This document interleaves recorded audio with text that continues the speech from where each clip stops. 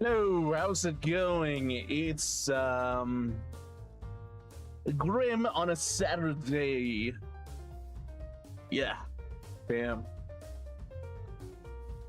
Damn, indeed, actually.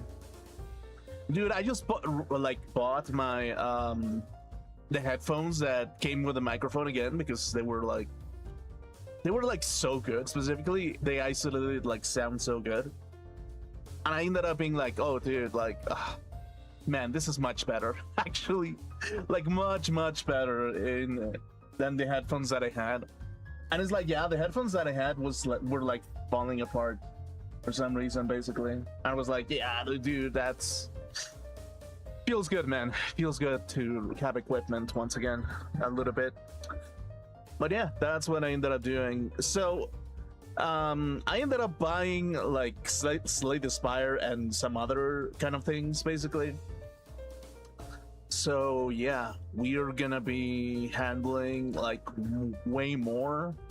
I mean, maybe some streams where they're one-off or a little bit of a chilling time with I don't know, Slay the Spire 2 and me figuring out how the game works specifically.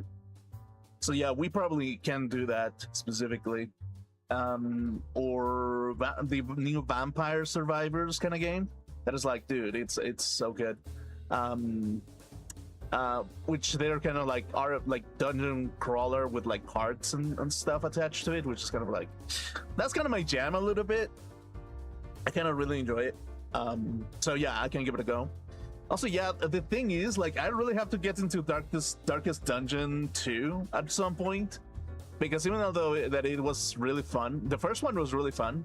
It was incredibly intimidating to some degree, basically.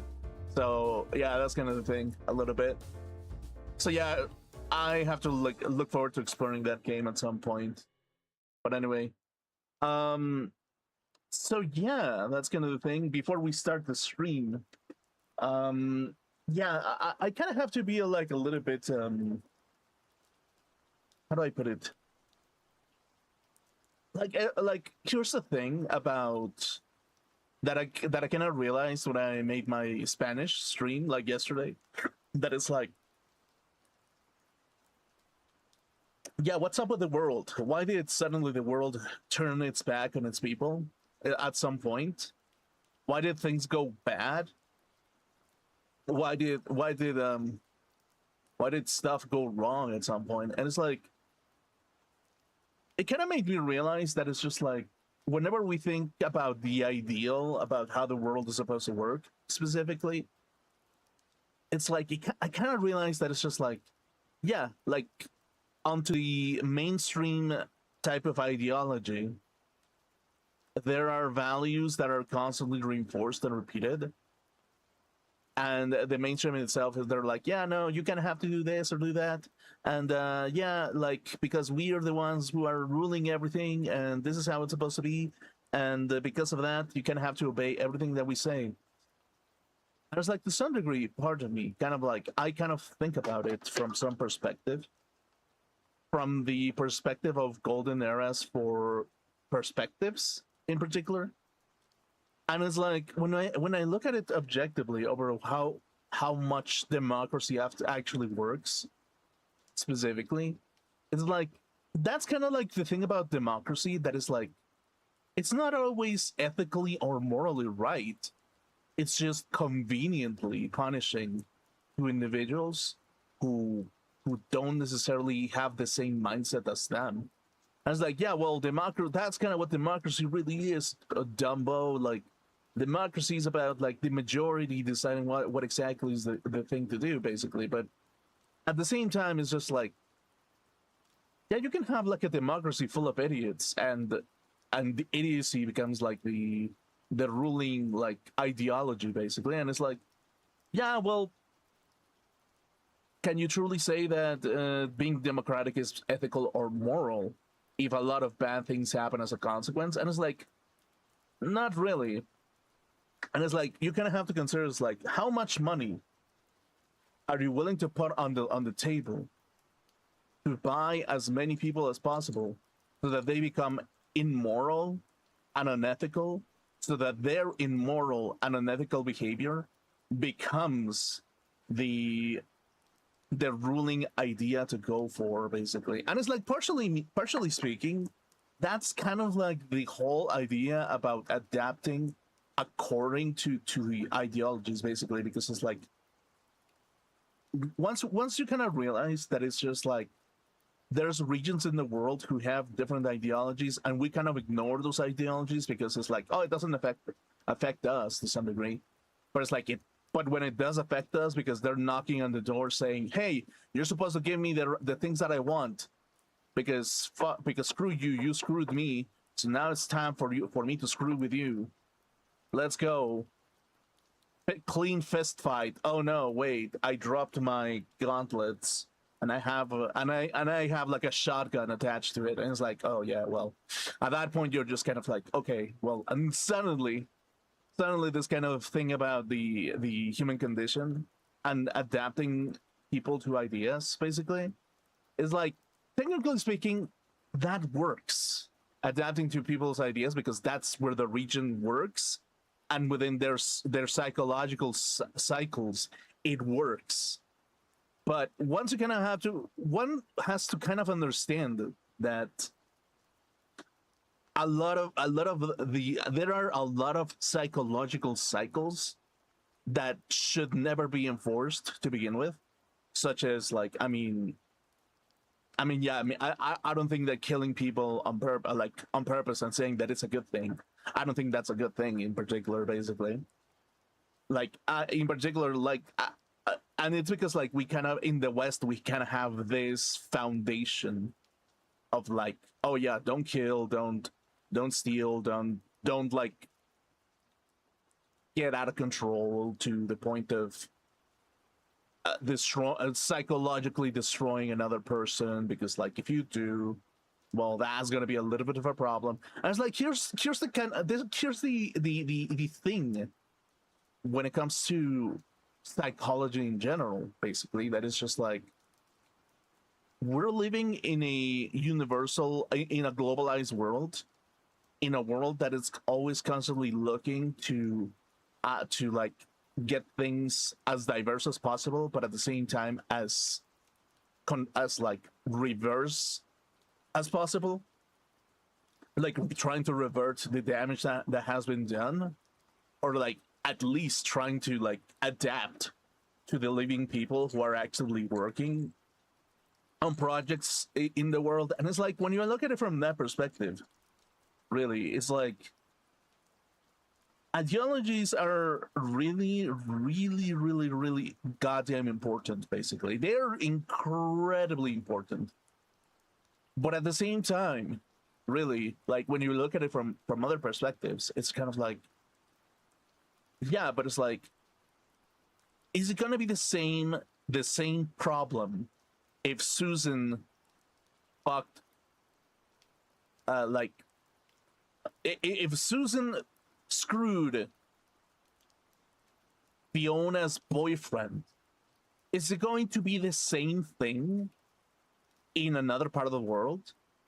Are other people on the other side of the world gonna empathize that Fiona stole, like, I mean that what was it? What was the first one? Well, okay, let's just say whatever. That Lulu's boyfriend got fucked by Sasha. And it's like, when you look at it from the majority of perspective, really, you would say, like, yeah, no, it shouldn't care. It really shouldn't care to begin with. I mean, it doesn't affect us as much, basically. It's like, when you actually look at it from the theatrical standpoint, basically, when you look at it from that theater of things and how human we are and how we perceive things in a particular way, the theater itself, the Colosseum that we are a part of, sometimes we witness that and we're like, oh, well, low key, that's kind of screwed up, because Lulu had like a stable relationship, and Sasha over here was the bitch. So, like, I mean, let's be real over here. Like, Sasha was the absolute bitch here, and I'm kind of low key hating on Sasha, even though that is not my problem. But it's like, if I read it if I read this kind of line in my own book, in my own country, in my own like society, I'd be like, no, fuck Sasha. Like Sasha was the absolute biggest piece of shit that the world has ever seen. And if she shows up her face over here, I'm gonna smack a bitch. And it's kind of like, yeah, that's kind of like the thing, really, when it comes to like the globalized world, that any event in the world is now part of a gossip magazine over how people like handle over like the reaction of things. And it's like, if you look at it from another perspective, yeah, I mean, they are they absolutely are to some degree, but at the same time it's just like, okay, but um look, I would if I was me, I would just throw Sasha into the streets because she belongs in the streets, basically. And then other cultures would be like, or even other people from the same culture would be like, no, like she doesn't deserve to, like exist to some degree. But it's kind of like really harsh to some degree because like there's people who are more emotional than others. There's people who are less attached to the values that get reinforced.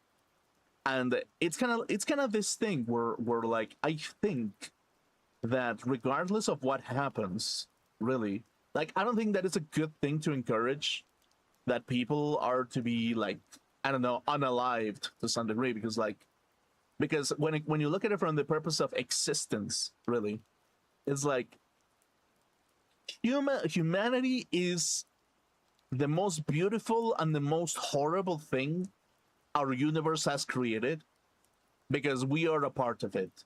And because we're a part of it, we have created some of the greatest and most awful things the world has ever seen. Because we belong to them and we created it to begin with. We were the creators of our own societies. We were the creators of our own existence. We continue the lineage of our own existence through means, and because of that, it makes practical sense to continue that existential loop of purpose, where you're looking for purpose, and if you continue having purpose yourself, it just means specifically that you are to push forward and you are to stay alive as long as possible.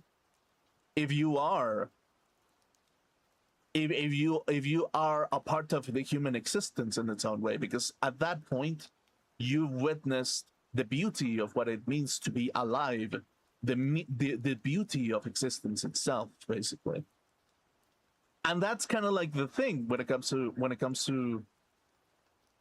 depression as well. That is like, whenever you're depressed, you don't see beauty in the world. You see everything is awful, everything is like terrible. I was like, sometimes that's a physiological limitation. Sometimes it is a temporarily thing. Sometimes you need a psychic transference into another thing. Sometimes you need like to clear your mind of the values that has been attached to you and reconsider what is actually necessary. Sometimes you do need to fight for the things that are actually belong to you to some degree. And it's like, that is kind of like the thing about diversity in the modern world as well, because diversity in the modern world specifically like means that we are utterly connected with the world itself. And because we're connected with the world itself, we can react to the gossip magazines that the world has to offer to begin with. And it's kind of like, yeah, that's kind of like the thing. We can kind of say that is like fucking like Sasaki over here was a bitch to I don't know, Danko or something. I don't know. I was like, oh yeah, that's kind of fucked up. Like, what do we do? I was like, okay, well, I don't care enough about the Japanese. I'm gonna leave the door. You guys figure it out yourself. And it's like, oh, well, I kind of care a little bit. I was like, oh, you care? I mean, I kind of really care. So, I mean, I can like dedicate my time to be like, yeah. I mean, I don't know. I can dedicate like 3 hours, 4 to the whole thing because like it makes sense, kind of. I was like, yeah, no, totally. Go for it, dude. I was like, okay, yeah, sure. And it's like sometimes the person who only dedicated like 1 hour, 2 hours, they end up dedicating like 5, 8 hours to that kind of idea, because it's like, oh no, yeah, I totally care about this. I really, really goddamn care about this. And it's just like, yeah, that's kind of the thing, really. When it comes to like, okay, what do you care? Do you care more about certain people than others? Is like, yeah, you kind of do. You specifically do. Does that make you equal to everybody in the entire world? Not really. No, not really, because like I'm dealing with Sasaki and Tenko over here. That is like, or like, yeah, no, these two people I kind of care about. So therefore, it's just like, oh, okay, so it's like, you know what I mean? Is specifically that is just like, okay, so am I equal to everybody in the entire world in that sense? And it's like, no, because you have special connection, special emotional bonds with that person, this person, and that person. So therefore, it just makes sense that that you continue supporting that kind of thing, basically. And it's like, yeah, that's kind of like the main thing, really, when it comes to like societies in general. That is like, there are people out there who don't want to live forever. There are some people who are just here for a fun time and not a long time, basically. There are people out there who are like, yeah, well, I care about the emotions of people. I care about their heart. I care about everything that they have to offer. And there are some other people that are like, no, I just want to feel like I'm the biggest baller that the world has ever seen, basically. And it's like, yeah, it's like, specifically, you think about it from that perspective, there's gonna be so many like people's perspectives about how they want to live their life specifically. I was like, when you look at it from that perspective, really, it's kind of like, yeah, I mean, regardless of what opinion the human universe have, the independent universe, regardless of what individuals have opinions about how they want to live their lives and how excruciating it is, or how beautiful it is, or how awful it is, regardless of how far it goes, doesn't make sense to give life, the life of the existence of the individual, to give existence to the individual as far as they can figure it out. Doesn't make sense to give time to the person so they can figure out what is the absolute grandiosity that they want to achieve to some degree. And it's like, yeah, absolutely. I think it makes sense regardless of where you are, where you come from, what your mentality is. And it's just like, that's why sometimes I kind of like really think that to some degree it's just like, yeah, giving as much existence as they wish to have, or even to pursue even beyond existence to begin with, giving them the possibility of reaching that point is the ultimate goal of the human race to begin with, which is to be like, hey, you know what? I want to smash a bunch of Asian chicks because I'm kind of a weeb. And it's just like, yeah, within its own right, that's kind of like, yeah, it's kind of the thing that he's into, basically, or she's into, because like, let's be honest. So yeah, that's kind of the thing as well. So that's kind of the thing specifically, and we're always fighting to be like, oh yeah, well, I'm emotionally attached to this, and I don't want this that I'm emotionally attached to go crazy and to be like unpure, to be unsay so. I don't want this person to like mingle with the Germans. I don't want this person to mingle with the with dude, I'm about to make like a goddamn historical magazine thing, but it's like, okay, yeah, I don't want I don't know, the Germans, the Japanese, and the Italians to to deal with the people, because like, oh, their heritage is so awful and it makes us look bad. And it's just like, okay, sure, but it's like, I don't think that denying existence to begin with is just like a bad thing to begin with, really. Like, I think that when it comes to like the core aspects of what good judgment comes into fruition, you kind of have to look at it from the perspective that it's just like, yeah, no, you do need some level of understanding that giving existence to others for them to figure out what is their purpose within life itself is a good thing. Basically, that is like the greatest thing that humanity can do to an individual. Basically, does that mean that he's going to face resistance to some degree? And it's like, yeah, absolutely, yeah, definitely, I think so. I do think so.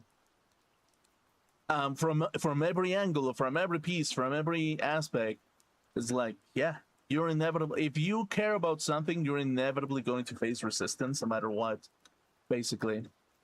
And it's kind of like, yeah, when you look at it from that perspective, really, it's like, what does agony mean in some perspectives? Really, what does agony mean? Is agony like something terrible that happens to people and it just mentally scars them because like they have no way to figure out if their existence is worth it anymore? Or is there something else attached to it? What exactly do you think is the right thing to do? What do you think is the wrong thing to do? What do you think it's the happiest thing that can happen to people? And it's like sometimes those things happen and you're like, oh no, this is terrible, this is awful. My human nature is being pushed to the limit. And my human nature has decided that this is not a great thing to begin with. And because of that, it's just like, oh damn, I have learned that this is not the way to go, basically. Because like, oh dude, like if you learn that this is not the way to go because you're gonna be unhappy your entire life if you keep going in a particular path, or that you're gonna lose purpose if you don't keep pushing from one side or the other. And once you kind of understand that the world is not perfect to some degree, it's like, yeah, that's kind of the thing, really, when it comes to like human life and the human universe, where perfection just simply cannot exist. Accommodating people works if you have benefit. If okay, accommodating people works if there's some level of benefit to you and your society, basically. And it's like, yeah, I mean, if I accommodate somebody in my region and they're just trying to duke it out because they want to know what's the best thing to do, basically. And it's like they duke it out, and sometimes they get defeated, sometimes they win, and with the losers, they kind of like go into other like ways of living, and you kind of force that kind of like environment where they do something else beyond what is really happening.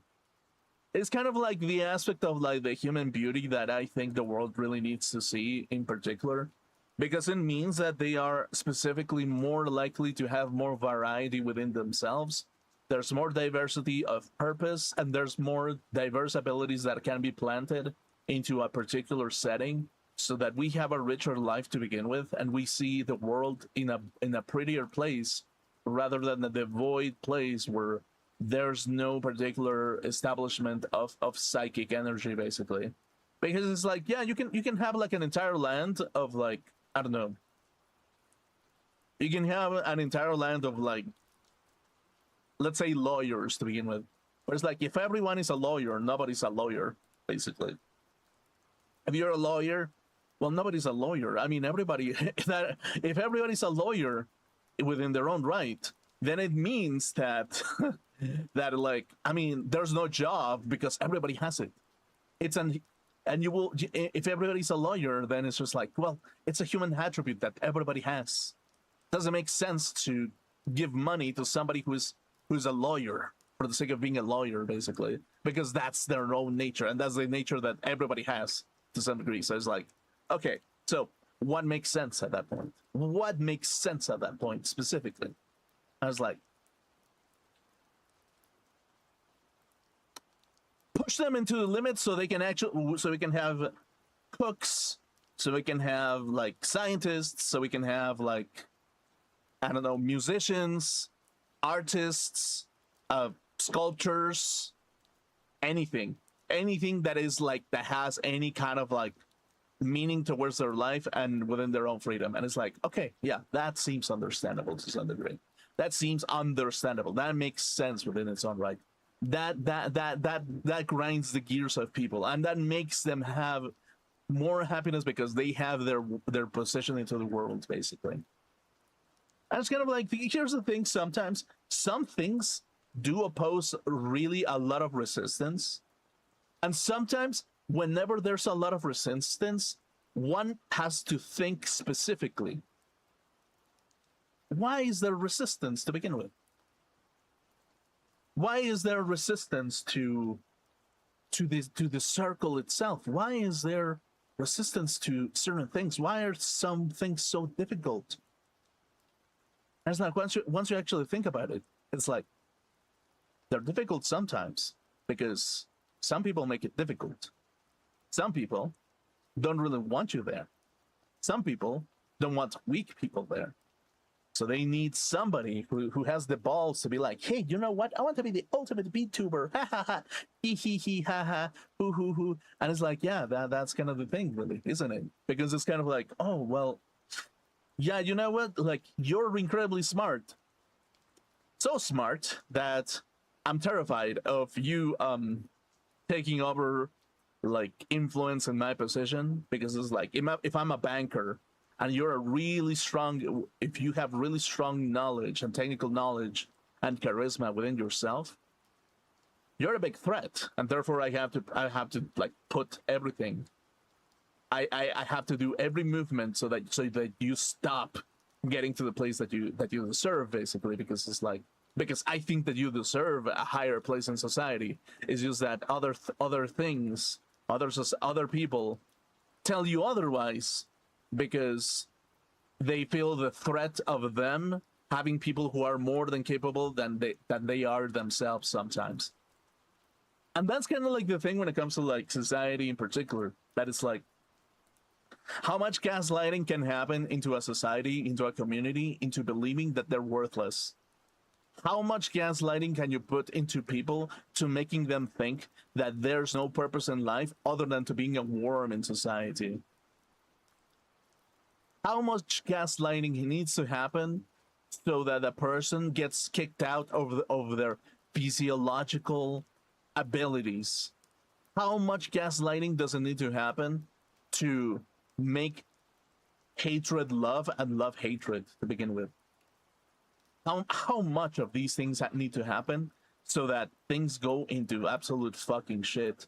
And it's like, that's kind of like the thing, is like, it's a constant struggle, because we don't know who whenever you go into the outside world, even people who live right next to you don't think exactly the way that you do. And even if you did, there are sometimes going to be friendships and there's sometimes not going to be friendships. And it's like, they're going to enrich your life regardless, because either they push you into being a better person, or you get some common ground so you can have a friendship and have a satisfying healing effect with another human being that understands you. And it's like, yeah, that's kind of like the thing sometimes.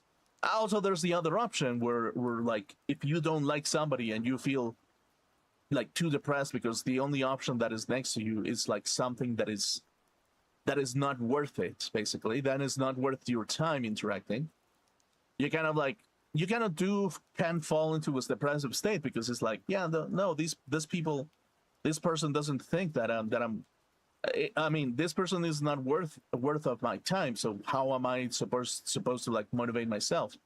I was like, yeah, that's kind of the thing, isn't it? It's like, sometimes you need the right eye candy on the right mentality, on the right mindset, and therefore you to kind of push forward, basically. And it's like, it can be very difficult sometimes. It can be incredibly difficult to get into the places that you need to do, into the things that you need to do, and into the right mindset. And it's like, that's kind of like the thing when it comes to like the world in particular, and how the world still remains having ideologies that prevent people from exploring their own life purpose to begin with, by cutting their life short sometimes.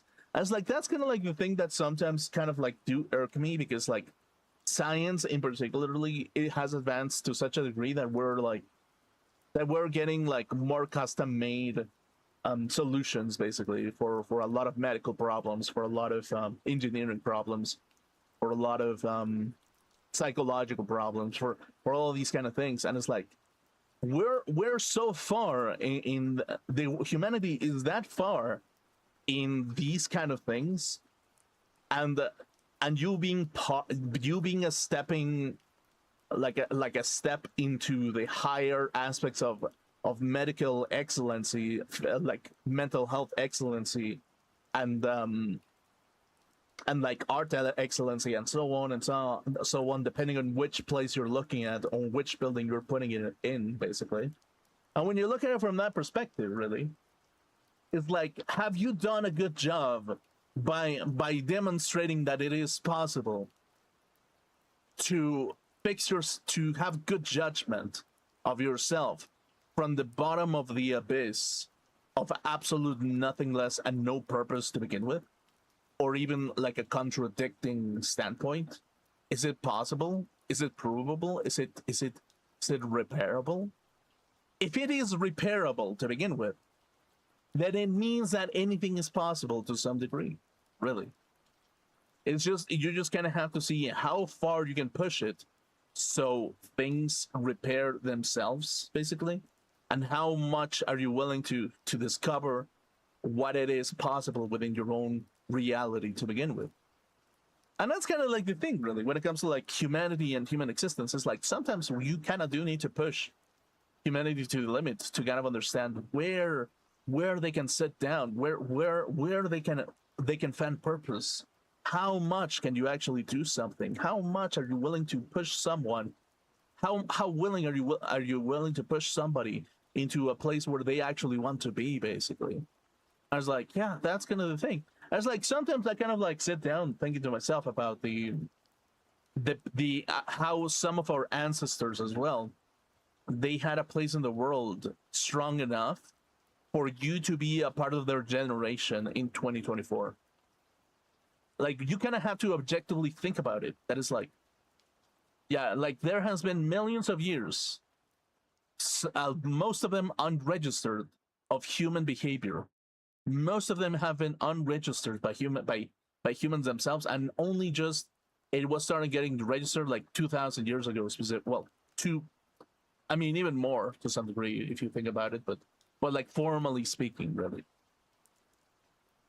I was like, when you look at it from that perspective, really, how far can humanity push itself so that they get into the right mindset on the right time, on the right things to do specifically? And it's like, who knows, really, how far we will go? How deep can we go specifically? And it's like, are we going to find ourselves? Are we going to find a wall in our expansion of our human growth? Are we going to find a blockage within our human growth? And it's like, yeah, we probably are gonna find the ceiling of those things to some degree. But when do we not? When has it been? When was when exactly have we not faced a blockage or a wall in the universe of humanity? Always happens. Literally, you wake up and the fact that the lady the store lady gives you a weird look and spits on your food is a blockage within itself. That in itself, and it's like, it's from spitting into that kind of aspect into like, oh dude, I'm gonna shit in this person's mouth, telling them that they're absolutely fucking wrong about the aspect, about how they behave, and I'm gonna make them understand that it's not the right thing to do. And it's like, that's another wall. I'm gonna make a wall, and I'm gonna flip off everybody who disagrees with me. That's a literal wall. Literally, that's a well, not literal, figurative wall, basically. I think that's kind of what it means. I kind of have to actually, yeah, let me check specifically. Okay, So literal and figurative.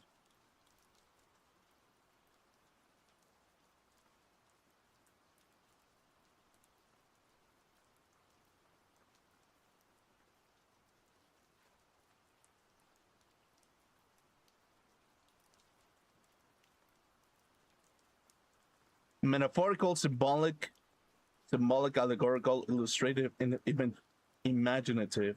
Actual, precise, straightforward, factual. Okay. So yeah, we face figurative walls in the universe in our common universe, and we face literal walls in the outside world as well, where we're just like, oh hey. So when has humanity not faced a blockage of something? I was like, yeah, plenty of times. Like, there's plenty of reasons for people to block you. People block you on Twitter because they hate you, and they just don't want to be contaminated by your words sometimes. And it's just like, yeah, that's kind of the thing. It's normal. It's normal that sometimes people do that, because that's just what happens with every individual in this fucking planet. Always happens. Sometimes they do it to defend themselves. Sometimes they do it because they just don't like you. And that's just what it is, really. Specifically, like, it is literally, it is psychologically impossible to be right on every aspect of things. And it's like that's kind of the thing, really. It's like, is there gonna be a dude out there that is like, dude, black chicks kind of ugly, and to some degree I'm gonna be like, I mean, not my favorite, but I wouldn't hate them. And it's like, when they're all within their own universe, it's like, yeah, they're right, because like they don't like black chicks. As like, to me, I'm like, kind of indifferent, but if she's kind of good looking, I'm gonna be like, hey, you know what? If she has like, okay, like hear me out. If she doesn't sound like a dumb fuck, and she has an open store every Saturday, so I can pour myself a drink inside of my mouth, like a drink of holy water inside of my mouth, I'm not gonna say no at that point, because at that point I'm gonna be like, hey, well, hey, pretty lady, you seem to have like kind of like a dispenser of holy water, like maybe 3 dispensers of holy water, 4 if you, yeah, kind of like 4 dispensers of holy water if you think about it from some perspective. 5 actually, technically speaking, like 5 dispensers of holy water. So you know what? You're not that bad looking, and you're not that stupid. You know what? I can psychologically manipulate myself into thinking that everything that you do is holy water. So you know what? Makes sense now, doesn't it? And it's like, okay, yeah, sure, whatever. Whatever. Calm down, sweet boy. You need to step the fuck back before I pull out the bat. Before I pull out the daddy with the bat itself, because like, I'm about to fucking blast you into outer space if you do not behave around this cute woman over here. I was like, okay, yeah, understandable, sir. I don't know. It's like, I don't know, like, okay, maybe the wall is not worth it. Maybe I'll consider going to another. Oh wait, there's an Asian chick over here. Actually, I do have a little bit of a preference for some Asian chicks. Okay, let's see.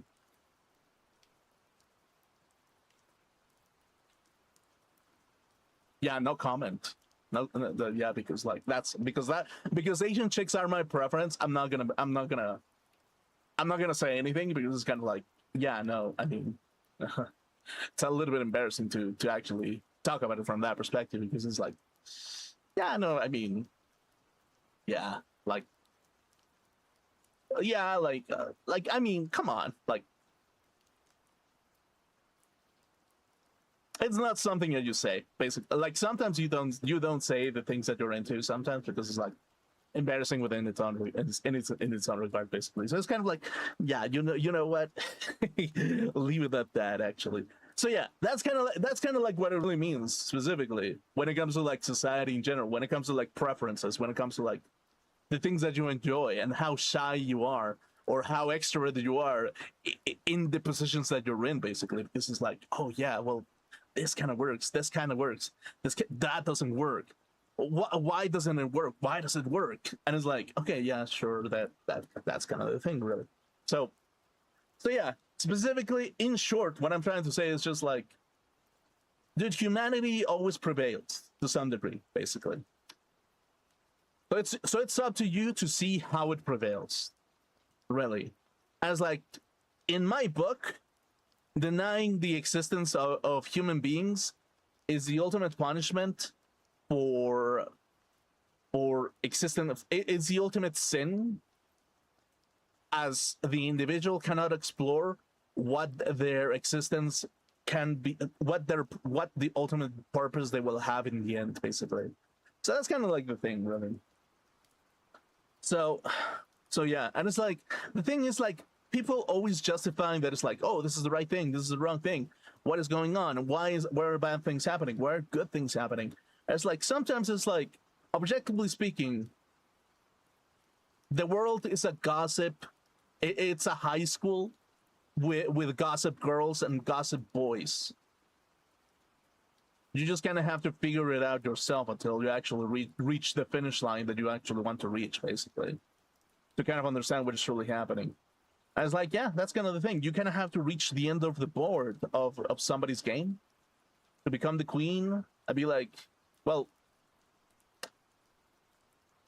let's just say, so you win enough games so you can become the king. Sure, that's kind of the thing. That's kind of the purpose. And depending on which games you're playing, so you're the king of whatever. It's like, yeah, you can be the king of voice acting, or you can be the king of your own. Well, okay, hear me out. Okay. First, you're the king of your own existence. Then you can aspire to be the king of other people's existence. And then people are going to try to dethrone you no matter what. Even of your own existence, basically.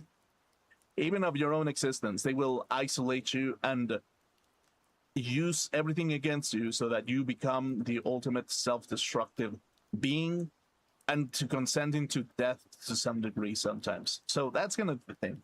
I think that is, personally speaking to me, I think that making them topple somebody over in the sense of death is probably the only thing that I would be like, yeah, no, that's kind of like a bad thing. Maybe pain is unavoidable. Maybe it is, but like death altogether, no, I don't think that that's something that we should really encourage to begin with.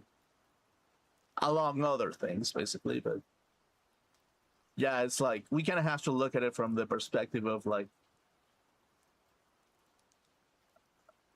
humanity sometimes is really stuck within their addictive cycles, and it's like, sometimes it's very difficult to get out of them, specifically. So yeah, you kind of sometimes have to push forward as to what you really want to do in life, and understand that it's like, most likely there's going to be a lot of pain if you really want something. So you better like, so you as an individual, you have to be ready for all the pain that involves having that type of society in the end. So yeah, basically. So yeah. Yeah, specifically. Yeah. Okay. So let's get on with it, shall we?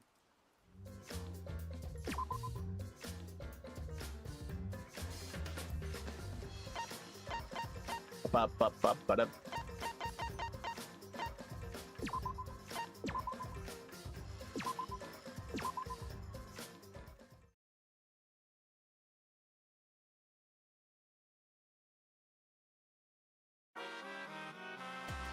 さてと Wow! Okay, give me a second, actually. I kind of have to... Wow! The trial is racing towards its thrilling conclusion. Do you know who the culprit is? Obviously, I know. Because I know everything! What? You know everything? No, no, everything! Daddy knows everything about anything. He basically traded his barehood for godhood. Yes, he has betrayed his Orsine ancestors. He did? No. I'm still obviously a bear. It is obvious, right? Right, you guys? Yeah, sure ain't no. Oh, yeah, this is mine, okay. Yeah, sure ain't no fish, but yeah, damn sure smell like one. Anyway, since I know everything, I'll give you the whole story later. Try your hardest to nab the culprit, and believe me, that's no lie. If I lied, it would shake the game to its very foundation. So trust me, and please enjoy the class trial without any worries. Okay, yeah, sure. Cool. Resume class trial. Okay. なんだか徐々にこのシーンに近づいてる気がしてドキドキしてきたわ。おいらさっぱり犯人がわかんないや。途中から話を聞いてなかったから当たり前だけどさ。せやけどこれだけはわかるで。被害者と加害者の線引きが難しい世の中や。自分もいつ加害者になるかわからへん。そういうことを考えさせられる事件だったわね。毒が回ってきたから左足を切り落とすことにしたぞ。春になれば切り落とした部分から綺麗な花が咲く。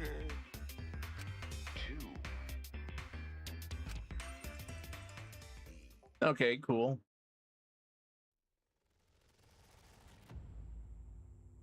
Shuichi Saihara. Let's see. I think Shuichi's gonna be the he's Shuichi Saihara is the most suspicious person to me from the very beginning, specifically because like he's the only one that is in the pictures. He's the only one who knew about the 30-second gap that there needs to happen in order for another photograph to be taken. As like, yeah, it's like he's the only one who is aware of the situation. So to me, he's like the prime suspect of the plot that is happening, to be honest with you.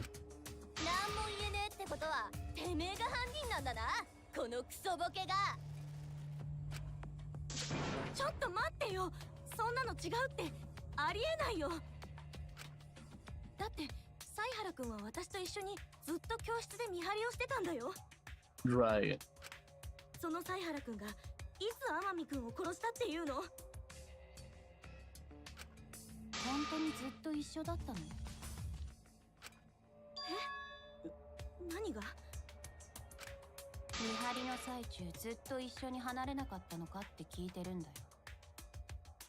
That's kind of the thing, not exactly. それはちょっとだけだけど離れたよ。Yeah, not the whole time specifically. I'm going to check out the basement. I'll come with you. No, you stay and keep watch, Kaede. じゃあその時に天海ちゃんを殺しに行ったんだね。So yeah, it's a very real possibility that Shuichi did it, actually. そんなわけないって。犀原くんが犯人なわけないじゃん。感情的になるのは良くないよ。僕らは冷静に論理的に真実へと向かうべきなんだ。ここで命を落としたくなければ。Yeah, that's kind of the thing. 感情的になってるわけじゃなくて、私はちゃんと根拠があって言ってるんだよ。Even if Shuichi did go to the basement, he couldn't have killed Rantaro because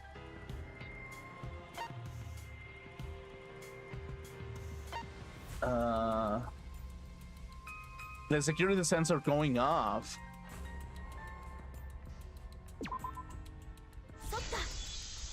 Actually, that's a good point. The security sensor activated.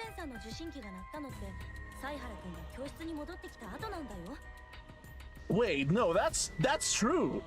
Kaede and Shuichi were in the room, and they had the alarm go off of the sensor itself. So that means that there was absolutely something happening there. But it could be the fact that it's just like, there's also the possibility that Shuichi was Hmm. You know what it could be, basically? You know what's the possibility, specifically? I have the sneaky suspicion that Shuichi forgot to activate the cameras in the very beginning. The sensor went off, he went to check, then the cameras activated when he came back because he realized that they weren't activated to begin with. And it's like, yeah, apparently the flashbangs were turned off before, but now they were, and now they were taking pictures. So the possibility of that Shuichi was not the culprit, but maybe just an idiot of his own plan because his plan was miscalculated. That's also another possibility as well. あれは天海くんが本棚を動かしたせいで鳴ったんだから、その時はまだ天海くんは生きていたはずでしょ。 Yeah, that's kind of the thing. あれが鳴ったのを一緒に聞いてるってことは、犀原くんは犯人じゃないんだよ。ところで赤松ちゃんに一つ確認なんだけど、その防犯センサーを動く本棚に取り付けたのって犀原ちゃんだったりしない？ Yes, I think.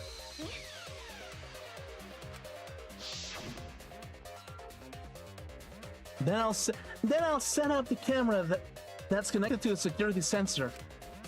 I'll set it carefully so the camera has a clear shot when Mastermind moves the bookcase. Let me take care of their security sensor on top of the bookcase. I will set the cameras near each door. 本棚に防犯センサーを取り付けたのは犀原くんだったけど、 Yeah, that's kind of the thing. それがどうしたの？その防犯センサーがちゃんと本棚に取り付けられたか、赤松ちゃんはその目で確認した？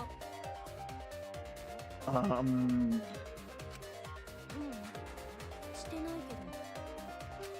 だったら防犯センサーを動く本棚に仕掛けたのは犀原ちゃんの嘘かもしれないよね。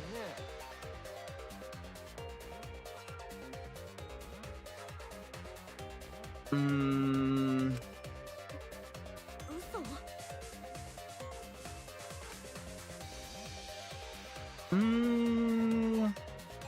That's also a very real possibility. 犀原ちゃんは防犯センサーを動く本棚に仕掛けたふりをして、実はずっと自分の手に持ってたんじゃない？ That's also very real, but そして赤松ちゃんと会っている時に隠し持ったそのセンサーをこっそり動かして、わざと受信機を鳴らしたんだよ。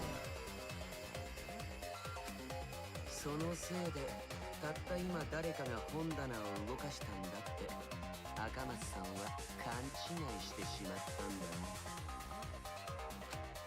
ね。なるほどな。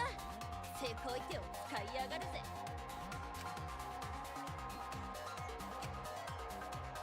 no, at this rate, everyone's gonna think Shuichi's the culprit. I have to do something. I know for a fact that he's not the culprit. So, I gotta do something. From this point on, lines of white noise will appear to disrupt your reactions. Okay. Your truth bullets will disappear if they touch these lines, so think of them as obstacles. Okay. Okay, sure. Please time your truth bullets just right so they won't get interrupted by the white noise. Okay, yeah, sure. You can use the silencer with A to shoot them. Now, why would you do that? Because not only does that make it easier to shoot the right weak spots, you will also get additional time. What a great deal. Use it to your heart's content. Thank you for the opportunity. Okay, yeah, sure. Okay.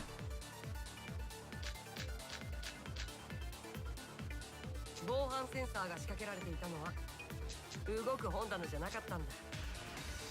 実は犀原ちゃんがずっと持ってたんだよ。赤松さんが聞いたブザー音は犀原君がこっそりセンサーを動かしてわざと鳴らした音だったんだ。赤松はそいつを聞いたせいでたった今誰かが本棚を動かしたって。そう勘違いしちゃったんだ。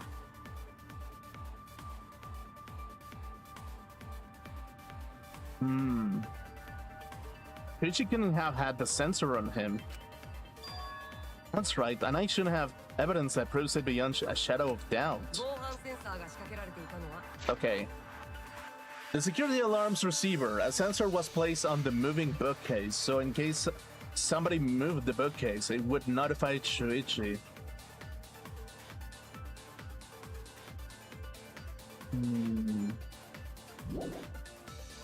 動く本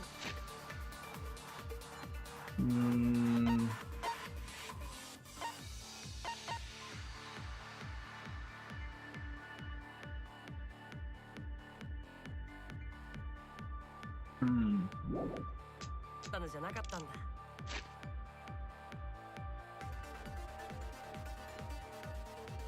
The first photo is a shot of Rantor coming in. The second photo is a shot of Shuichi removing the camera for investigation.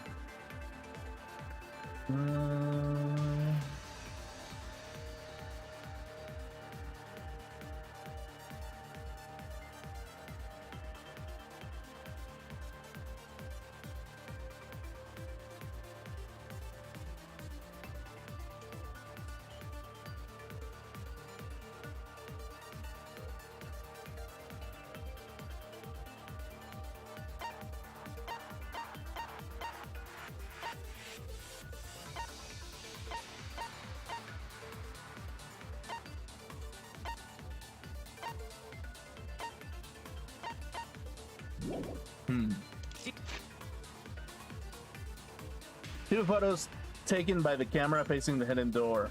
The first photo is a shot of Rantor opening the moving bookcase. The second photo is a shot of Rantor attempting to remove the camera.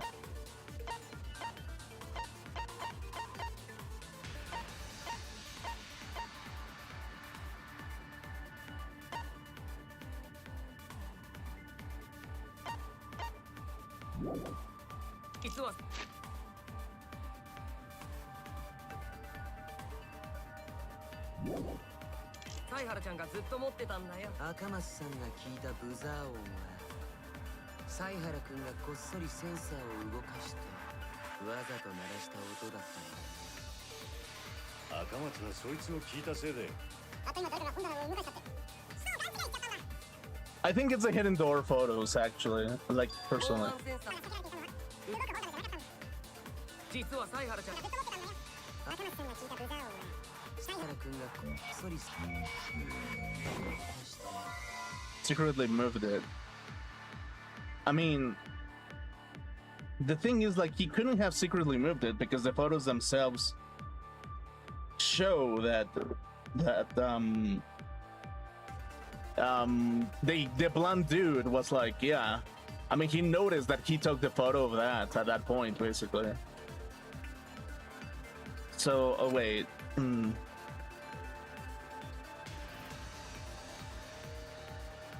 Until we can disprove Shuichi had the sensor. 防犯センサーが仕掛けられていたのは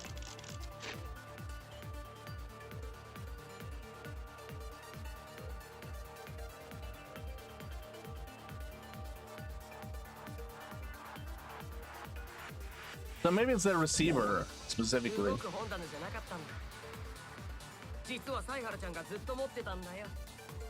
赤松さんが聞いたブザー音は犀原君がセンサー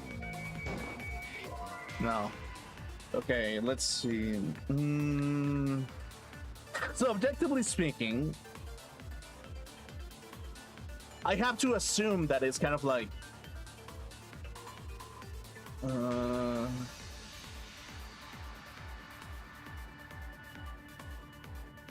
no, because like the photograph says that the sensor itself is the 防 one. 犯センサーが Wait, 仕掛け wait, られ wait. ていたのは動く本棚じゃなかったんだ。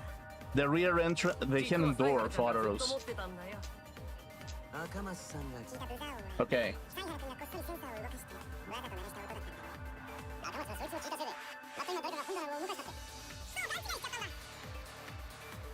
Mm, 防犯センサーが仕掛けられていたのは動く本棚じゃなかったんだ。 that's それ wrong は違うよ。 because the photos themselves show that it was the thing that triggered it. 待って、おかしいよ。防犯センサーが動く本棚に仕掛けられてなかったら、 Yeah, it's like if there was no sensor, the photos of the blonde dude getting photos onto him don't really make sense specifically, because it's kind of like, okay, then why are there photos of him opening the door to begin with? So there was a sensor to begin with. So we kind of have to think that in particular. あんな写真は撮れてないはずだよ。 Yeah. あれは防犯センサーが仕掛けられた本棚を天海くんが動かしたせいで撮れた写真なんだからさ。 Yeah, that's kind of the thing. なんだ、そんなことか。それは。あ、そういえばそうだね。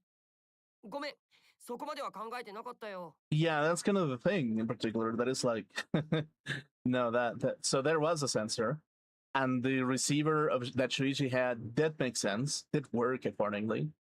It did go off as normal. So we kind of have to consider what happened next after. そんなあっさりですか？ Yeah. いやー、どうやら今の俺の推理には穴があったみたいだね。最初から分かっていたような口調だね。まあ君の推理に踊らされた僕の言うことじゃないけどさ。とにかく犀原くんは犯人じゃないんだって。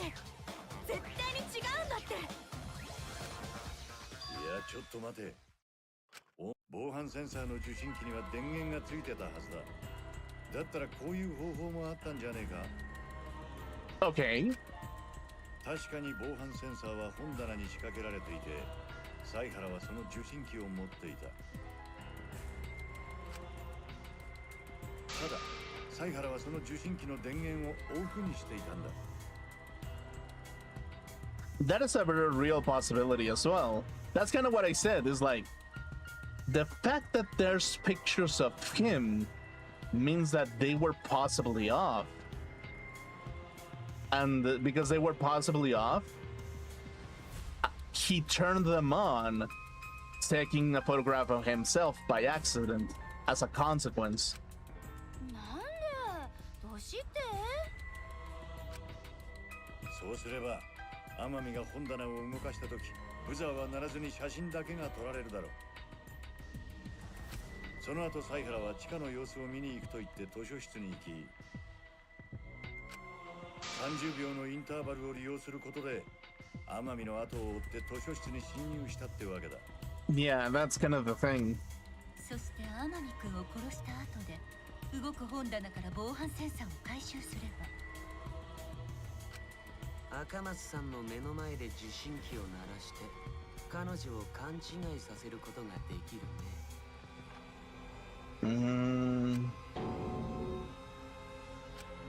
確かにカメラのインターバルを知ってた犀原君なら可能な方法ですね。 Did he though? めんどいし運頼りなところもあるができんこともないかな。では本当に犀原さんが犯人なんですね。にしし、超高校級の探偵が犯人なんてアンフェアな推理小説みたいだね。待ってよみんな、本気で犀原くんが犯人だと思ってるの？ねえ、犀原くんもなんとか言ってよ。どうして何も言わないの？犀原君、どうしたの？君は犯人じゃないんだよね。Hmm. おい、いいのかよ。このままだとマジでおめえが犯人になっちまうぞ。それでいいの？もう諦めちゃったの？ Damn. What should I do? Everyone suspects Shuichi. There's no way he's the culprit, but even so. Why won't Shuichi say anything? Is there a reason he won't say anything? If that's the case, then it's all up to me. To protect everyone, I need to take control of this debate. Even if that means I have to lie to do it. Okay, wait. Did you hear that? A lie? Now, I know that sounds crazy, telling a lie in a class trial, but sometimes telling a lie is necessary to reach the truth. Oh, but don't worry, there are no lies in this tutorial. From here on out, there will be times in a debate you have to lie. Oh, okay, dude. Lie bullet. Okay, this is new, actually. Okay. Before you had to refute the lies, but now you have to lie yourself. Doesn't that get your heart pumping? Here's how it works. Select the truth bullet like normal non-stop debates. But when you hold Y, the truth bullet will become a lie bullet with the opposite meaning. Releasing Y will shoot the lie bullet. When you use a lie bullet to argue or agree with someone's statement, it will become a perjury, a statement that paints over the truth with lies. Dude, it's like, this is what I've heard from the entire, as long as I'm alive, as long as I've been alive. Oh, so this is like this is literally a real courtroom now. God, it's like, yeah, I heard this specifically from people in the law industry. Well, I don't know industry, but it's just like, yeah, it's literally impossible to. It's almost impossible to get somebody in for perjury because everybody lies in the courtroom, basically. So it's kind of like, yeah. Ooh. I mean, I guess it makes sense, but let's go with it. While lying, your influence gauge will drain. A successful lie will restore it. If you miss your lie bullet, you will take damage, so be careful. Also, I've heard the rumor that there's a secret way to advance debates. It's called the back route. Let's just say only those who lie well will be able to find it. Thank you muchly. Okay.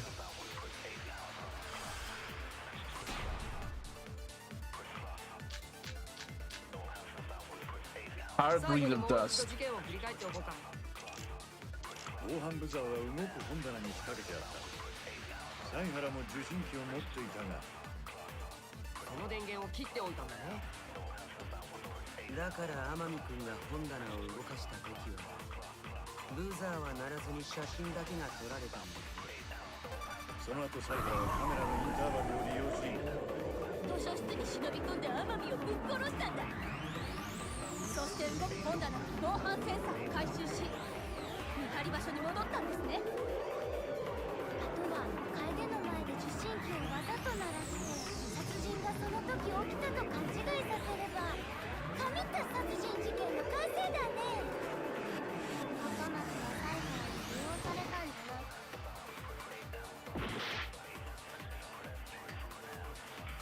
Okay, so that's how you do it. Oh, wait. Okay, retry. Okay, let's retry and let's see what happens here. So when you release it, if you get it wrong, you get fucked. Got it. Okay, so Monokuma file.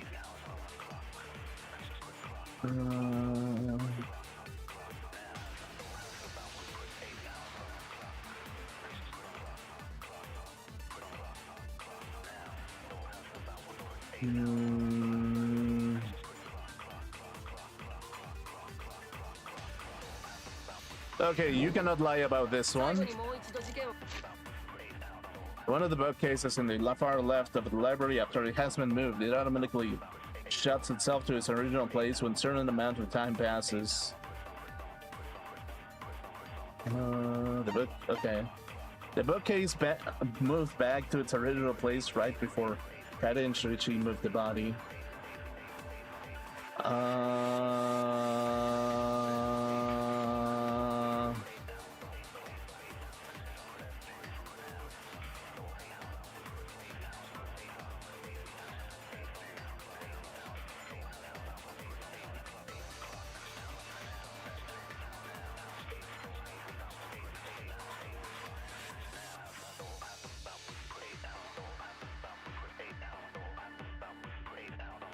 On the bookcase in the far left end of the library after it has been moved. It automatically shuts itself to its original place when a certain amount of time passes.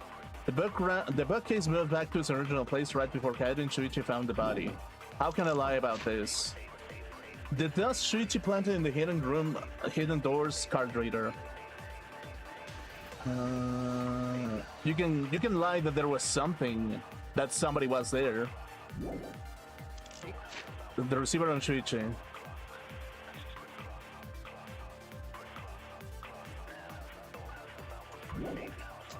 防犯ブザーは動く本棚に仕掛けてあった。 Okay. 犀原も受信機を持っていたが、その電源を切っておいたんだね。だから天海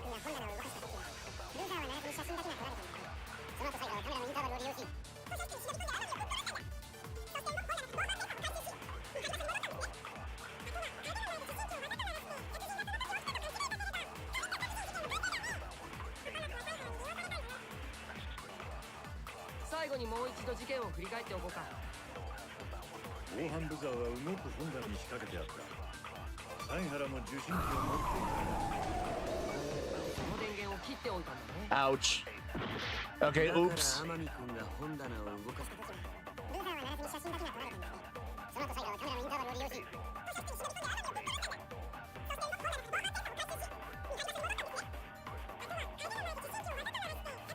起きたと勘違いさせれば神田殺人事件の完成だね。 What can I lie about this? One of the bookcases. Okay. The bookcase moved back to its original place right before Kaede and Shuichi found the body.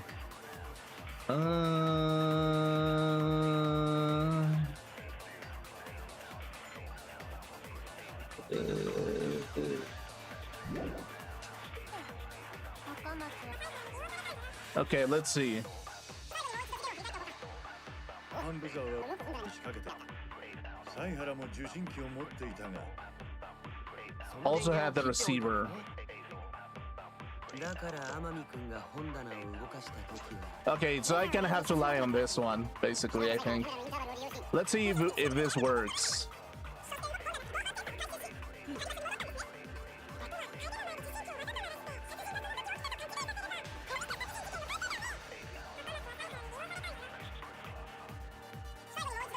Okay. Okay, it's here. 犀原も受信 Oh, wait. Okay, I have to press Y.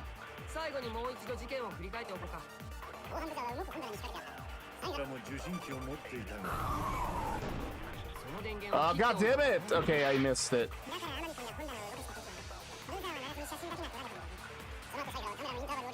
Okay, go.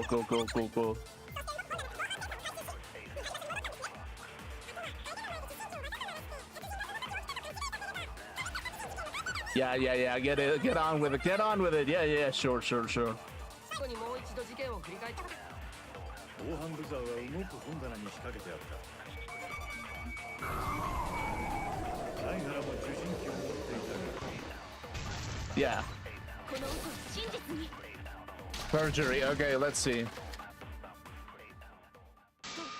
ごめん、みんなに言いそびれちゃったことがあるんだ。 Okay, sure. So Kaede is gonna lie about the sensor that Shuichi had. Let's see. 言いそびれたこと？ Let's see. 実は私なんだよね。防犯センサーの受信機を持ってたのって。 Okay, so now she's gonna put it on her. That's gonna be weird. は？ Huh? Okay. Fun fact, in this game there are points in trial where there are optionally lying sections as well. And they have different scenes, but they never affect the outcome or anything. I'm sorry, there's something going on with my internet all day. It's been glitching out live streams all day. I'm gonna have to go. Okay, that's fine. Thank you for coming, Jessica. I really appreciate you. Sorry about me trying to figure out this whole thing about like lies and perjury, but yeah, this is a kind of like an interesting mechanic specifically. Like, kind of weird. だから犀原君が都合よく受信機の電源を切ったりできるわけがないんだよ。 Right. そ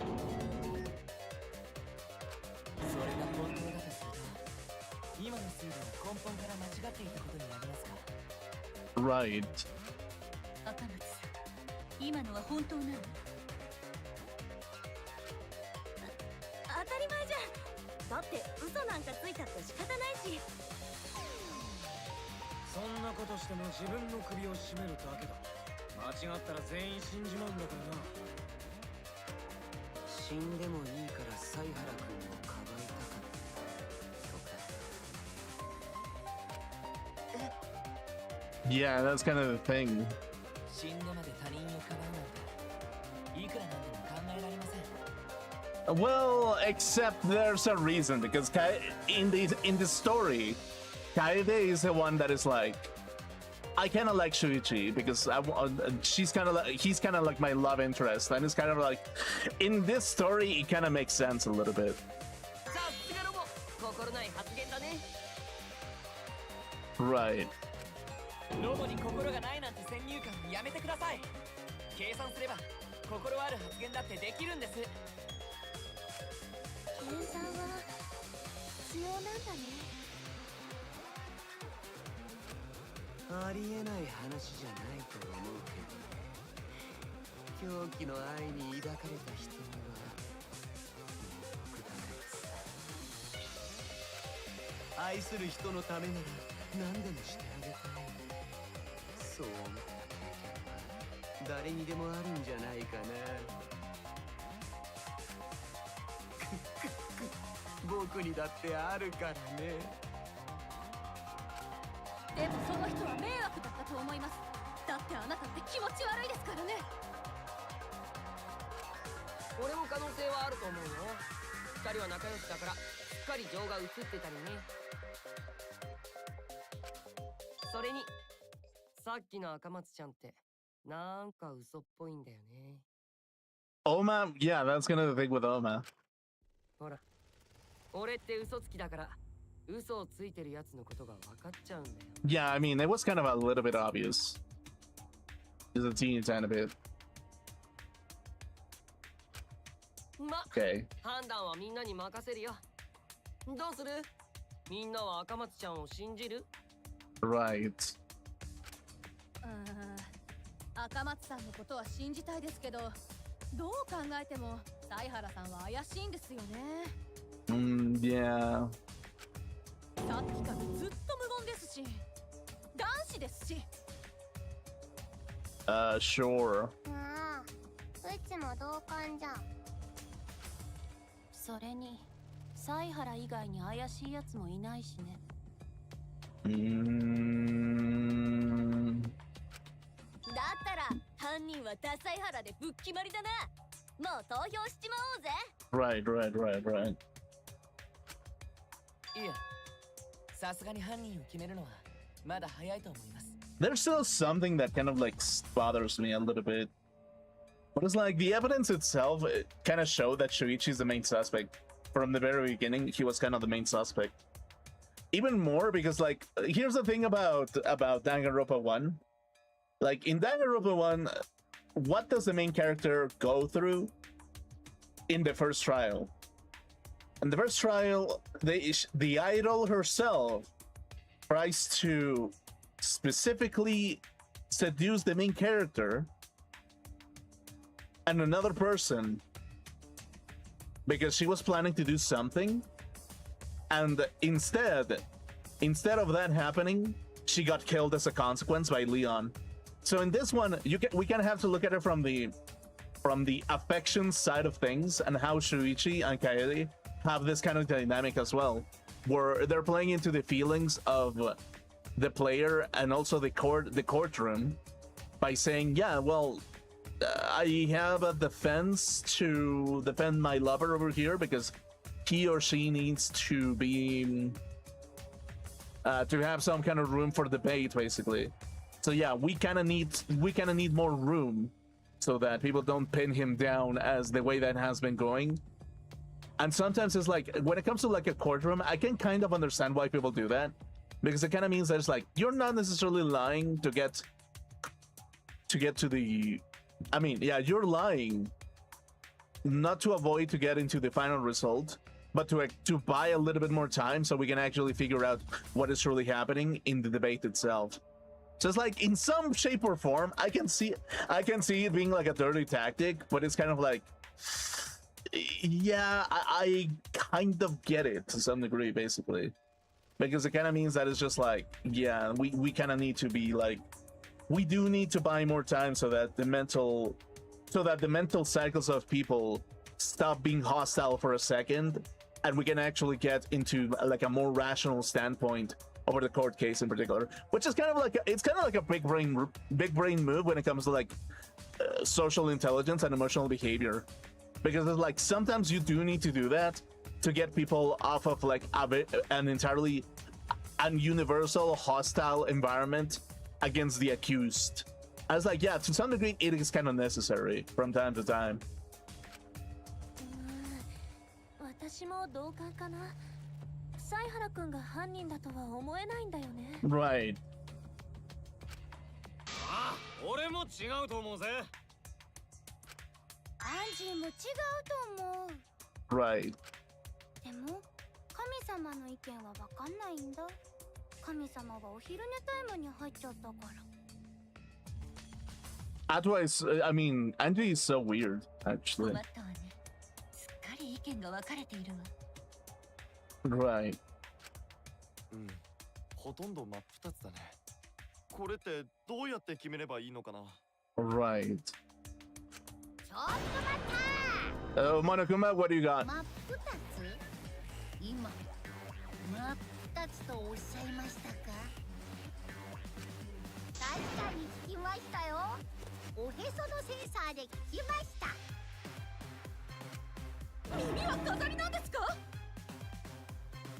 That's kind of funny, but sure. そういうことならお任せあれ。我が最終学園が誇る変形裁判所の出番ですね。変形裁判所？裁判所が変形するの？マジで見たい見たい。Either way, we have to do something. We can't vote for Shuichi because he's definitely not the culprit. If we vote for him, all hope is lost. I won't be able to save everyone. But I haven't lost hope yet. I won't give up.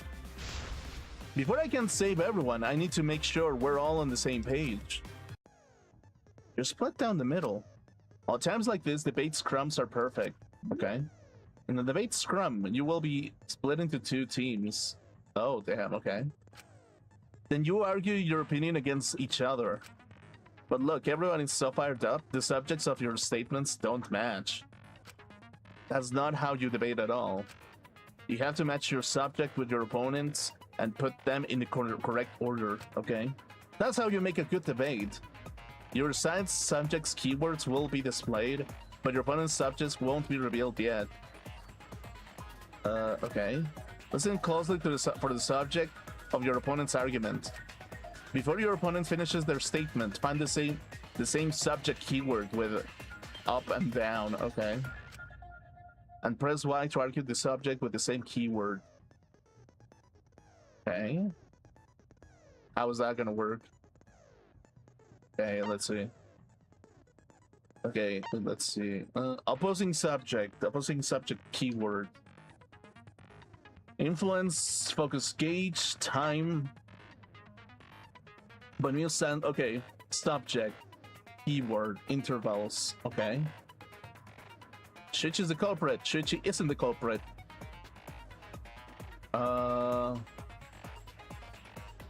Confirm. Okay. Same as select. Okay. Focus. Make a statement. Controls. Statement select. Okay. So I need to select with both on both sides. That's so weird, actually, but okay. Okay. If you and your opponent's arguments match, then your opponent's keyword will be revealed. And when all statements match up, you will enter the finale. Try to convince all your opponents at once. Continuously tap the button displayed on your screen to push your opponent's claim out. Don't get pushed back. Push their claim out for a perfect refutation. Thank you, thank you, thank you. Okay, yeah, sure. Cool.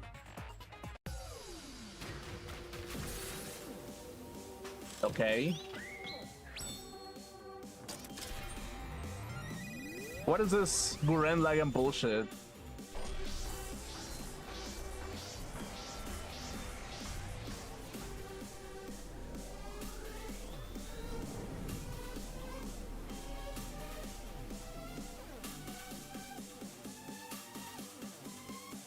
Okay.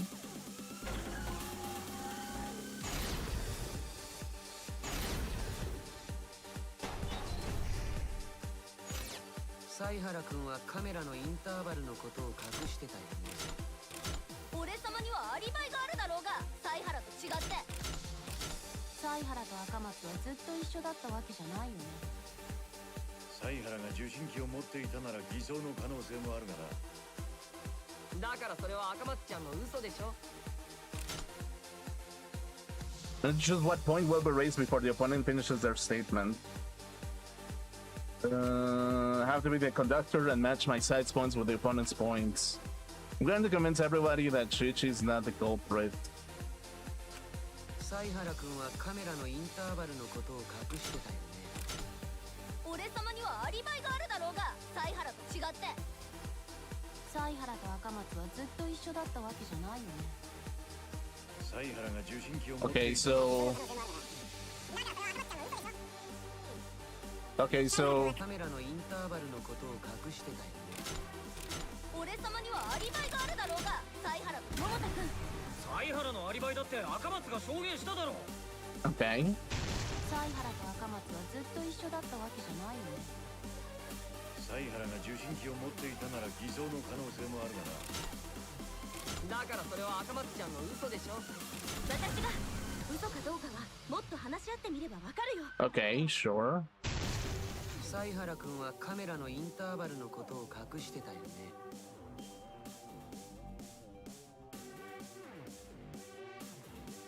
You heed what you knew about the... Okay. 犀原君はカメ Okay, ラの so... インターバルのことを隠してたよね。俺様にはアリバイがあるだろうが、犀原と違って。犀原と赤松はずっと一緒だったわけじゃないよね。道場さん、受信機が鳴ったのは二人が一緒にいた時よ。犀原が受信機を持っていたなら偽造の可能性もあるがな。だからそれは赤松ちゃんの嘘でしょ。犀原君は犀原君はカメラのインターバルのことを隠してたよね。俺様にはアリバイがあるだろうが、犀原と違って。犀原と赤松はずっと一緒だったわけじゃない。なら偽造の可能性もあるがな。ヒーロ君、実際に受信機を持っていたのは赤松さんです。 That's the thing. だからそれは赤松ちゃんの。犀原君はカメラのインターバルのことを隠してたよね。俺様にはアリバイがあるだろうが、犀原と違って。犀原と赤 The 松はずっと intervals. 一緒だったわけじゃないよね。 So it is the intervals, probably. Has to be the intervals. 犀原君はカメラのインターバルの Oh, wait, no. No, oops, no! God damn it. It's this guy, okay. Yeah, it's this guy.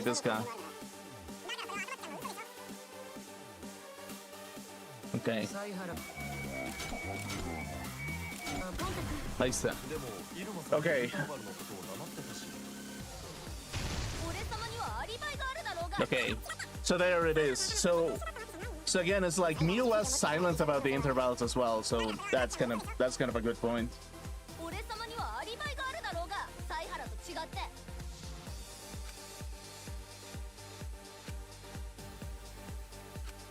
犀原君 Okay, は so カメラのインターバルのことを隠してたよね。 intervals. 俺様にはアリバイがあるだろうが、犀原と違って。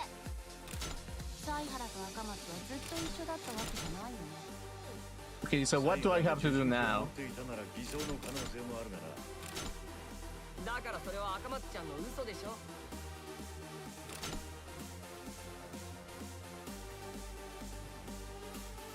Okay, so now what do I do? Have to be the conductor to match my side's points with my opponent's points. Okay. 犀原君はカメラのインターバルのことを隠してたよね。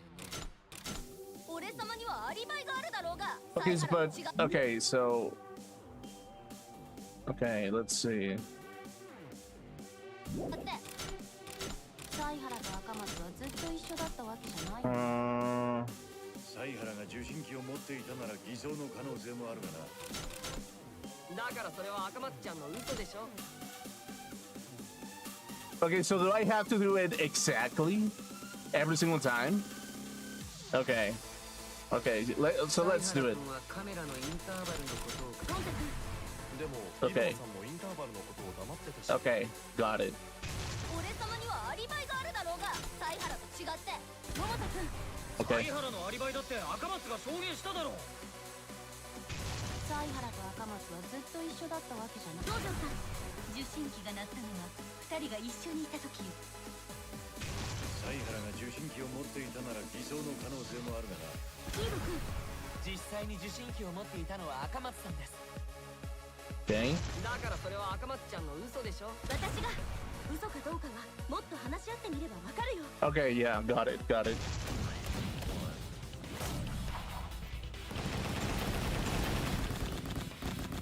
Oh, wait.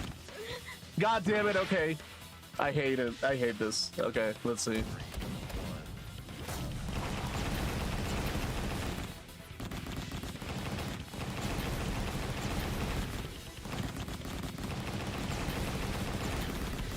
God damn it.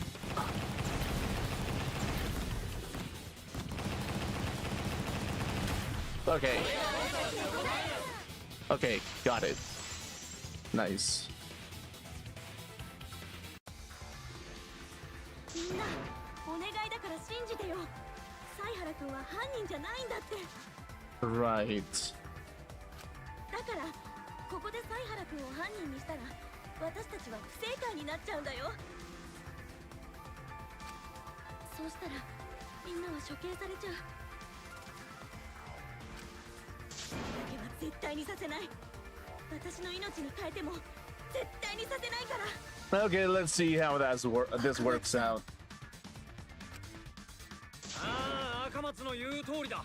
俺も犀原は犯人じゃねえと思うぜ。 Okay, let's see. ゴンタも犀原君を信じるよ。紳士なら仲間を最後まで信じるべきだからね。 Right. だったらよ、犯人はドイツなんだ。それを突き止めるための議論ももう出尽くしたように感じるけど。話し合うべきことならあるはずだよ。もう一度みんなで考えてみようよ。そうだよね、犀原君。 Okay, let's see. だって犀原君って犯人でもないのにさっきからずっと黙り込んでるよね。 Why is that exactly? それって何かに気づいたからじゃないの。それで無口になってるんじゃないの。 So here's also another possibility.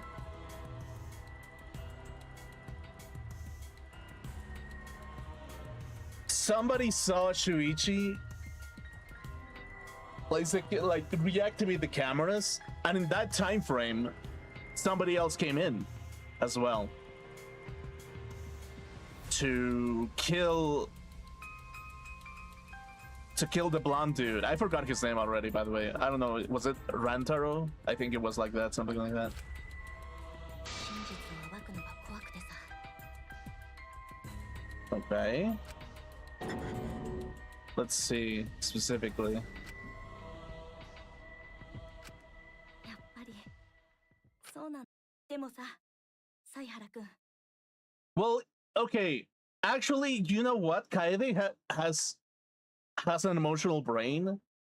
That's kind of the funny thing about Kaede in this particular situation, because in all irony, Kaede has the enough emotional intelligence to know that Shuichi has a trauma about revealing the truth of the world, because it can cause so many trouble onto the world if he reveals the truth as it is. And because Kaiden knows this, she had the big emotional brain to be like, no, okay, yeah, there's a reason. There's also a reason why you're not revealing exactly the truth, because you fear of what happens to the culprit, or what will happen to everybody if something goes wrong, specifically because even although that Shuichi is like a good detective, he is kind of like he's kind of like a pussy when it comes to like whenever it is about taking a stance about something, because like he's fearful of what happens next specifically.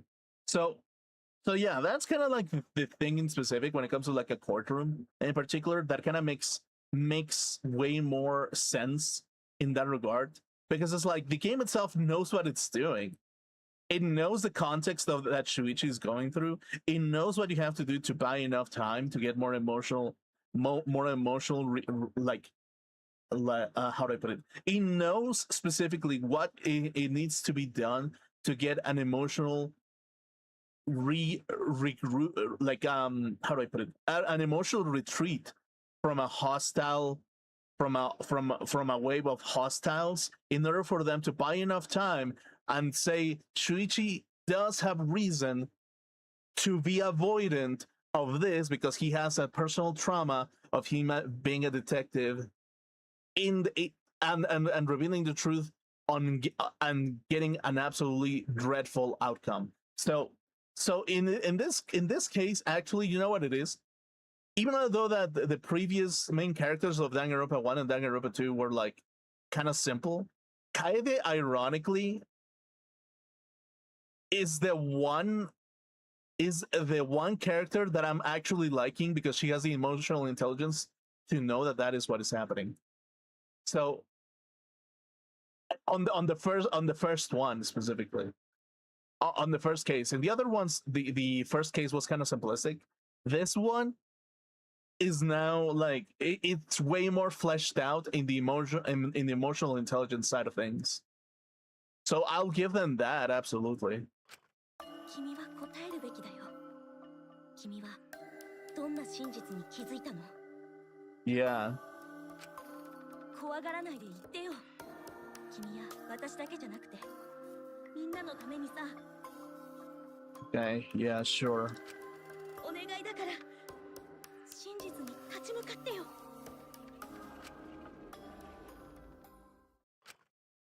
写真だよ。The picture. 写真？隠し扉を狙ったカメラで撮った天海くんが殺される直前の写真だよ。Right. 僕はずっと不思議に思っていたんだ。この時の天海くんの行動をさ。不思議って？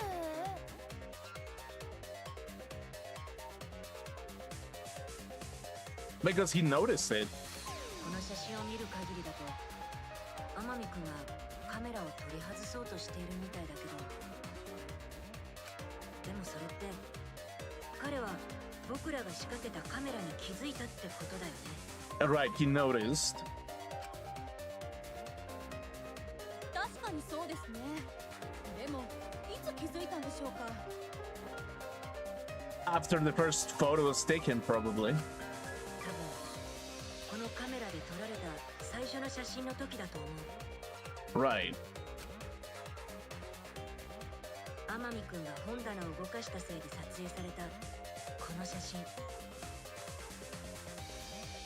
彼はこの時点で何らかの理由でカメラに気づいて。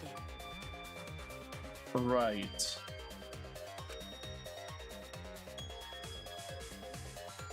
そしてカメラを取り外そうとしたんだ。その際に手を離した本棚が勝手に閉まっていって。 Wait a second, it is closing in this photo. In this photo, the door is closing. But when everybody arrived, the door was closing as well. So it means that the door opened 2 times, possibly. the time where Rantaro noticed that there was something happening, him noticing the camera, him moving towards the camera, the bookcase was closing up, which means that the door must have opened at least 2 times. This is not the exact time of the murder. I mean, it could be the exact time of the murder, but it signifies that there were 2 people in this particular instance, which again is like, okay, what does Shuichi has to offer in this particular situation? それにセンサーが反応してこの写真が撮られたんじゃないかな。 Right. 彼がカメラに気づいた何らかの理由に何か秘密があるのね。 Because there was a flash. 俺様はともかく他の連中が置いてけぼりだぞ。さっさと要点を言ってやれ。ずっとその何らかの理由を考えていたんだ。どうして天海君はカメラの存在に気づいたのかって。 Look at the picture. It has flash on top of it, when allegedly there wasn't. その答えはこの写真にあったんだよ。 I see. Shuichi knows. The reason why Rantaro noticed the camera flash specifically, yeah. そっか。フラッシュだよね。 Yeah. フラッシュだと？うん。隠し扉を狙っていたカメラは撮影時にフラッシュが焚かれていたんだ。 Right. 天海君はそのフラッシュの光でカメラの存在に気がついたんだよ。 And here's the funny part about everything. I think Miu noticed that she disabled the flash. Wait a second.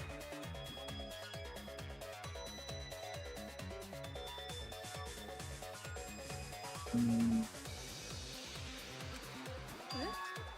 どうしてフラッシュが焚かれたってわかるんですか？ The pictures itself, come on.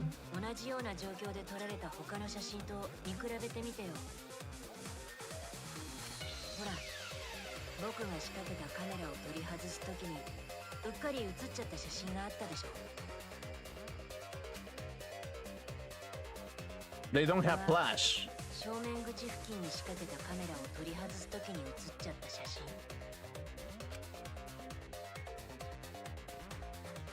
こっちのは裏口付近に仕掛けたカメラを取り外すときに写っちゃった写真。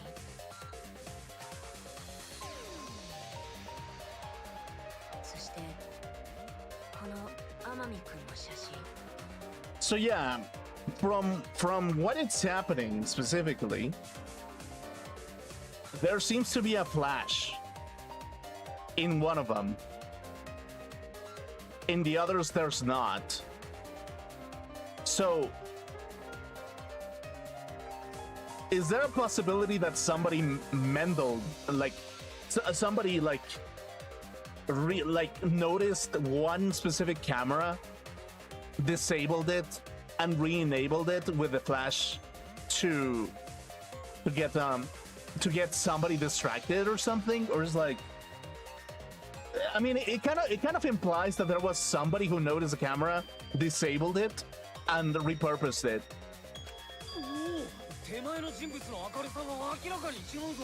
That's kind of what it sounds like.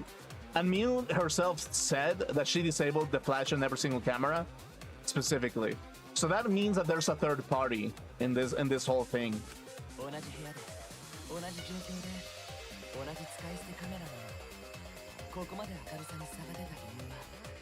Right. 隠し扉を狙っていたカメラだけはフラッシュの電源が入れられていたからなんだ。 Yeah. So. どうしてフラッシュの電源が入れられていたの？そんなことしたら隠しカメラの意味がないわよね。 Exactly. So that implies that there's a third party that enabled the camera flash because they didn't know how the camera worked. So if they didn't know how the camera worked, there's a third party that noticed the camera, moved it, deactivated it, reactivated it, turned on the flash, and have this kind of situation, basically. ただのミスじゃないんだよね。 Okay, let's hear it from you. ちゃんとした目的があったはずだよ。つまりあのカメラには隠しカメラとしての役割以外 Right. に別の役割があったんだよ。別の役割。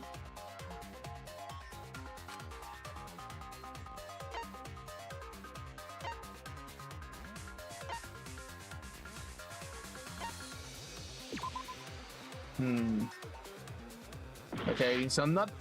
Oh, ouch. I'm out of health. God damn it. I mean... Ouch.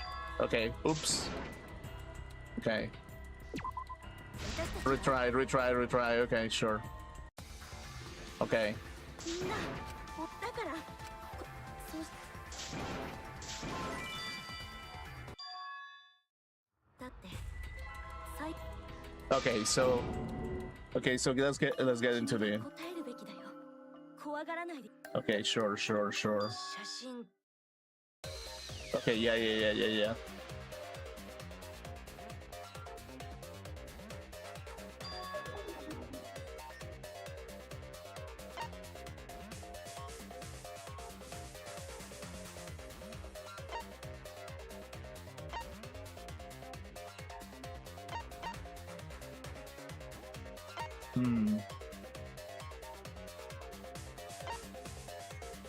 Okay.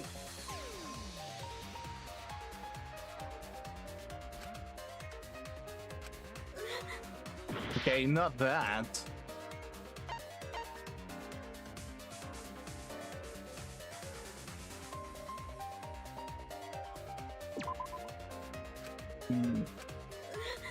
Okay, oops.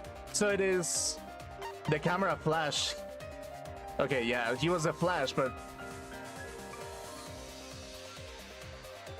Okay, so that implies that the camera flash itself got activated afterwards, or somebody actually put it, basically.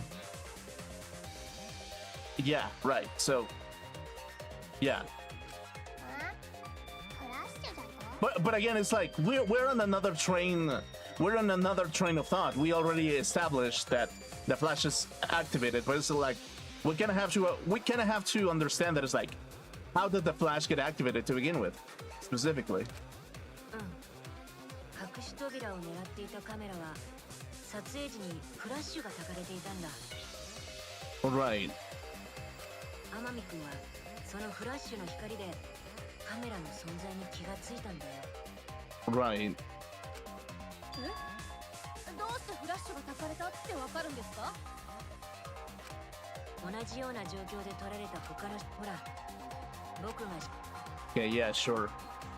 Okay. Oh, this is the same thing. Okay, oops.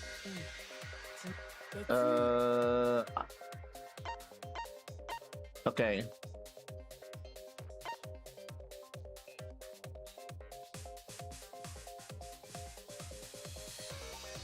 I mean...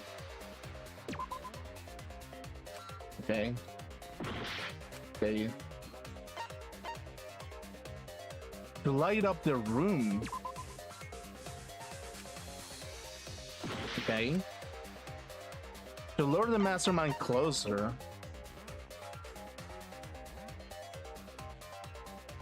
Oh, okay. Okay, I understand now. Okay, I understand. So... Okay, so that's what is happening. Okay, got it. 動かした人物をあのカメラがある位置までおびき寄せるためだよね。 Yeah, the flash was used to lure so remember move the bookcase to the camera. So yeah, you know what? It is literally what it is the same situation from Danganronpa 2, where it's like the first one who got killed out of the best intentions because they thought that they were killing the mastermind on the first get-go specifically. Because again, it's like, okay, so the mastermind has to be able to know that there's a hidden room in the library. Therefore, we're gonna have to lure the person inside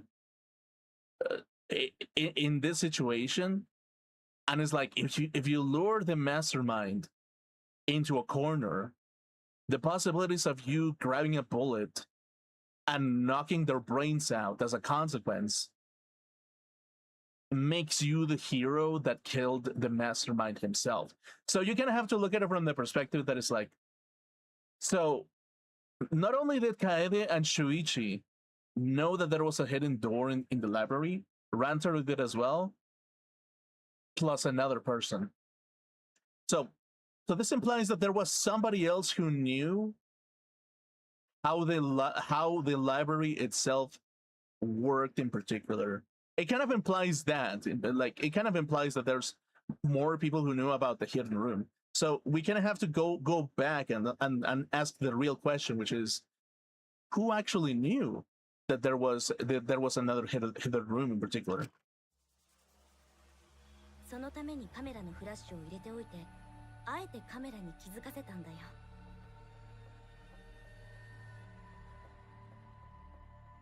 Right. そして実際にその通りになったよね。Right. So somebody noticed the camera before, activated the flash, as an act to luring the culprit, and then kill whomever was near that. 本棚を動かした天海君はフラッシュに気づいて隠しカメラの位置までやってきた。 So yeah, in a sense, whomever killed Rantaro took a gamble himself as well, or herself, to be like, yeah, this is possibly the only person that could be the culprit, the mastermind, because he's going into something that nobody else knows. So let's use this in my favor to see what really happens. And if I get discovered, then I just have to say that I didn't know, basically, because it's like, even although that there's a gift for people to come up in front about everything, it also implies that, yeah, the master, that could be the plan of the mastermind, to get somebody that get the first trial and the first culprit killed, in a sense of like, yeah, getting two people killed regardless. So we kind of have to look at it from the psychological torture aspect of the culprit, the killer. The killer's psychology is as follows. The killer understands that there's enough pressure for him to commit a murder in particular. So he knows that there's enough pressure from the outside to know that there must be an action. Okay, so there's pressure onto them. Now that that's been established, he needs to lure somebody in. He needs to be aware of what his environment is surrounded by, and he might have discovered the cameras that we're sitting on the library when other people don't. Okay, so that implies that he discovered the cameras. There's the second aspect of it that is like, these cameras could be part of the mastermind's plan, or they could have been somebody else's cameras. If it's the mastermind's plan, well, I kind of have to mingle with them so that I don't get discovered myself. So I need to be undetected myself as well. So I kind of have to scoot around, hide myself, not get photographed, because the mastermind could be taking photographs of me as well. And I kind of have to deactivate everything, but I'm gonna set up a trap for the mastermind if these cameras are from the mastermind himself. Because if these cameras are from the mastermind itself, what better chance for me to use the mastermind's weapons against them by turning on the flash and luring the mastermind into this place. And whenever that happens, me, the killer, will kill Rantaro over here as a consequence, because Rantaro is the culprit. He knows that the door exists.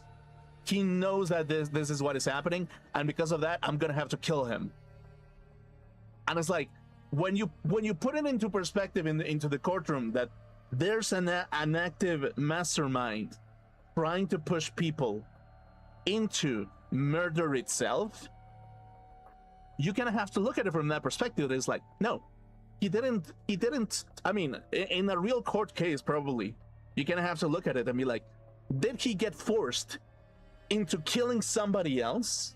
Did he force him into killing somebody else? If he did, what was the environment that he was sitting in? What pushed him over the limit? And it's like, if he got pushed over the limit, what were the steps necessary to keep him down in that state, to get the mastermind's favor, basically? And it's like, okay, so when we look at it from that perspective, really, what exactly is the end choice of everything? Is the killer innocent if he got pushed to the limit trying to figure out who's the mastermind? He should be innocent, but in the world of Danganronpa, he's not innocent. And in the world of Danganronpa, the possible outcome is that the first killer of this killing game, in the world of Danganronpa, the first killer of the killing game could be the first sacrifice. Because we're not talking about a real life court case, but because, like, even in real life court cases, there's bullshit happening. But in the world of Danganronpa, there's more implications that the reward that is being offered of somebody being forgiven, the first Blackened being forgiven, become a psychological torture device for the person who commits the first murder, because he has to choose if he fully trusts Monokuma that he will be forgiven and graduate from this Academy of Hell, or it's a trap to psychologically torture a person into self-suggesting and into more self-destruction to begin with. So that's kind of the premise in particular, that's the psychology of the killer. That is like, the killer, in some sense, you can argue that he's kind of innocent because he got pushed over the limit, because there was intent for him to become a killer, and for more reason for him not to reveal that he's a killer, because now Monokuma might have the ability to get a killing game going, and him being the first person shafted as a consequence. So it's like, Monokuma in its own way can be like, hey, you know what, I was lying, I just wanted to see who was the first killer, and bye-bye, you're dead. Or Monokuma could have been truthful, and the killer actually didn't get a graduation free of charge, basically. So that's kind of like the implications of the situation that we're like going through specifically. その時、扉の閉まる動きでもう一枚取られたのは、犯人にとっては予想外だったけどね。Right. おい、赤松。何？いや、おめえどうしたんだ？さっきからなんか変じゃねえか？変って？今の一連の君の発言には何やら確信めいたものを感じるよ。もしかして犯人が分かったんじゃないですか？うん、分かったよ。っていうか、本当はずっと前から分かってたんだよね。え？ずっと前から？ Right? だってあのカメラのフラッシュを入れられたのは一人しかいないんだよ。そうだよね、犀原く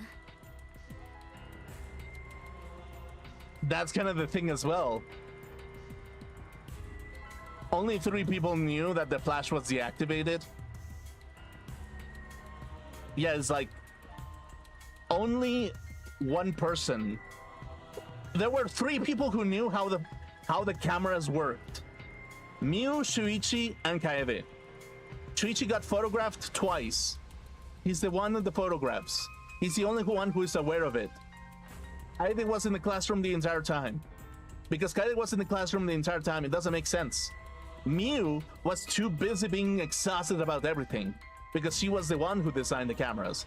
So who else is there to blame other than Shuichi himself? So that's kind of the thing if you look at it from that perspective. It's like, that was my first suspicion to begin with. だからね、この事件の犯人は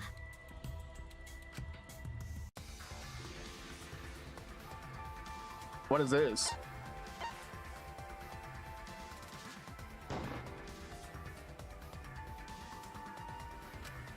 I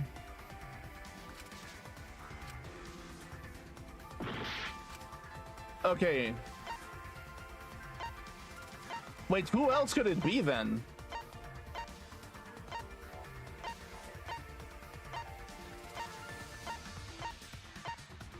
I mean, Mew is the other one that kind of comes into... Okay. Wait. Who else could it be then?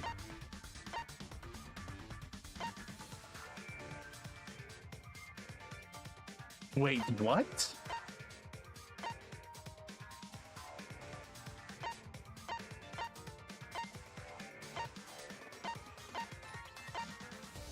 I mean, Mew could be. I mean, I don't know. What the fuck? Okay, so okay, let's sit down for a second, basically. So who else could it be in this situation? Okay. 私たちは諦め Wait. So let's look at it from the perspective. お願いだからここで犀原君を犯人そうしたらだけは絶対にさせない赤松さんああ、赤松の言う通りだ。ゴンタも犀原君を信じだったらよ、それを突き止めるための議論を。話し合うべきことならあるそうだよねだって犀原君って犯人でもないの Okay. それって真実を暴くのが Okay, let's read everything back to back. やっぱり Okay. でもさ君は答えるべきだよ Okay. 怖がらないで言ってよお願いだから写真だよ写真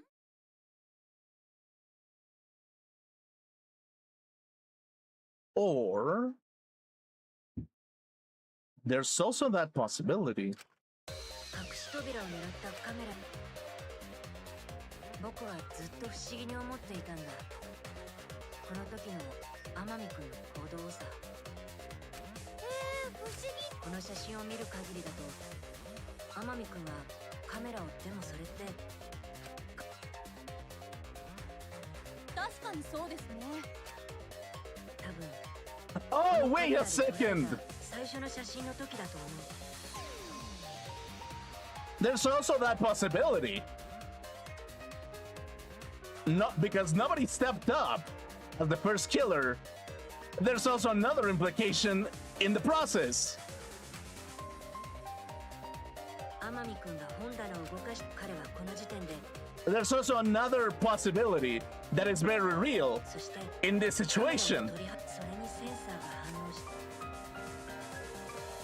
彼がカメラに気づいたな俺様はともかくずっと There's also that possibility. その答えは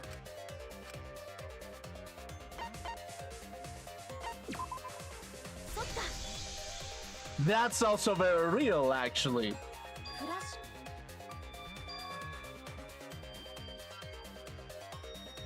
ュ We have to observe what the evidence is telling us, basically.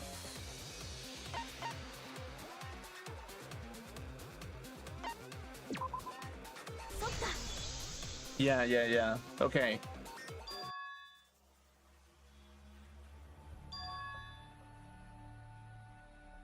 Okay.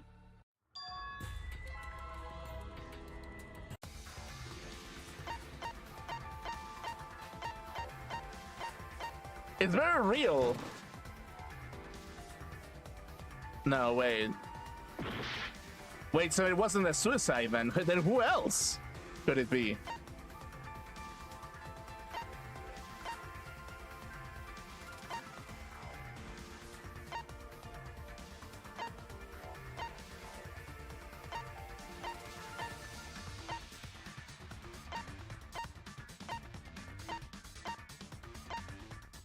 Who else comes into mind, actually? Maki?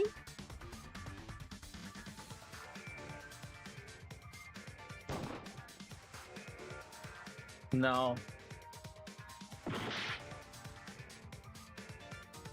I'm very confused about this one because the entire game does not present me with enough evidence for me to conclude that it's anyone besides the people who are aware of how the cameras work.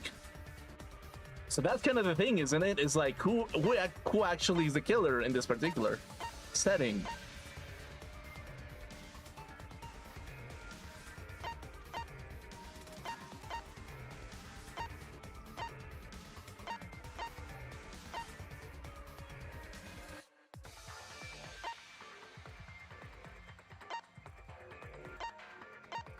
Who comes into mind, actually?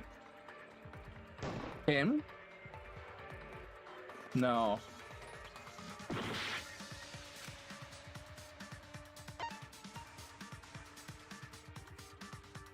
Who would be, actually? Ouch. Ouch, ouch, ouch, no. Wait. What? So who actually did it in that situation? Oh, wait. Okay, back to game.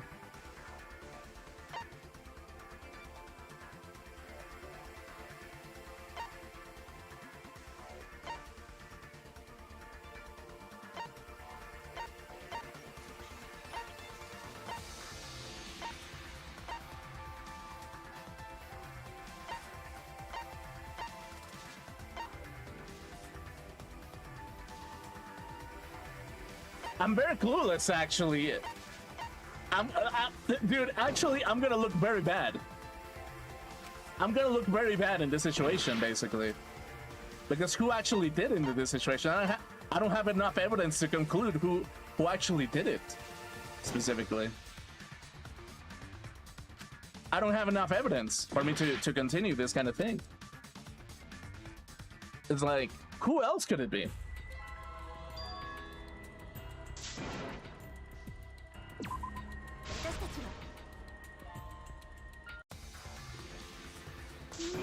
Okay, so let's read everything. だからここでそうしたらだけは絶対に赤松ああ、赤松の言う通りだ。俺も犀原。ゴンタも犀原君を信じ。だったらよ、それを突き止めるための議論も話し合うべきことならあるはずだよ。そうだよね。だって犀原君ってそれって真実を暴く。It's like I kind of low key. Okay, give me a second, actually. Okay, let's review all the evidence to kind of like figure out what could be the case, basically. So, okay, so we have Rantaro Amami. His estimated time of death is 9:10 p.m. The victim was subjected to blunt force trauma to the back of the skull, resulting in cranial fractures and immediate death. No other injuries were detected. The security alarm receiver, okay, so in case somebody moved the loot case, it would notify Shuichi. Okay, cool. The bloody murder weapon found on the floor of the library. It seems to be the same as shot put balls in the warehouse. Okay. Hey.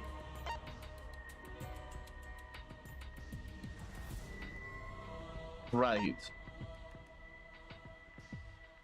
Right. Right.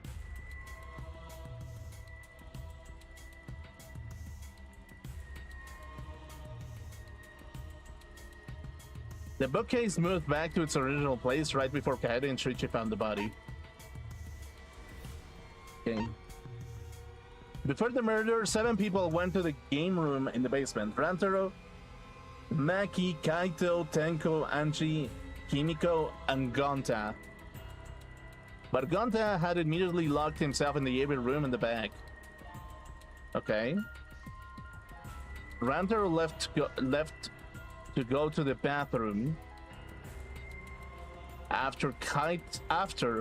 Kaito and Tenko went to get Rantaro. The only people left in the game room when the murder happened were these three: Maki, Angie, and Himiko. So we kind of have to look at it from the perspective that Tenko, it's an androgynist as well. That is like, okay, androgynist Tenko. Would Tenko be capable enough to kill a man within her physical capabilities?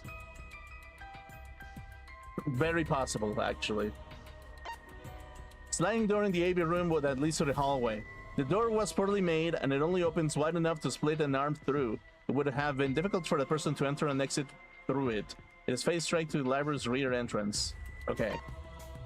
Kaede and Shuichi were on the lookout in the classroom near the stairs to the basement. Although Shuichi left briefly to go check in the basement, the two were together the entire time until the receiver went off. Connected to the library event, both Kaede and Shuichi were on the watch until the security alarm went off. It was not possible for anyone to sneak into the library by going through the vent. Announcement: Kiyo, Miu, Hirumi, and Tsumugi were in the dining hall. Miu was in the middle of building a remote-controlled gadget. Tsumugi had briefly gone to the bathroom and returned to the dining hall. Okay, so Tsumugi had briefly gone to the bathroom and returned. Wait, Tsumugi? During the body discovery announcement, Kiyo, Miu, Kurumi, and Tsumugi were in the dining hall. Miu was in the middle of building a remote-controlled gadget. Tsumugi had briefly gone to the bathroom and returned to the dining hall shortly after. Tsumugi. So, who stands out in this situation? Tsumugi herself and Tenko. Ibo and Ryoma were in their own rooms. Or photos taken by the camera facing the library's front entrance. Kaito and Tenko running in shortly before the body was discovered. The second photo of the shot is Maki, Angie, Himiko, Gonta. Ibo, Ryoma, Kyo, Miu, Tsumugi.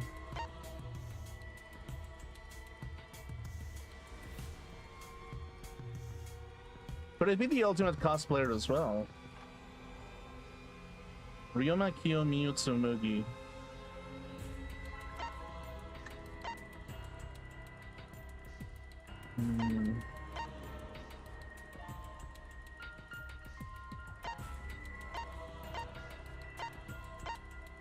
Okay, so let's see the key people that are coming out of everything. Tsumugi is the one that stands out.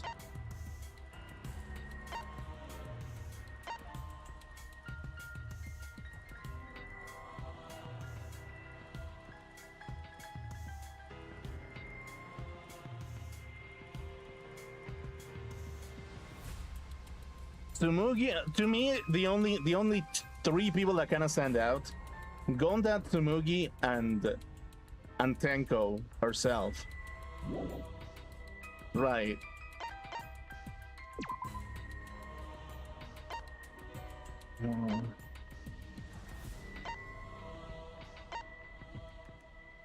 Tenko.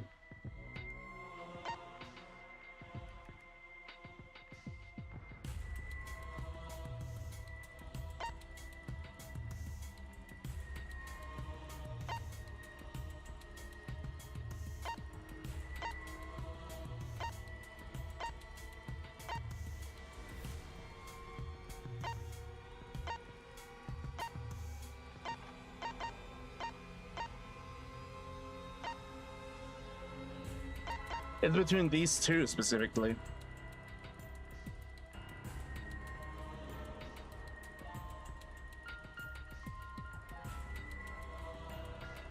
But I think Tenko has some alibi. I think she has something.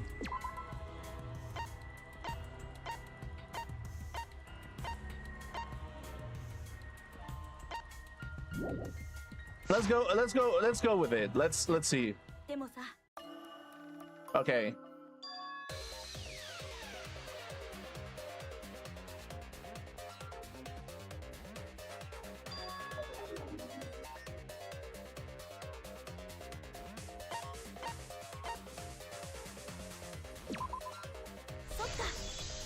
Okay.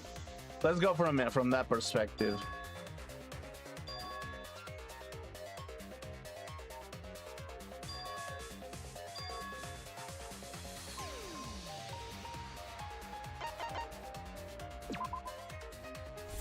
Okay. So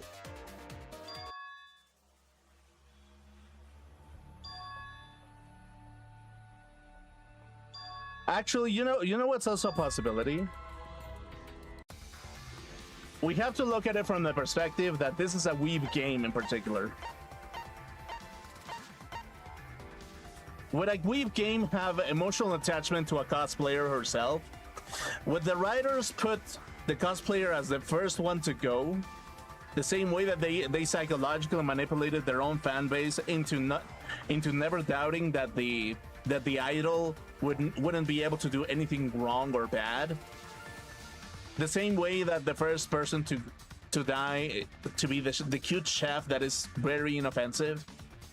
It's like, do you think that the cosplayer would be the first? If I put myself in the shoes of Spike Chunsoft, they tend to really like to write their characters as people who are close to the community. So let's go with this, actually. No. Okay. No. Okay, then that's wrong. Then who else is there?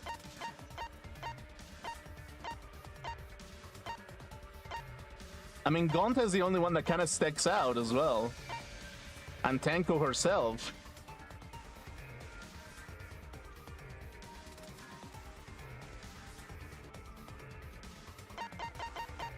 That leads Gonta and Tenko as the culprits, possibly.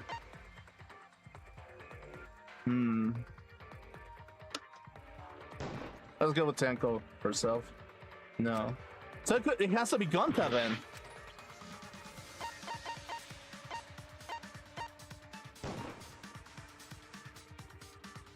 Who else could it be then? There's not this, not this, not this, not this, not this, not this. Korekiyo. Not Gonta. Himiko has an alibi. Oh, oops, no! God damn it. Who else could it be? I don't think Angie would be.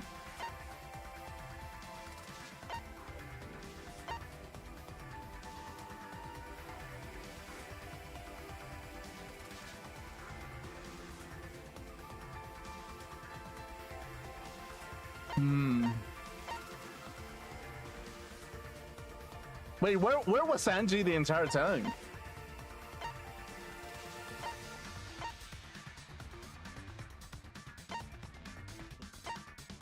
Dude, if it was me, I would just point fingers and do shotgun in particular, because it's like, no, Oma, Evo, Iruma. I mean, shotgun, let's go. I'm gonna point the fingers at everybody. No. Okay, so I'm very clueless about this one, actually.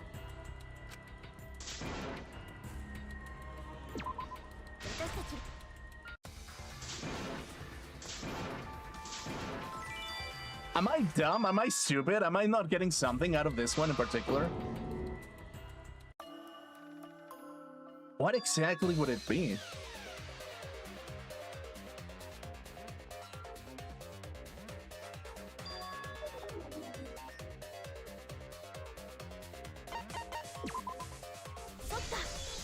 Okay, let's see. Okay, let's see.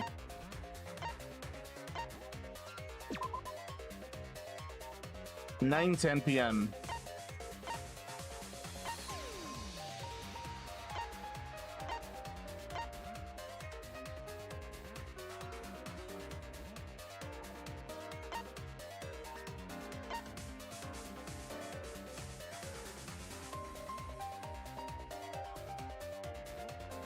Rantaro, Maki, Kaito.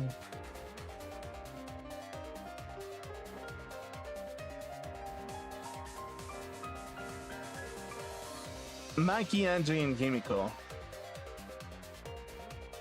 Okay. Where's Korikiyo?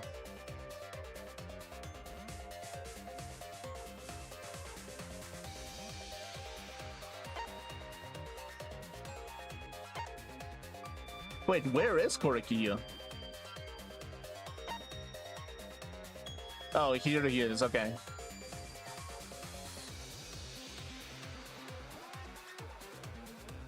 Iyo, Miu, Kirumi, and Tsumugi were in the dining hall. Miu was in the middle of building a remote control. Tsumugi had barely gone to the bathroom and returned to the dining hall shortly after. So who else comes into account? Kibo and Ryoma.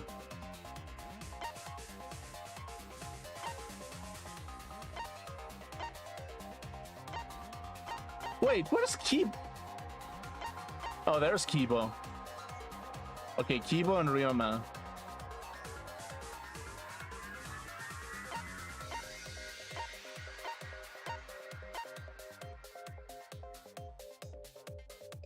I mean...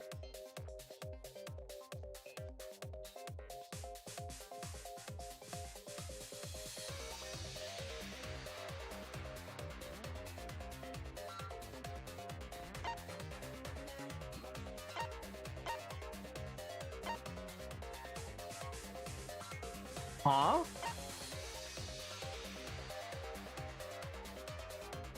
Facing the hidden door. The first photo is shot of Ranter opening. Okay. Okay. I went through everybody, I think. Except someone in particular.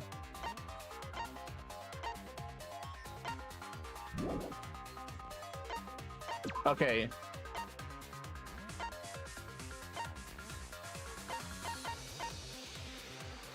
What about Tojo?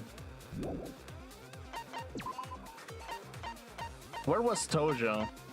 I think I put in fingers at Tojo, but let's see. Where was Tojo when this happened?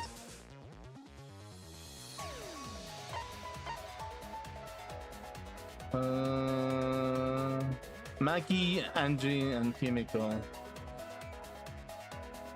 Rantaro, Maki, Kaito, Tenko, Angie, Kimiko, and Gonta. Yeah, where was Tojo in all of this?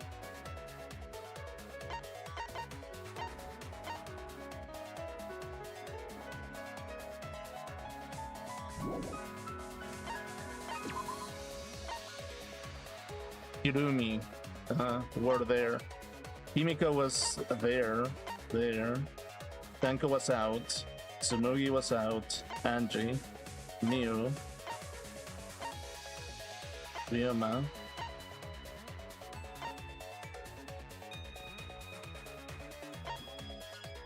Where was Kokichi exactly? Wait.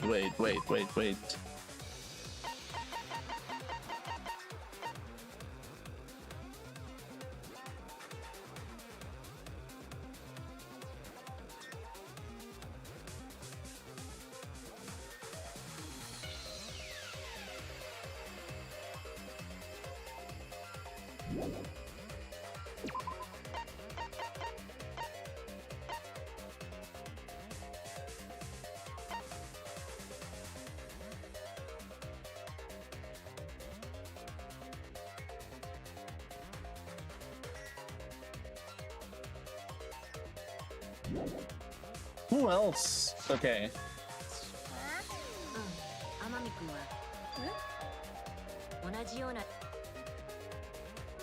Am I being stupid? Am I missing something?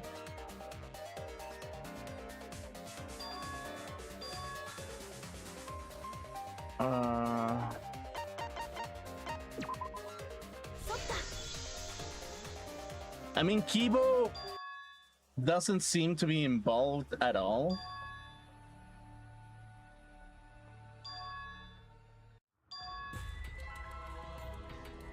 There was only one person able to set the flash on the camera.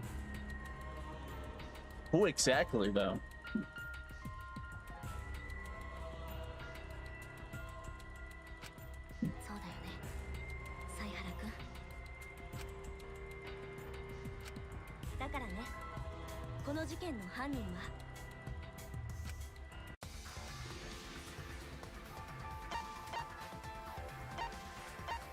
Did I point fingers at Kibo? No. Who else could it be then? Oma?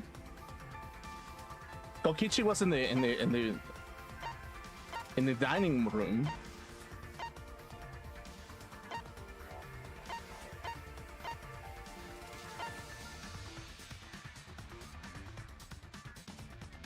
Ryoma was left with Maki, I think. Okay, so I pointed fingers at everybody.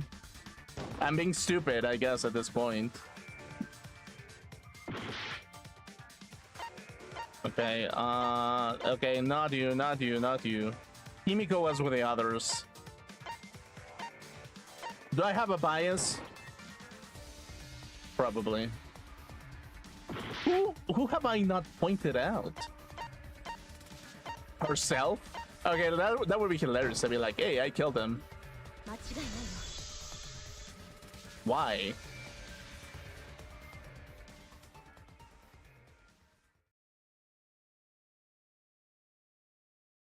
Wait a second. Huh? Well, it did go through my mind for a second where it was like, there's only 3 people who know about the flashes themselves, right? It's Kaede, Shuichi, and Miu. Those are the 3 people who know about the cameras. So if it's not Shuichi, and if it's not Miu, has to be Kaede, right? But I'm the main character, I'm Kaede. So why would Kaede do that to get herself as the gaslighter? To gaslight herself into being the killer when she was stuck in the room itself. What? How does that even make sense?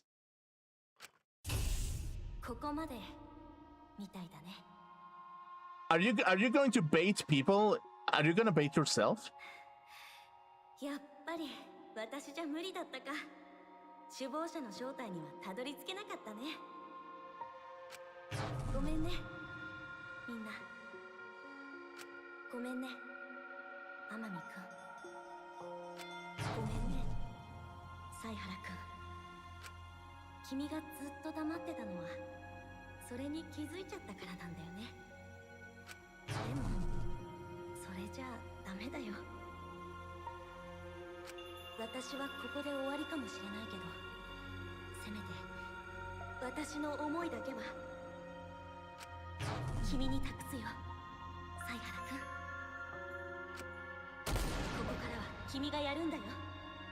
君がみんなを守るんだよ。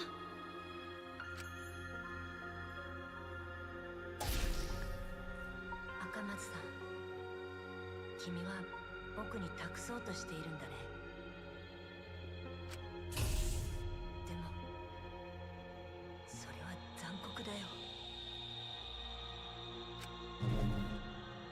残酷だけど分かった、やるよ。君が僕に託そうとしているもの。Okay, this is bullshit, actually. 君の思いは無駄にはしないよ。Spike Chunsoft, are you actually serious with this one? Spike Chunsoft, I'm gonna spit in your fucking mouth over how disgusting this is, actually. Huh? 犯人は赤松さんだね。I'm going to punch Spike Chunsoft if this is what they're actually doing.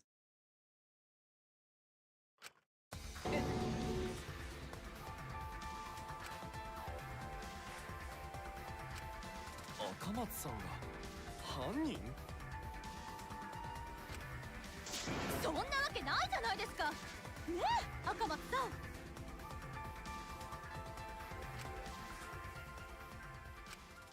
赤松さん？まさか本当に。I mean, she could be doing like a very unorthodox tactic.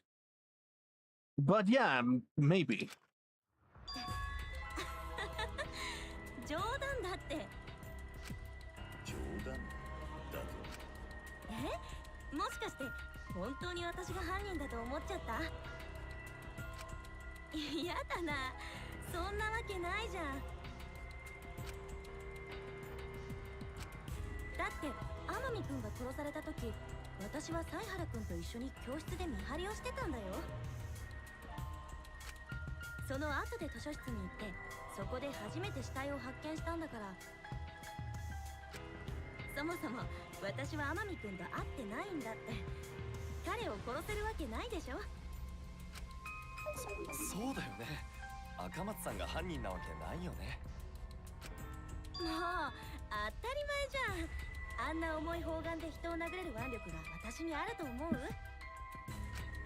私が叩けるのはピアノの鍵盤だけだよ。だったらあんたが犯人っていうのは。 Oh, I know what Ken is doing. Oh, okay, yeah. Let's see. Okay, yeah. Oh. I mean,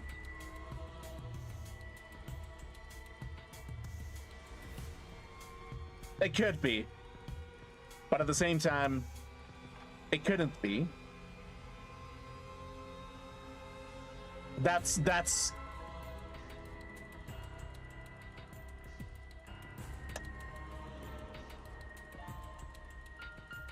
interesting, actually. ああ、犀原君の冗談でしょ。場の空気を和ませようとしてくれたんだよ。そうだよね、犀原君。私があの砲丸で天海君を殺すなんてどう考えても無理だもんね。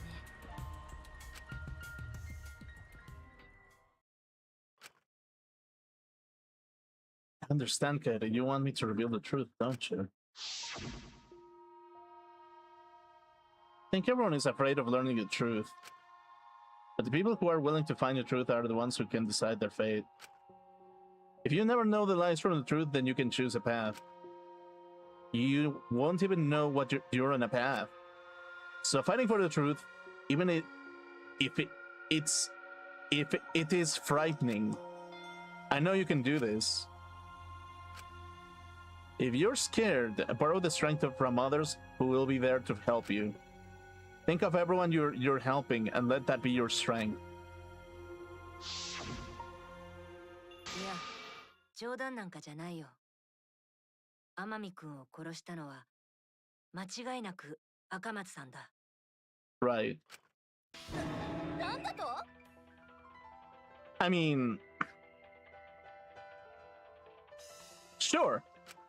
そこまで言い切るということは、どうやら犀原君は本気のようだね。Right. ああ、もちろんだ。だったら教えてくれる？私があの砲丸で天海君を殺した方法をさ。赤松と犀原はずっと一緒にいたんだろ？そんなことができんのかよ。赤松さんはどうやってあの砲丸を使って天海君を殺したのか。それはどこで砲丸を使ったのかを考えれば見えてくるはずだよ。どこで砲丸を使ったか。なになに、さっぱりわかんないよ。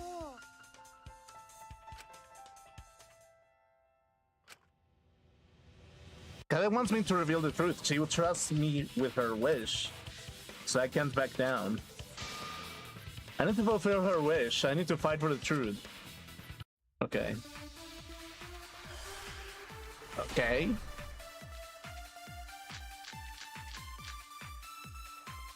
私にはアリバイがあるよ。天海君が殺された時、私は犀原君が教室で見張りをしてたよね。天海君と会ってもいない赤松さんがどうやって彼を殺せるの？犯人が砲丸を使った場所が重要みたいだけど、図書室に決まってるよね。天海が殺されたのは図書室だからな。他の可能性などありえんじゃん。だとしたら私に犯行は不可能だ。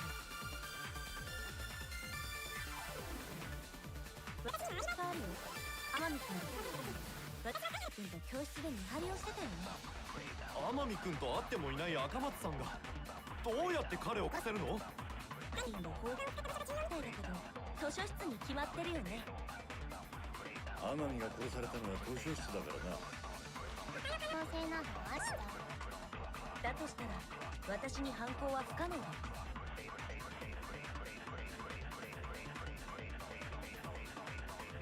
私にはアリバイが。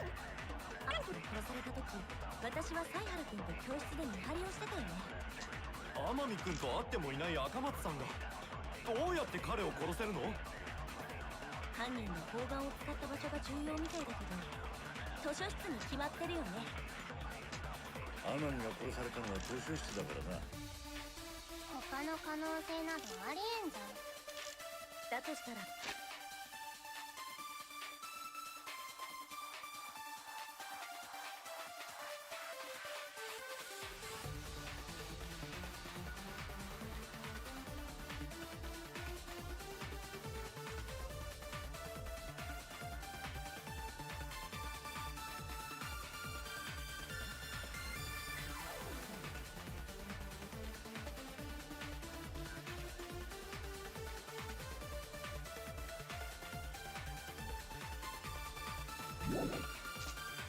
私に犯行は不可能だ。私にはアリバイが。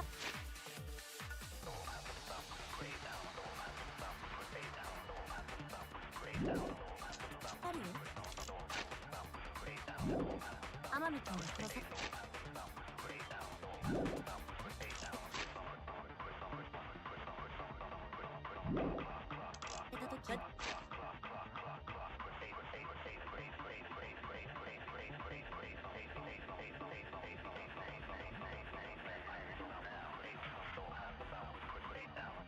You know, it's not that I mean,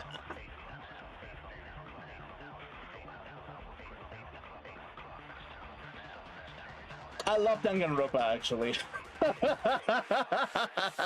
I love this game, but it's like at the same time,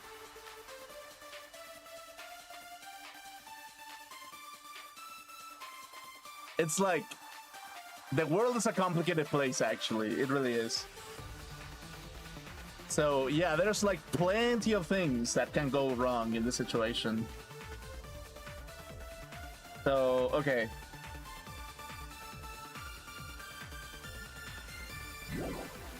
私は犀原君と教室で見張りをしてたよね。天海君と会ってもいない彼を殺せるの？犯人が砲丸を決まってるよね。天海が殺されたのは図書室だからな。他の可能性などある。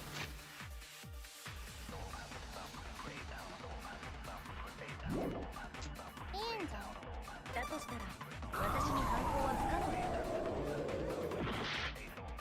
私にはアリバイがあるよ。天海君が殺された時、私は犀原君が教室で見張りをしてたよね。天海君と会ってもいない赤松さんがどうやって彼を殺せるの？犯人が砲丸を使った場所が重要みたいだけど、図書室に決まってるよね。天海が殺されたのは図書室だからな。だって天海君が殺された時、私は犀原君と教室で見張りをしてたよ。No, okay, so that's not.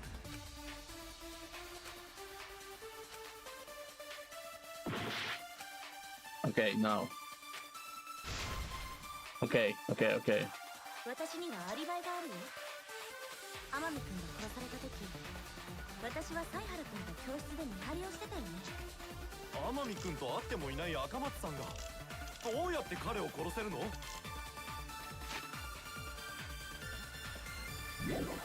犯人の方眼を一つに決まってるよね。天海が殺されたのは図書室だからな。他の可能性などありえんじゃん。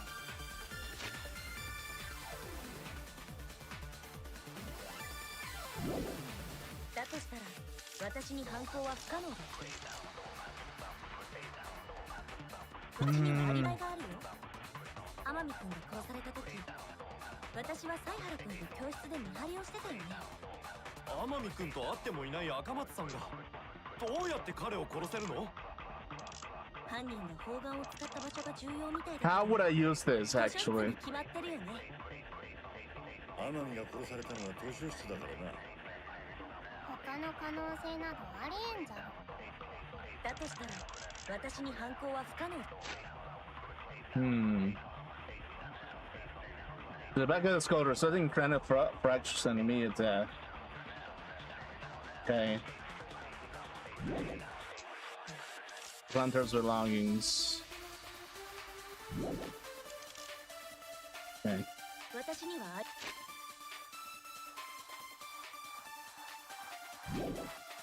リバイがある。 Wait, that implies that the killer was in the warehouse.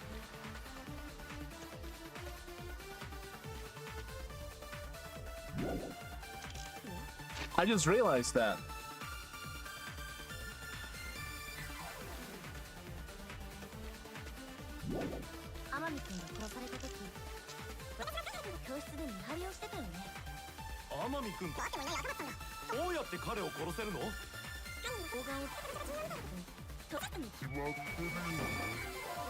No.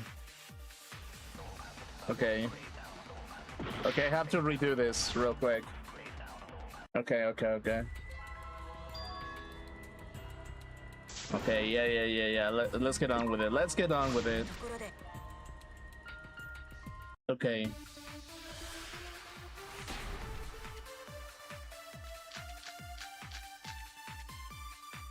私にはアリバイがあるよ。天海君が殺された時、私は犀原君と教室で見張りをしてたよね。天海君と会ってもいない赤松さんがどうやって彼を殺せるの？ Okay, wait. 砲丸を使った場所が重要みたいだけど。 Warning video. Okay, no. Okay, let's see. 他の可能性などありえんじゃん。だとしたら私に犯行は不可能だ。 Okay. I have to analyze every possibility, actually. 天海君、私は犀原君と教室で見張りをしてたよね。天海君と会ってもいない赤松さんがどうやって彼を殺せるの？ Renter's card key. 使った場所が重要みたいだけど、図書室に決まってるよね。天海が殺されたのは図書室だからな。 Killed in the library after all. 私にはアリバイがあるよ。天海君が殺された時、私は犀原君と教室で見張りをしてたよね。天海君と会ってもいない赤松さんがどうやって彼を殺せるの？犯人が砲丸を使った場所が重要みたいだけど、図書室に決まってるよね。天海が殺されたのは図書室だからな。他の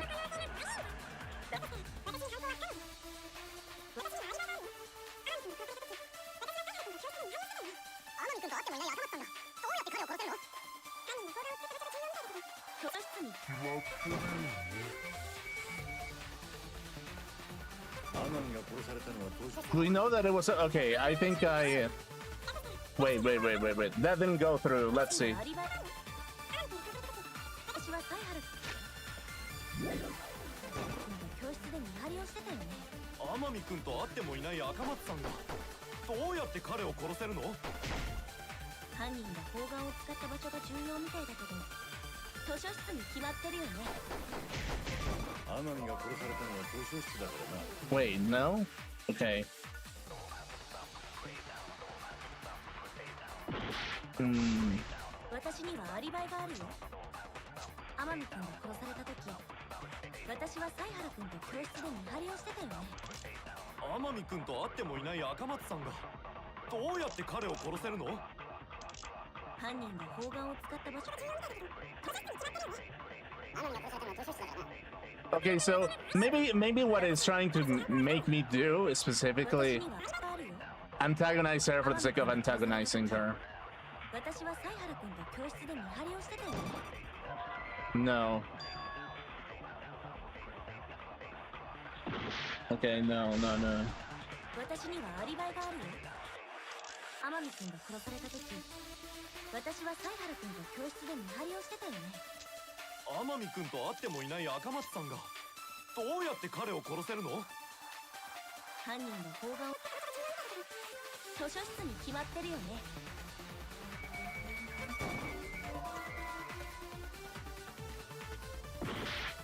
私にはあり見張りをしてたよね。天海君と会ってもいない赤松さんがどうやって彼を殺せるの？犯人に砲丸を使った場所が重要みたいだけど、図書室に決まってるよね。天海が殺されたのは図書室。 No. しまった。 Hmm. Okay, we have to redo again. Okay. It's kind of weird specifically. Okay.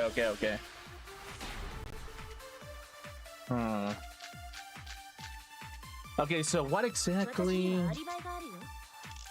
天海君が殺された時、私は犀原君と教室で見張りをしてたよね。天海君と会ってもいない赤松さんがどうやって彼を殺せるの？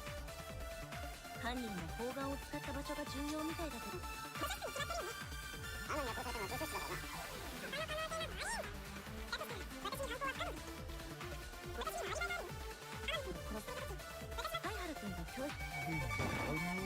No, that doesn't work. It would be a consent at that point, so... Oh no, okay, no. Okay, let's see. Kind of reassuring that she has the alibi. I wasn't... Okay. He had a key to his dorm. Okay. Don't control. Seems to be the same as the shot put balls in the warehouse. Seems to be the shit. Okay. どうやって彼を殺せるの？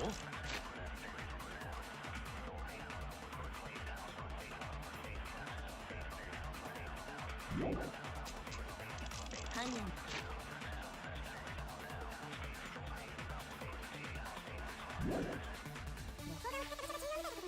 に決まってる。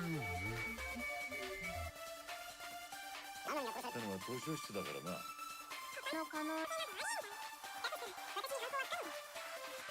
私にはアリバイがあるよ。天海君が殺された時、私は犀原君と教室。No, okay, no. I think I already did that.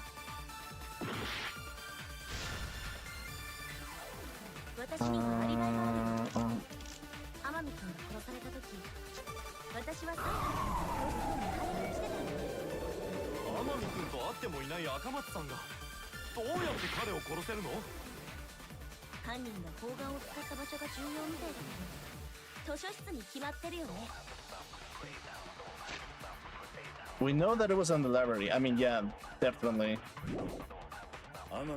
Nanta was killed in the library after all.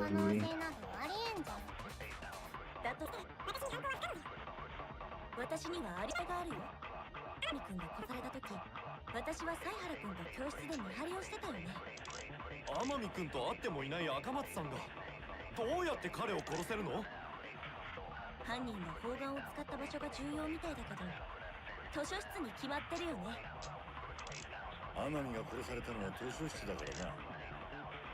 他の可能性などありえんじゃろ。 Okay, I have to read what they're saying.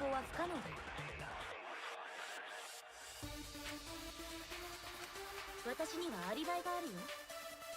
天海君が殺された時、 Okay. 私は犀原君と教室で見張りをしてたよね。Right. 天海君と会ってもいない赤松さんがどうやって彼を殺せるの？犯人が砲丸を使った場所が重要みたいだけど、図書室に決まってるよね。天海が殺されたのは図書室だからな。他の可能性などありえんじゃん。だとしたら私に犯行は We know that it was on the library.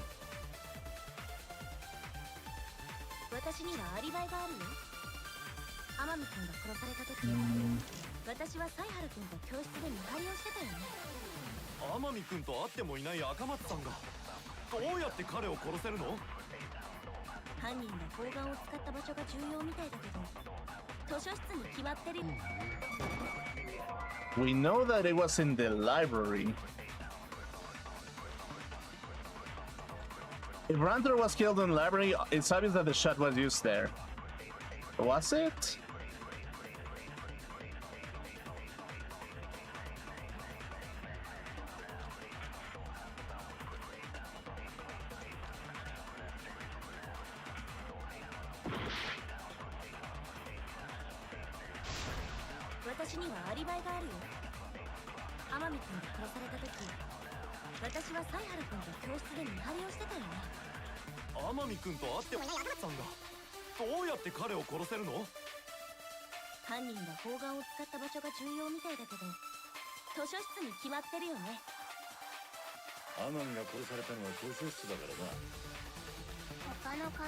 I mean, he was killed in the library. 私に犯行不可能だ。私にはアリバイがあるよ。天海君が殺された時、私は犀原君と教室で見張りをしてたよ。天海君と会ってもいない赤松さんがどうやって彼を殺せるの？犯人が砲丸を使った場所が重要みたいだ。図書室に決まってるよね。天海が殺されたのは図書室だからな。他の可能性などありえんじゃん。だとしたら私に犯行は不可能だ。 Okay, wait. Maybe I need to use the exact same thing, but on two. We know that it was in the library. I mean, maybe it's a matter of semantics, basically, but sure. 天海君が殺された時、教室で見張り。天海君と会ってもいない赤松さんがどうやって彼を殺すの？砲丸を使った場所が決まってるよね。天海が殺されたのは他の可能性など Okay.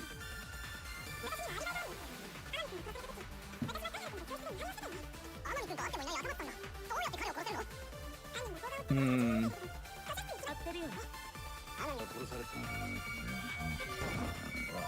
No, okay. 私にはアリバイがあるよ。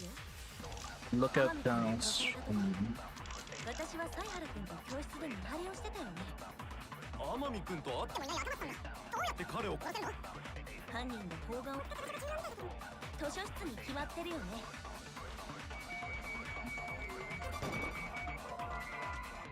Okay, maybe if we go over.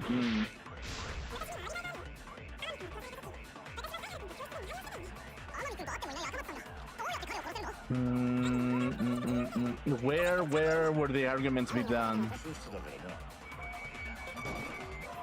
No. 私にはアリバイがあるよ。天海君が殺された時、私は犀原君と教室で見張りをしてたよね。天海君と会ってもいない赤松さんがどうやって彼を殺せるの？ I mean, maybe if I just use the exact same thing. Maybe I use the exact same phrase, but like different in an argument to be like, no, you weren't, or something like that. Oh, ouch. God damn it. Okay.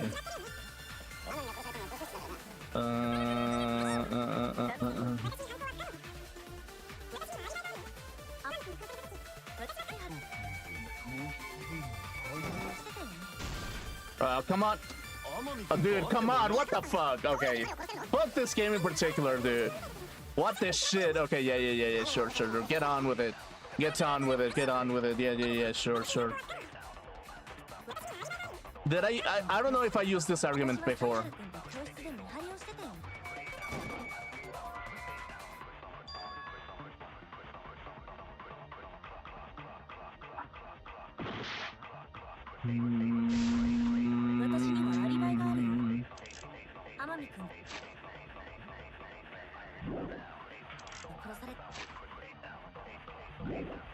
How can I make an argument?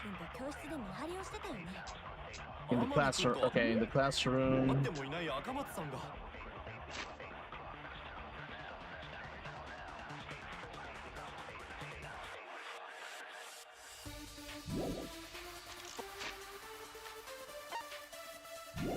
Okay, what argument have we not done? Because it's like, okay, they look at classroom and the argument of like him not being killed on there. We know that it was in the library.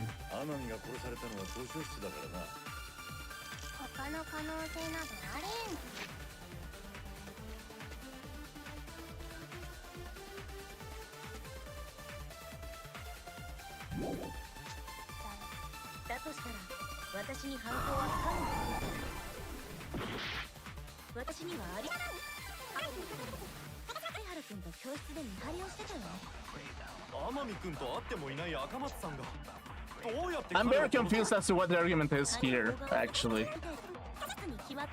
We know that it was in the library, okay.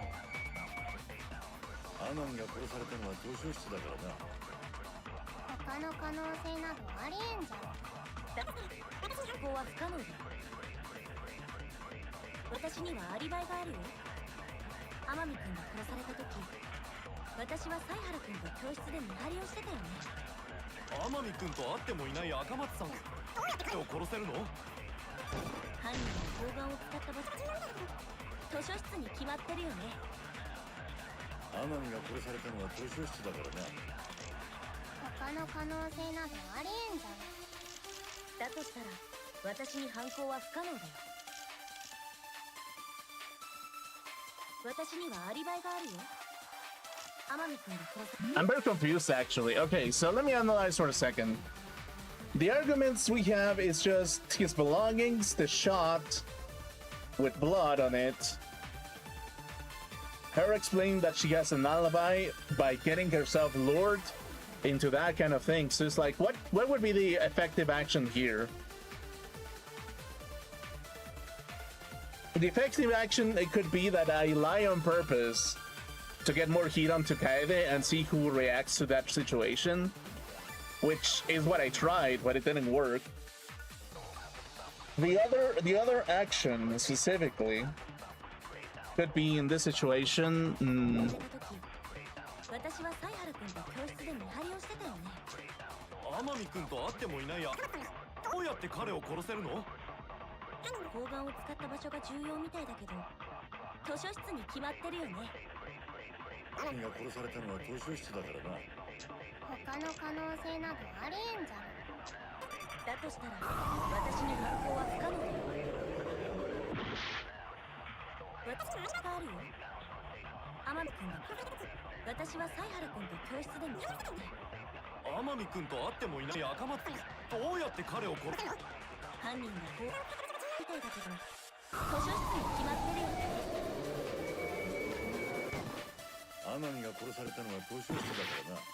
What if I say clean shot, but what if I say, okay, but where did the clean shot come from?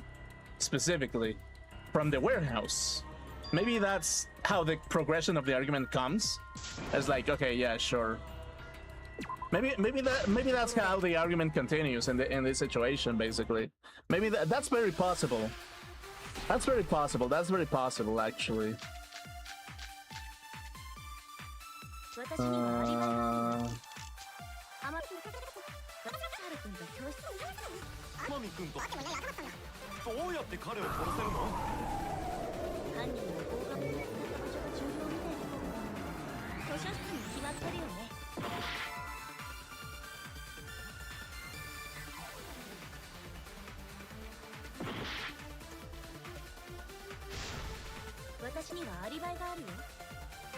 天海君が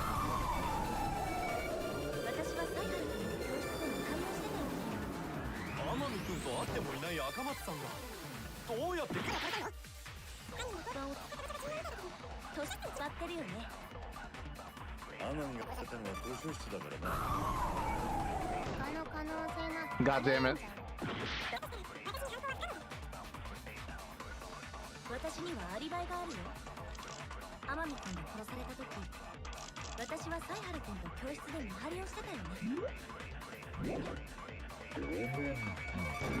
もいない赤松さんが Okay, this is gonna be the shotgun strategy because the game is like structured in a different way. Actually, this game in particular, Danganronpa 3 definitely feels way more structured in the sense of possibilities, basically. Okay, let's see. Let's see. What could it be specifically? Okay, when nothing works, go the shotgun strategy. Actually. 天海君が殺された時、私はサイハル君と教室で見張りをしてたよね。天海君と会ってもいない赤松さんがどうやって彼を殺せるの？決まってる。 Let's do shotgun, actually. 私にはアリバイがあるよ。天海君が殺された時、 I don't think this matters, right? The promotional video BGM, we can erase that from the argument pool. 天海君と会ってもいない赤松さんが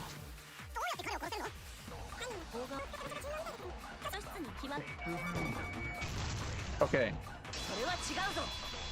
We can use that argument. Okay, so... Okay, maybe we can use that. 赤松さんが砲丸を使ったのは現場の図書室じゃなくて僕らが見張りをしていた1階の教室なんだ。 Maybe that's the argument. That he's... Okay, that's the argument that we can build up to get Kaeda going. Okay, let's see. 待てよ。1階の教室でどう砲丸を使ったら地下にいる天海を殺せるってんだ。投げたんだよ。 That's good imagination from Juichi. Okay, let's go with it. 赤松さんは1階の教室から砲丸を投げることで地下にいる天海君を殺したんだ。1階の教室から砲丸を投げて地下にいる天海君に当てるって。どんな魔球じゃ。無理に決まっておる。 Okay. それが可能なんだよ。教室のある場所に向かって投げれば砲丸を図書室に移動させることができるんだ。それもサイハラ君にはもう分かっちゃってるみたいだね。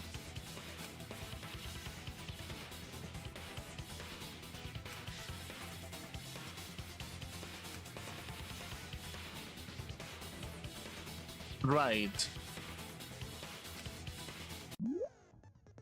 When you need to use a keyword, you will be thrown in the Hangman's Gambit version 3. Why does it look worse now? Okay, yeah, sure. Okay, cool. The objective is to select the letter orbs in the right order to create the keyword. Press A to activate the flash spot to read the... Okay, yeah, sure.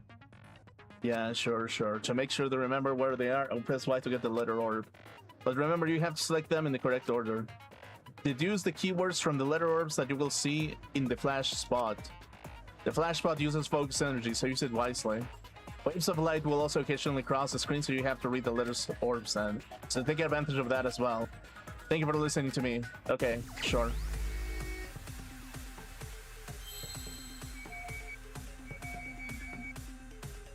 Anagram. Okay, what the...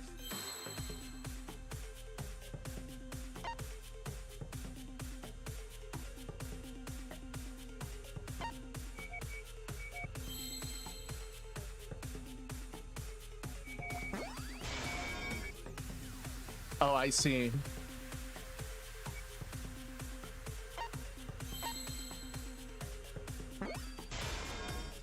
Okay.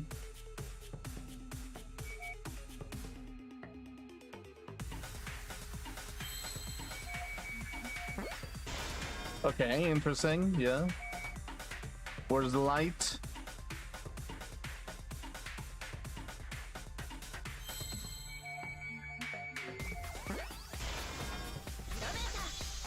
There we go.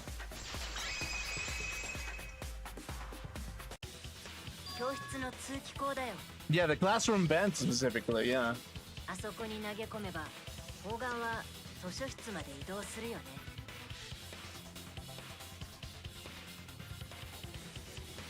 Yeah. そっか、あの通気ダクトって教室と図書室でつながってたんだって。だから一回教室の通気口に投げられた砲丸はそこから通気ダクトを通って図書室の本棚の上にある通気口から出てくるんだよ。でもそこからどうやって天海さんに砲丸を当てるんですか？通気口から彼の死体があった位置までは結構な距離がありましたよ。 Right. なんやかんやで偶然当たったとか。どんな偶然だよ。地味に謎だね。 No, I already know the answer to that as well. It was no coincidence. The culprit set it up that way intentionally. If I remember correctly, there was something off about her then.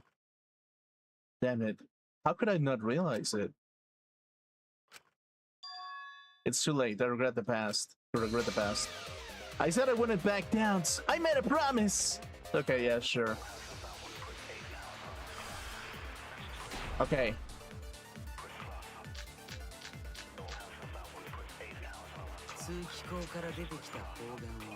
Right. どうやって天海君の頭に命中させたんだ。そんなの不可能ですよ。勝手に本棚の上を転がって天海の頭に落ちたわけもねえしな。床に転がった砲丸に足を滑らせて天海ちゃんが頭を本棚にぶつけたとか。転倒事故には気をつけよう。逆に死体が移動したんじゃねえか？天海は通気口の下で砲丸で頭を打った後、瀕死の状態で歩いた後に死んだんだ。ねえ犀原君、真実を見失わないでね。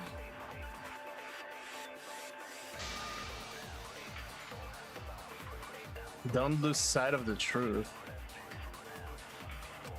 通気口から出てきた砲丸。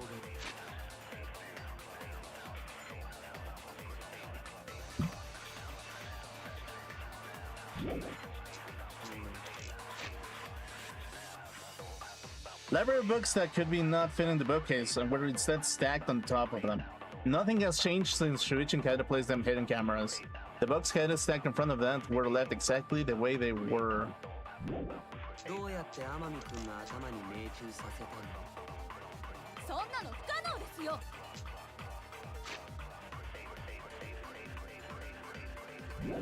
勝手に本棚の上を転がって天海の頭に落ちたわけもねえしな。床に転がった砲丸に足を滑らせて天海ちゃんが頭を本棚にぶつけたとか。転倒事故には気をつけよう。逆に死体が移動したんじゃねえか？天海は通気口の下で砲丸で頭を打った後、瀕死の状態で歩いた後に死んだんだ。 Right. ねえ犀原君、真実を見失わないでね。通気口から出てきた砲丸をどうやって天海君の頭に命中させたの？そんなの不可能ですよ。勝手に本棚の上を転がって天海の頭に落ちたわけもねえしな。床に転がった砲丸に足を滑らせて Okay, so single 天 book. 海ちゃんが頭を本棚にぶつけたとか。転倒事故には気をつけよう。 Immobile 逆に死体が移動し bookcase. たんじゃねえか？天海は通気口の下で砲丸で頭を打った後、瀕死の状態で歩いた後に死んだんだ。Mhm. ねえサイハラ真実を見失わないでね Okay, let's see. So let's see at the lies first. Let's see at the lies themselves. Maybe I complicated my life way too much, but I kind of have to look at every angle specifically. Okay, let's see. 通気口から出てきた砲弾を Stack books. どうやってアマミ君が Single book. そんなの不可能ですよ。勝手に本棚の Library vent. アマミの頭に落ち Locked vent.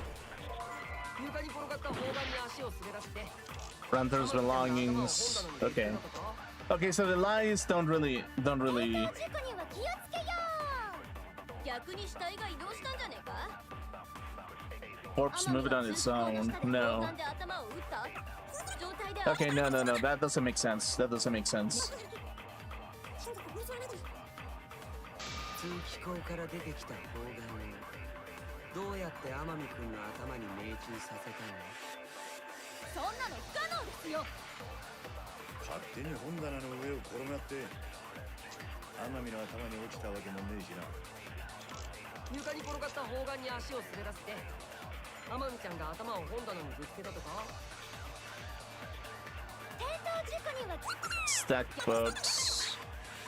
Maybe we can do a consent with the stacked books, actually. Maybe we can do that. Maybe. 通気口から出てきた砲弾をどうやって天海君の頭に命中させたのそんなの不可能。勝手に本棚の上を転がって それに賛成だ。 That's a possibility in that reality. Let's go with that. 星君の言う通りだよ Yeah, it's very possible. Let's see. Let's see what what you're doing. 本棚の上を転がって天海君の頭上に落ちたんだ Right. That's very possible. 本棚の上を転がった Right. なあ自分で言ったことだけどよそんなに都合よく砲丸が転がるのかいや都合よく転がったわけじゃなくてそれも犯人の狙い通りだったんだ Uh-huh. 犯人は本棚の上にあった本を利用して砲丸が転がる方向を調整していたんだよ本で砲丸の転がる方向を調整したってどうすればそんなことができるの I have a feeling that it's Tsumugi.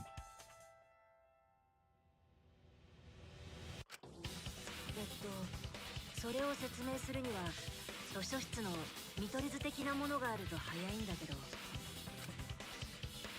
Well, that's right. Somebody did have a floor plan. In fact, that might be concrete proof of my theory.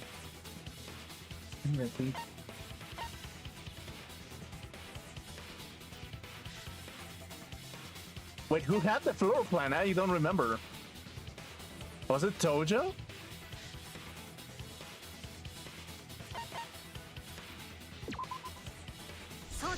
Mew had it. イルマさん君は捜査中に言ってたよね Right. あの自作のドローンを使って実写の正確な見取り図を作るってさ Right. おうあれってどうなったんですか。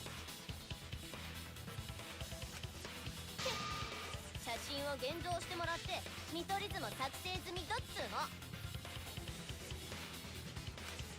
だったらみんなで見てみようよそれが手がかりになるかもしれないんでしょ頼むよイルマさんなんだよあれが欲しいのか。 Okay. しょうがねえな。後でまた俺様に土下座しろよ。 Right, right, right, right, right. おら舐めるように見てみろ。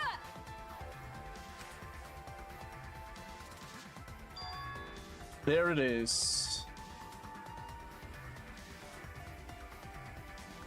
Actually, you know what? That's not too far-fetched. やっぱり思った通り思った通りって何がだ Yeah. ほら、天海くんの死体があったところから通気口のところまで本が階段状に積み上げられているんだ。Right. あ、本当だ。 Let's go with that. 確かに通気口から階段状になっているわね。下から見上げている時は気がつかなかったわ。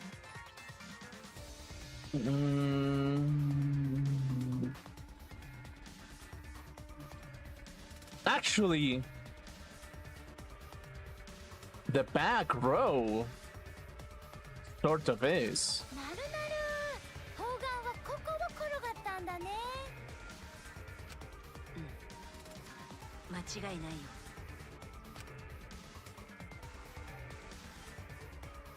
一回教室の通気口に投げ込まれた砲丸は通気ダクトを通って図書室の通気口から出てきたんだ。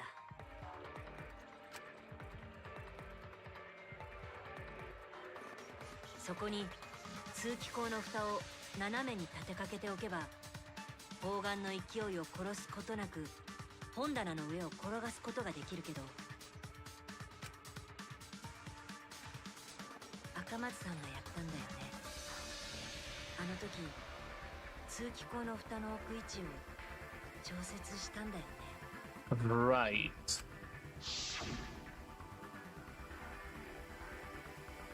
I pushed the crate into the duct. Then I lifted my body and looked inside. So how does it look? Can a person fit in there? It would be pretty difficult, but you might be able to crawl through. 犀原君、記憶力がいいんだね。さすがは探偵だよ。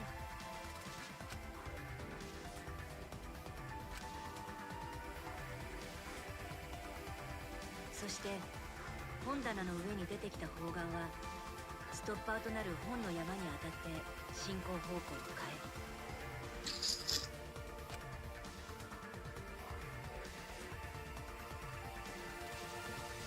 階段状になった本の上を段差を降りるように進んでいったんだ。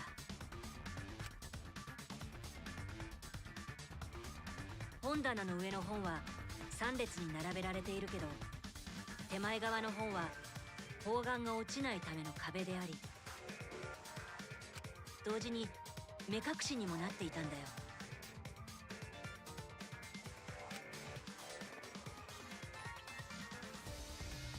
Right. そして砲丸は天海くんの真上まで来たところでまた本の壁に当たって進行方向を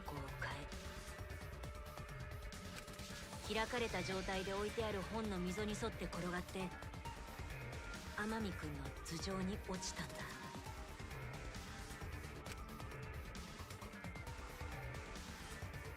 隠しカメラのフラッシュでその位置までおびき寄せられた彼の頭上にね。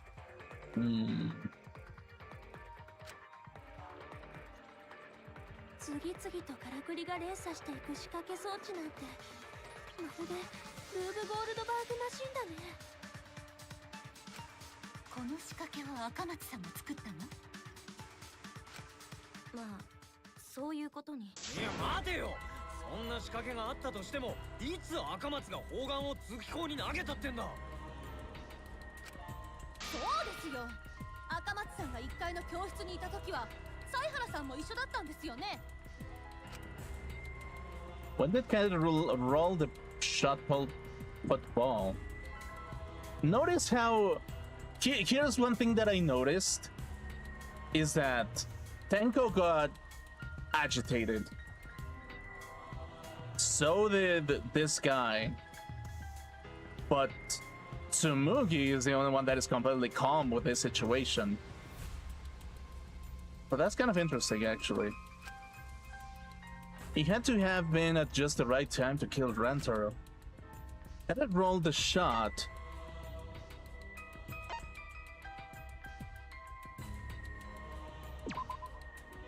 No, okay. When she entered the classroom, when she was leaving the classroom. そうだ。 Okay. 僕らが教室を飛び出した瞬間だよ。受信機が鳴った時、僕は先に教室を飛び出したんだ。 Right. もちろん Oops. きっと彼女はその時に。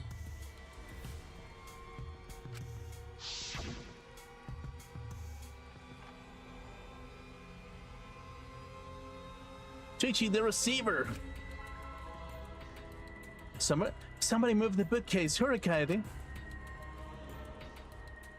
Chichi sprinted out of the classroom with the determination of a true ultimate detective. Wait for me. I dropped everything I was holding and ran after Shuichi. そうだよね、赤松さん。あの時のこともちゃんと覚えてたんだ。さすがは超高校級の探偵だね。 Right. 今の言葉とその微笑みの意味、それは全ての犯行を認めるってことでいいんだね。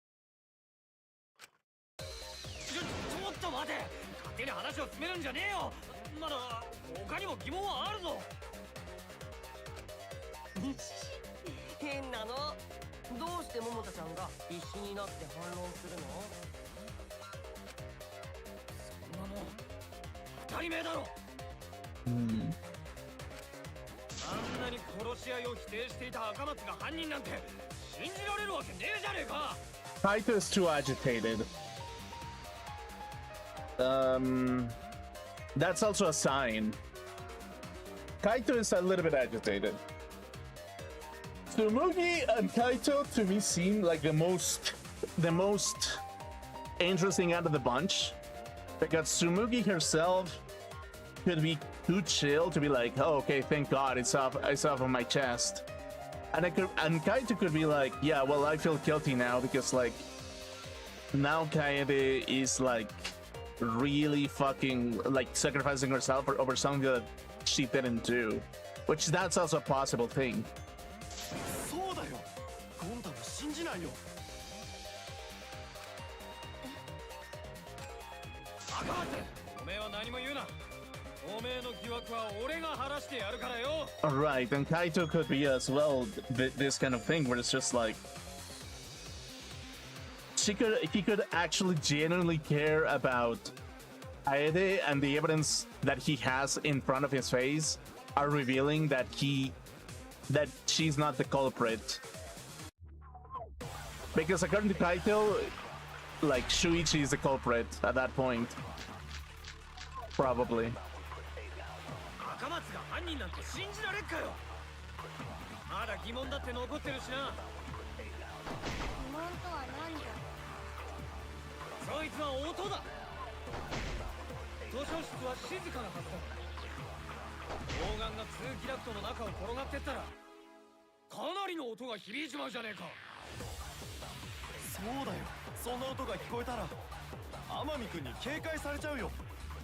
Rantaro would have 大 heard. した問題じゃねえだろ。いいえ、大した問題ですよ。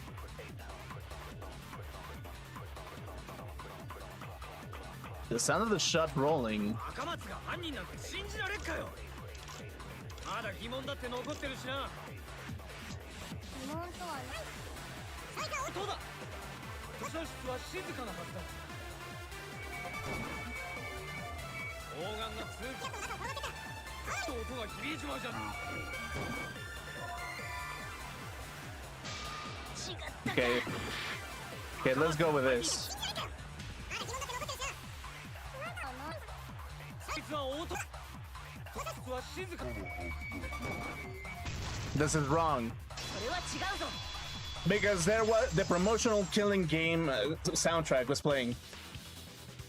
殺人が起きたのは動機のタイムリミット直前で、 Yeah. 学園中で殺し合いを促すビデオが流されていたよ。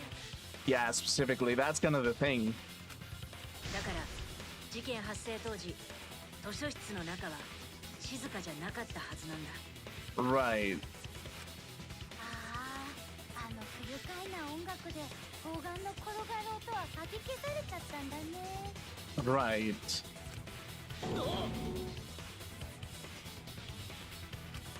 桃田ちゃん、これで納得してくれた？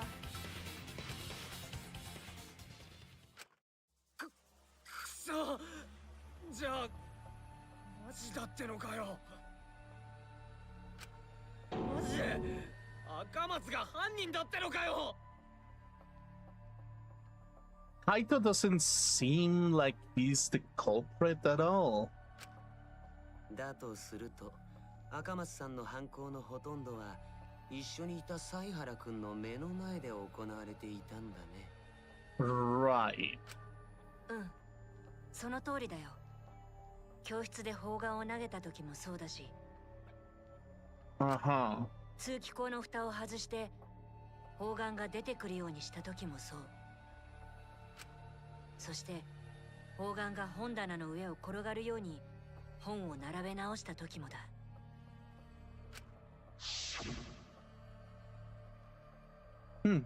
There are way more books here than I expected. The top of the bookcase is covered end to end with cluttered stacks of books. This is nothing. As I move the ladder, I recognize the books bit by bit. Jeez, there are too many books. It might be too hard to set up a camera here. I thought so. Wait, I just gotta try a little harder. Patty, I know you don't do. Patty, I know that you want to admit defeat, but really, it's alright. I continued moving the ladder as I kept reorganizing the books. Okay. それに最初に倉庫から凶器の砲丸を持ち出した時もそうだよね。 It's the same when you took the murder weapon. あれってイルマさんに渡すカメラを取りに行った時に持ち出したんだよね。Right.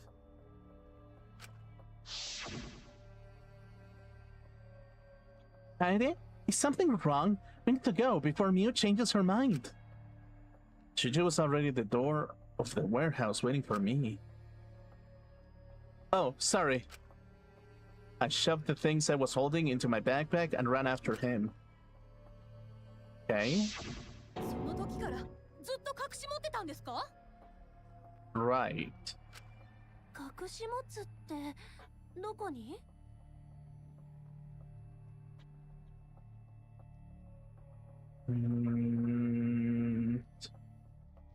To me, it's like Tsumugi is still the most suspicious.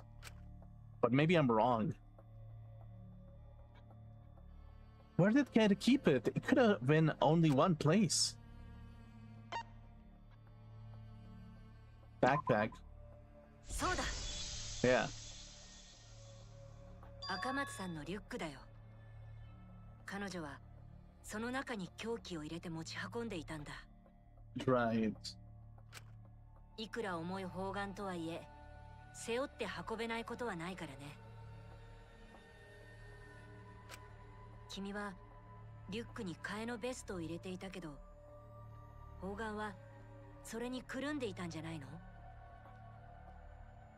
そうすれば一緒に入れたカメラを砲丸が傷つけることもないしね。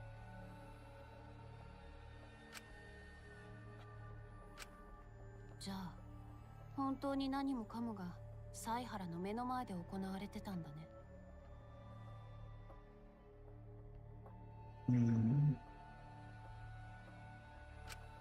でも犀原君を責めることはできないわ。彼女のどの行動も直接殺人に結びつくわけじゃないから、それを目撃していても気づくのは難しいもの。 Right. けどよ、今のではっきりしちまったみてえだな。赤松が企んだ犯行の全てがよ。違うよね。何かの間違いだよね。でもそれが真実だとしたらこんなに悲しくて残念なことはないよ。だってあの赤松ちゃんだよ。 Okichi seems frustrated. あんなにみんなでここから出ようって言ってた人が自分が助かりたいだけで人を殺すなんて。違う、そうじゃない。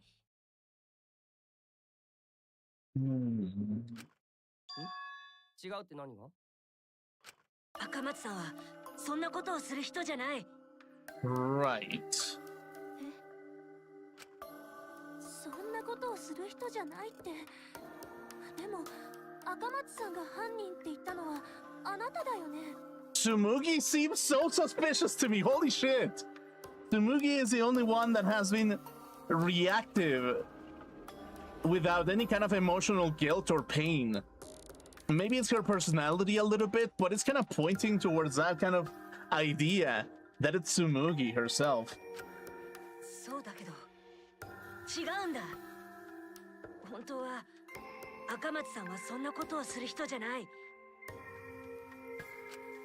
僕はそれを信じている。赤松さんを信じているんだ。Right. 信じるってなんで？犀原くん、まだ私のことを信じてるの？なんで？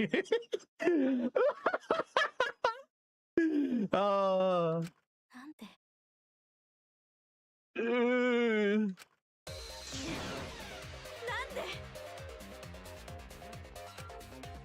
でまだ私を信じるの？まだ真実から目を背けるつもりなの？違うよ。僕は君を信じてるからこそ。だからこそ真実を暴くんだ。君が本当にやろうとしていたことを暴くんだ。Dude, if you could see me smile IRL, you couldn't stop my smile over this crazy game that is happening. It's like... Dude, it's insane, actually. It's insane. This whole court case is insane.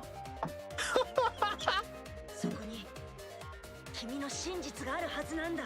Oh my god. Okay, yeah, sure. Let's see. I know, this is getting crazy, right? But it's time for another tutorial. Oh yeah. How many tutorials did you show me in the first trial? Your opponent is on the ropes, but they're argument armament mode. In argument armament mode, and it won't listen to you. You have to remove their armaments to refute what they are saying. That's how argument armament works. The objective is to destroy all your foe's armaments, then strike the finishing blow. What? Keyword time. Rhythm button. Okay. Controls. Okay, so everything is a rhythm button along with a fever time. Okay, got it. You match your rhythm to shoot down your opponent's statement to damage the armament. The markers on top of your opponent's statements are called rhythm sides. Right when the gauge makes in one revolution, press the correct button to shoot the statement. When damaged enough, their armament will break and the music will change. The tempo will also pick up, so match the timing. And to get onto the rhythm, try pressing RB to activate fever time. During fever time, you will be invincible. You can press any button. You can only activate it when your focus energy is full, so watch it carefully. When your opponent's armament is destroyed, you can give your final argument. Your argument will be displayed with the 4 words assigned to A, Y, X, and B. Okay, yeah. Dude, I have to, like, scrape, like, erase the buttons out of my controller, because it's fucking with my brain a little bit. Press the buttons in the correct order to land the finishing blow. Use split-second logic to refute your opponent's final argument. As always, it was a pleasure. Okay, sure.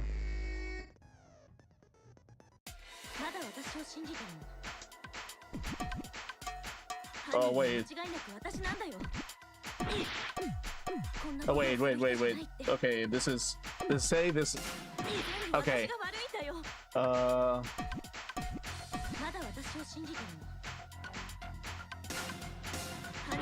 Oh my god, ew!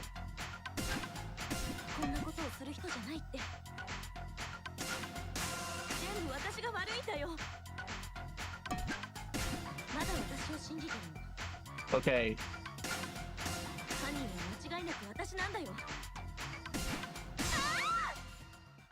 Okay, sure. God damn it, rhythm games!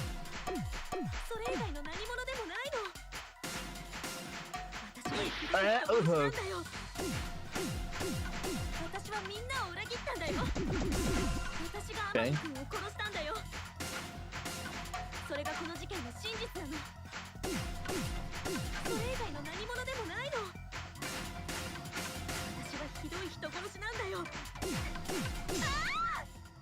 Okay, cool, cool, cool. お願いだからもうやめてよ。あの時言ったよね。真実と戦わないとダメだって。サイハラ君はそれができる人だって。私のことを信じてるって言うなら、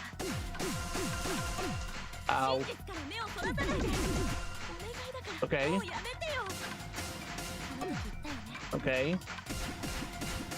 真実と戦わないとダメだって。サイハラ君はそれができる人だって。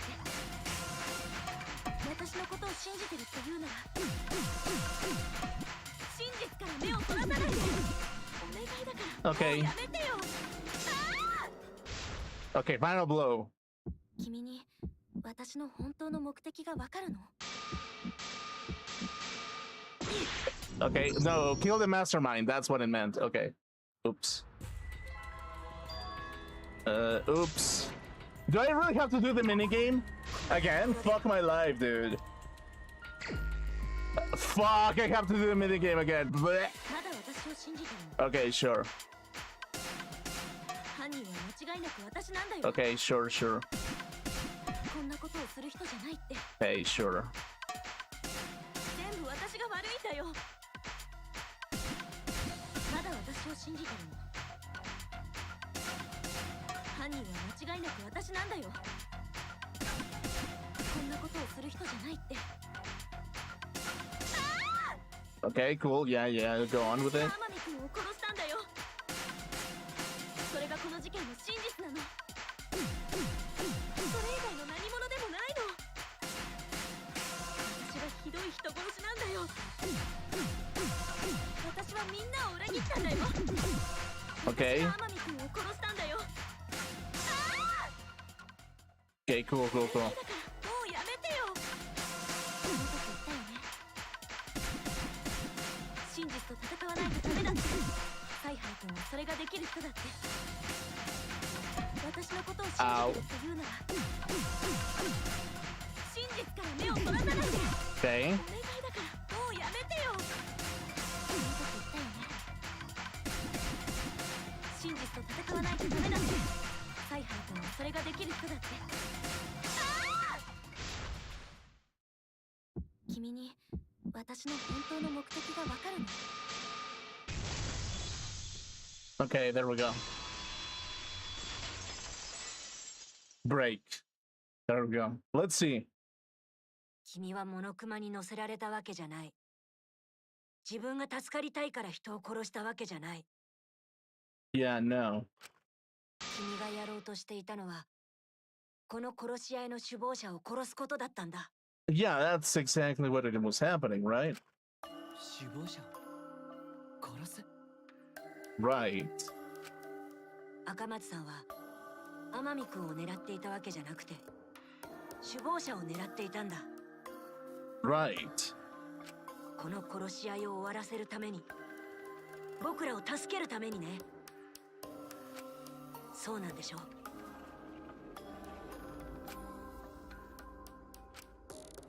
か、あのままタイムリミットを迎えていたらみんな死んじゃうから。 Okay, so this was an absolute lie from that Jessica said earlier, because Angie is not smiling on every single one of them, and every sprite that there is.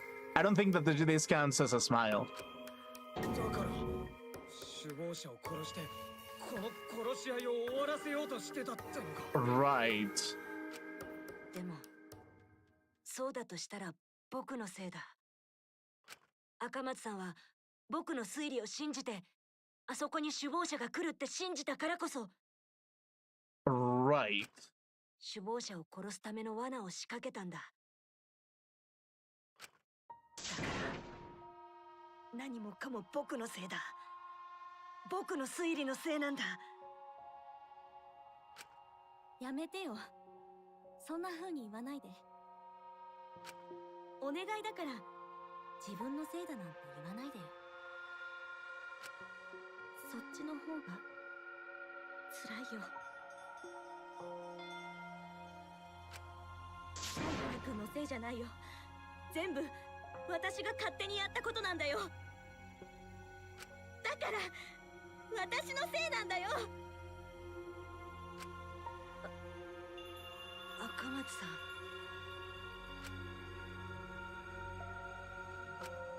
犀原くん、最後に一つだけお願いしてもいいかな。せめて君が終わらせてくれない？ Right. 最後に君の推理でこの事件の全てを明らかにしてみんなに納得してもらって。 That's kind of the thing about Kaede as well, is that from her perspective, Shuichi is still suspicious.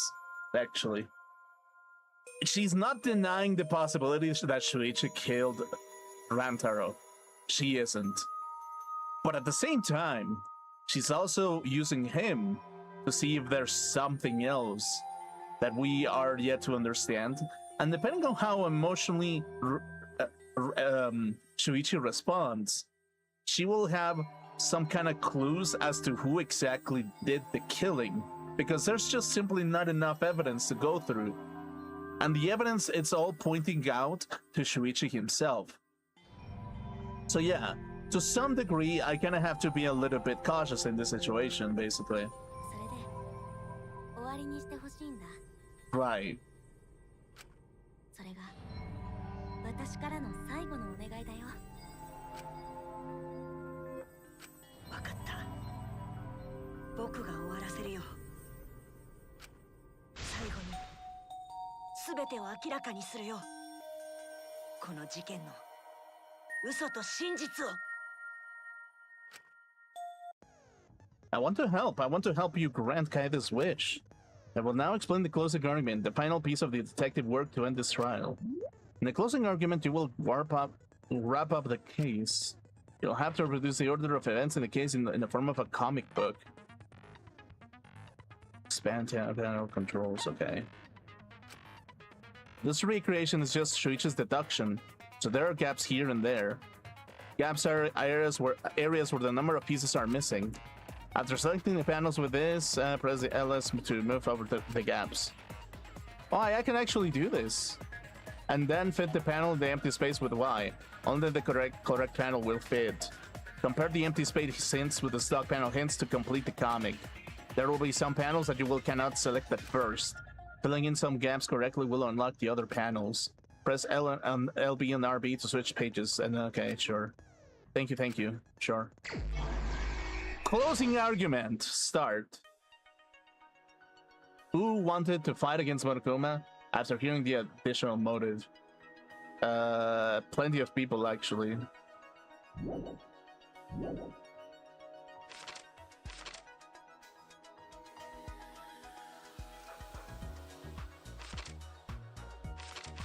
Okay, but how does it work, actually?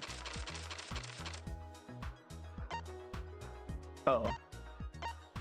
Classroom vent. What did Shuichi see in the library? Okay. Why wasn't there sound of on the audio? Okay, that is easy. This one. Correct. Yes. Whose picture was taken with a camera? That flashed. Ramtaro. Okay, there it goes. Where was the shot put? Ball rolled. Classroom bent. Yes. What happened in the classroom 1 hour before the time limit?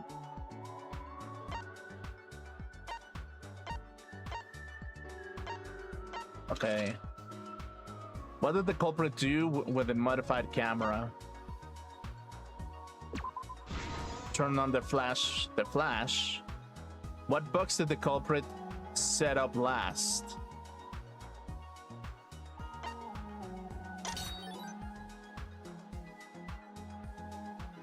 What books did the culprit... Okay.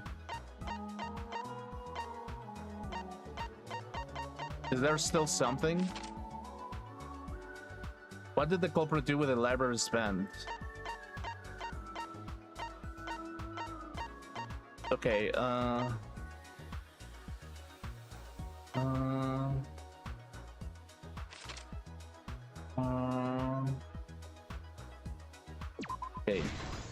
that works. Okay. Who was asked to modify the cameras? Open encyclopedia. Okay. But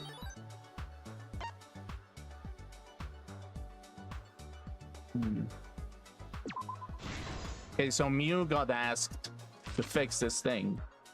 Who wanted to fight against Monokuma? Kaito, Gonta, and Tenko. Those three wanted to fight specifically. Okay. Dun, dun, dun. This is... What did the culprit do with the library spent? Prop the vent up, yeah. What books did the culprit set up last? Open books. The open encyclopedias, yeah, sure. And then what happened in the classroom 1 hour before the time limit? 1 hour before the time limit.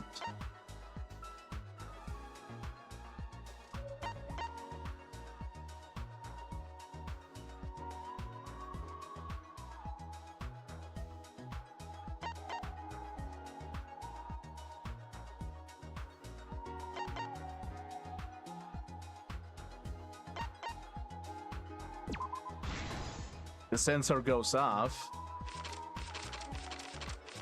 Okay, that's the thing. After the receiver went off, okay. There it is. So this is what is allegedly happened. 事件の発端は2日前。モノクマが追加の動機を発表した時だ。Uh-huh.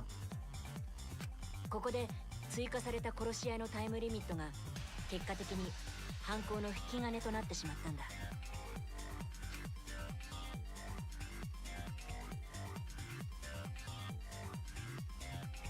それを聞いて団結してモノクマと戦おうとする人たちもいれば、それぞれの考えで独自に動く人たちもいた。Right.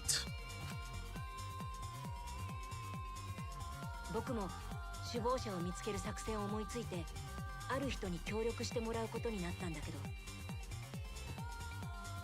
まさかその人が犯人になってしまうなんて、その時の僕は考えもしなかったんだ。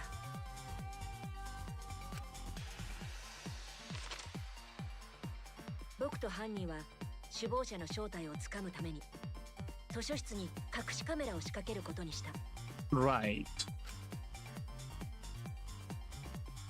図書室には隠された扉があって、そこを何者かが出入りしている形跡があったから、タイムリミットになればモノクマを出動させるために首謀者がここを訪れるはずだと考えたんだ。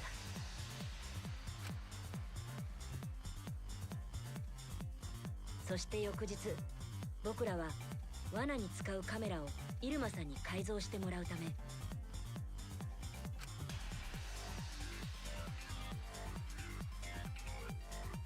必要な材料を揃えに倉庫へと向かったんだ。僕らが必要だったのは使い捨てカメラと防犯センサーだ。それさえ手に入れればいいはずだったんだけど。Also, let me emphasize the fact that the comic section has been upgraded up to 11, actually. でもここで犯人は見つけてしまったんだ。殺人に利用できる凶器をね。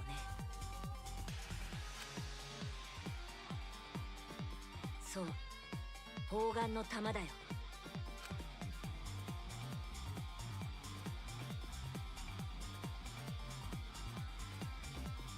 犯人はカメラをリュックに入れながら、同時に凶器の砲丸もしまっていたんだ。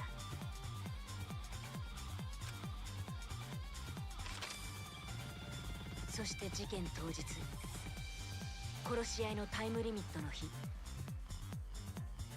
イルマさんが改造してくれたカメラを受け取った後、僕と犯人は図書室を訪れた。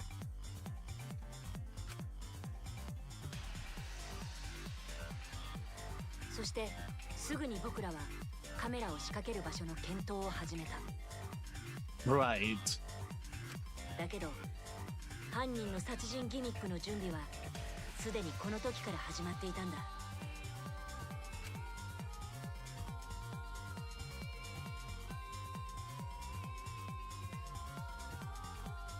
通気口の蓋を外して通気ダクトの中に立てかけておき、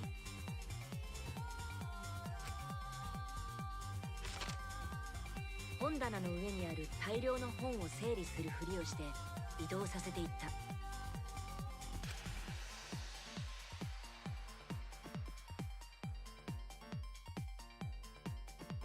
そして最後の本棚では百科事典を開いたまま本棚の上に置いた。一見何気ない行動に見えていたけど、犯人はこの時凶器の通り道を作っていたんだ。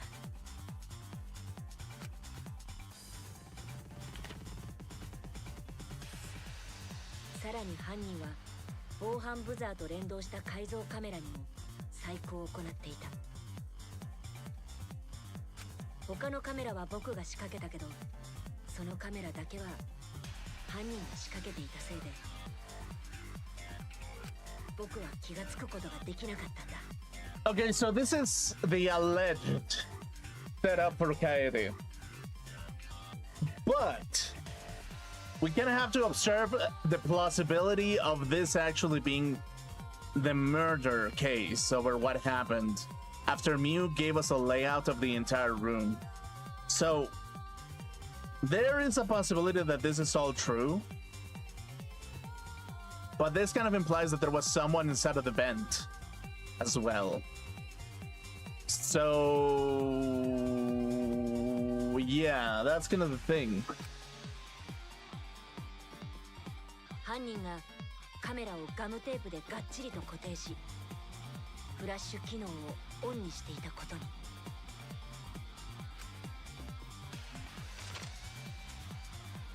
こうして図書室に罠を仕掛け終えた後、僕と犯人は1階にある階段横の教室に移動して、 Right. そこから地下に降りる人を見張りつつ防犯ブザーが鳴るのを待ったんだ。 Right.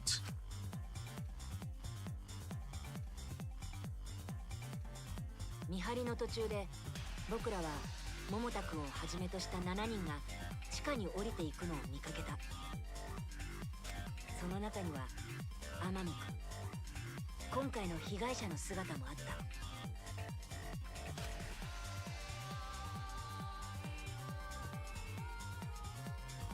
桃田くんたちがゲームルームに入っていくのを確認した後、僕が教室に戻った時だった。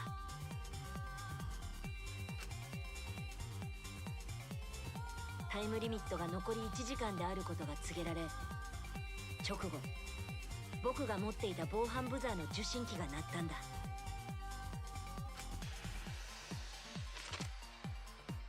僕は首謀者が隠し扉に来たんだと思ってすぐに教室を飛び出して図書室へと向かった。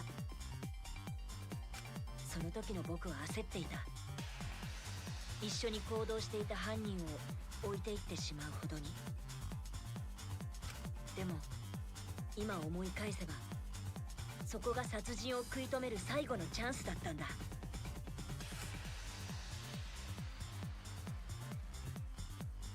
Dude, how many 犯人は acts?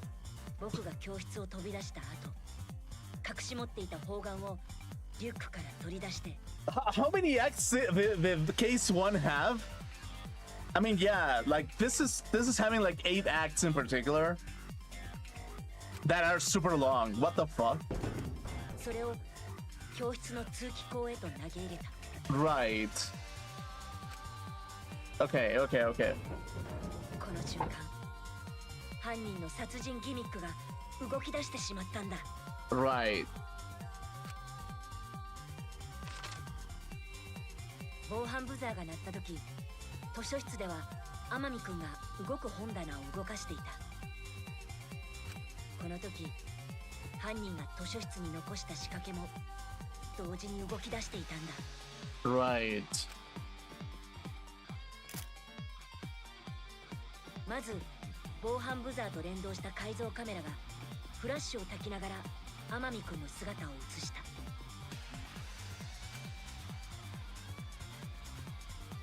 当然天海君は隠されたカメラの存在に気がつき、そのカメラを調べようと本棚に近づいてしまった。そう、犯人はカメラのフラッシュによって天海君を凶器の通り道の先に誘導したんだ。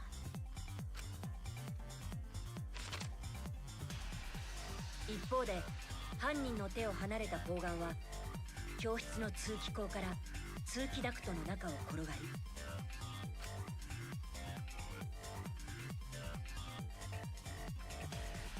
図書室の通気口から出てきて、今度は本棚の上を転がって移動していった。 Right. 通気口の蓋も本棚の上に整理された本も全てこの凶器の通り道を作り上げるためだった。普段なら砲丸が転がる音に気づいたかもしれないけど、この時は Oops. 殺し合い促進ビデオだよ。あのビデオの音で砲丸が転がる音はかき消されたんだ。 Right.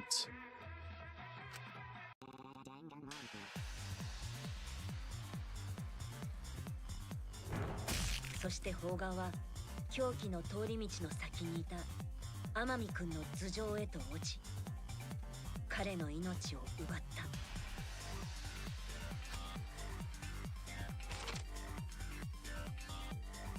防犯ブザーを聞いて駆けつけた僕らが図書室に入った時、すでに殺人は終わっていたんだ。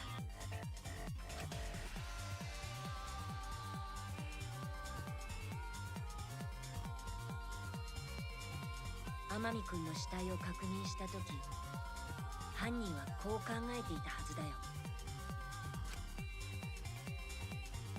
首謀者は死んだ。これで殺し合いは終わる。これでみんな帰れるって。でも犯人の願いが叶うことはなかった。天海君は首謀者なんかじゃなかったんだ。 Right. 僕らみんなを救うために行われた殺人。それがこの事件と犯人の真実。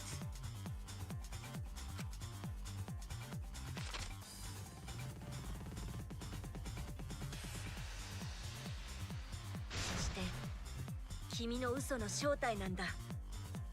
超高校級のピアニスト赤松 Right. 楓さん。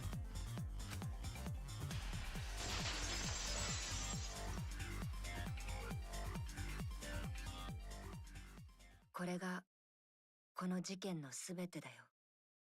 Right. そんな本当に赤松さんが犯人なの？そっか。確かに信じたくない真実だけど、それでも犀原君が全てを明らかにしてくれたおかげで、少なくとも今までの赤松さんを信じることはできる。Hmm. 今までの赤松さんを、たとえ殺人を犯したとしても、今までの赤松さんの言動は嘘じゃなかった。 Hmm.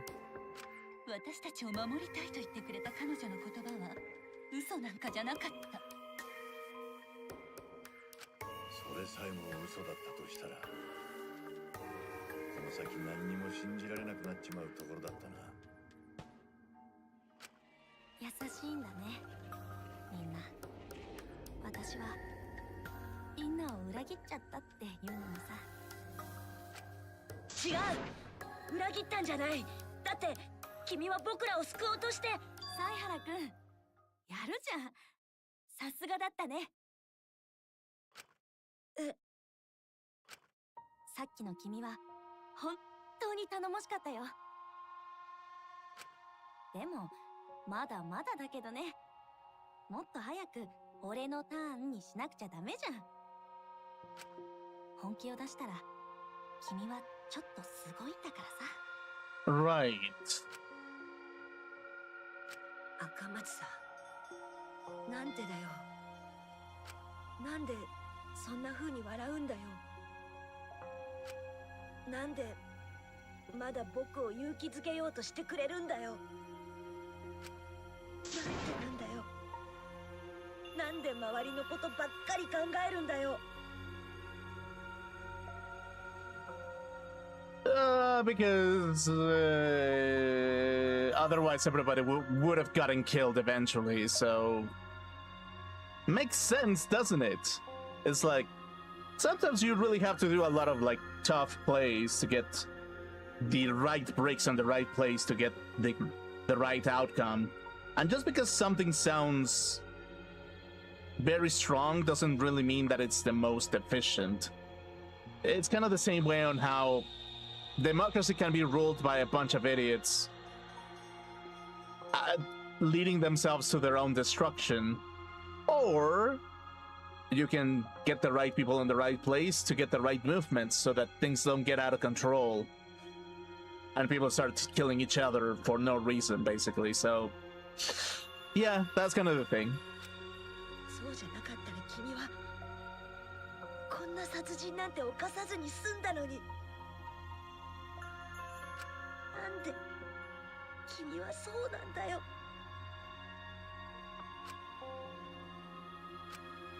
ごめんね。はい、ストップ。そういうのは裁判の決着がついた後にやってくれる？ようやく議論の結論が出たみたいだし、じゃあ投票タイムだね。 Yes. 貴様ら、お手元のスイッチで投票してね。必ず誰かに投票してや。投票せんと無駄に一人減ってまうからな。それでは白と黒の運命を分けるワクワクでドキドキな投票タイム。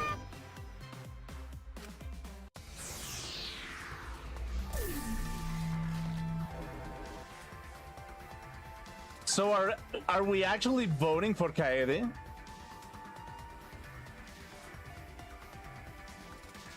Really now?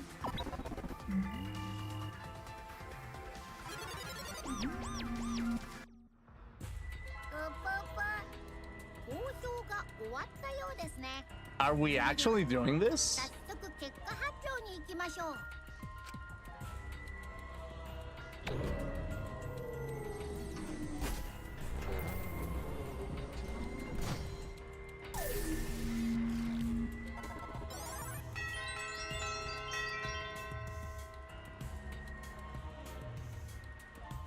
Okay.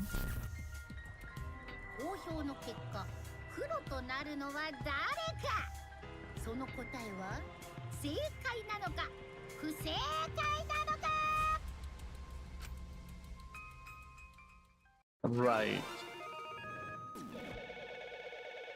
This is a weird beginning to Danganronpa 3. Actually.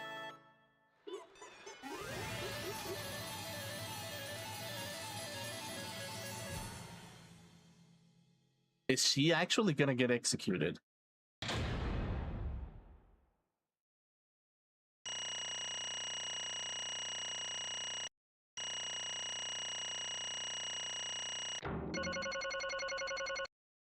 No fucking way that this is how the story begins, right? Is this actually how the story begins? 大正解です。 Well, at this point it goes without saying, but you all voted correctly. The black end who killed Randor Amami is the ultimate pianist, Kaede Akamatsu. よかった。 Okay. What? Good? What do you mean good? Is this how you wanted to end? そうじゃないよ。 Not really, but it could have turned out a lot worse. So this is fine too. わかんないですよ。It's not fine. This is super horrible. The worst ever. Yeah. How can it come to this? お願いします。 Daddy, what would possess you to do something like this? Gota can accept this, not unless you explain. まったくだぜ。 Yeah, I won't be satisfied until I hear it straight from you. あのさ、 Daddy, please. Okay. Okay, please allow me a few moments of your time then. It's just like Shuichi said, I was after the mastermind this entire time. I wanted to kill the mastermind. And I thought doing that would end the killing game. でも But why did you kill them? Maybe they could have been captured. えっと If it hadn't been for the time limit, I probably would have done that. But the time limit meant that capturing the mastermind was less likely to work, you know? Because the mastermind could have just played dumb to run out the clock and kill us all. I was worried about that happening. だから But you sought to kill the mastermind instead. そうだよ。 I had made up my mind just before we set up the cameras in the library. I thought it was my last chance to save everyone. I couldn't let that chance pass me by. I had to save everyone, no matter what. Even if you had to kill someone. That's right. I thought that killing the mastermind was our best shot at escaping this place together. 私は I really believed it, too. Kaede. でもさ、 Oh, Kaede, it never dawned on you? As soon as that thought entered your head, Monokuma had you right where he wanted. Because what mattered most to Monokuma is that the killing game started. 分かってないね。 Regardless of your reasons, the moments you felt the urge to kill, you had already lost. You agreed to be part of this killing game when you allowed murder to fill your heart. ちょっと Wait, to put it like that? But he's not wrong. She's the reason the killing game finally started. いやいや But if Kaede hadn't done anything, we'd all be dead by now. そうだよ。 Kaede saved everyone. We can no blame her. 分かってるよ。 I know. You just don't need to remind me. That's why I'm so pissed off. Pissed off at myself for being so useless. ね Takichi, that's enough. I can see through your act. ちー。 Whoops. That's that obvious, huh? そうだよ。 But Tokichi is right. I was being played. And I didn't even kill the mastermind. I killed one of our dear friends instead. What I did was so terrible. So unforgivable. I took an innocent life. I'm nothing but a horrible murderer.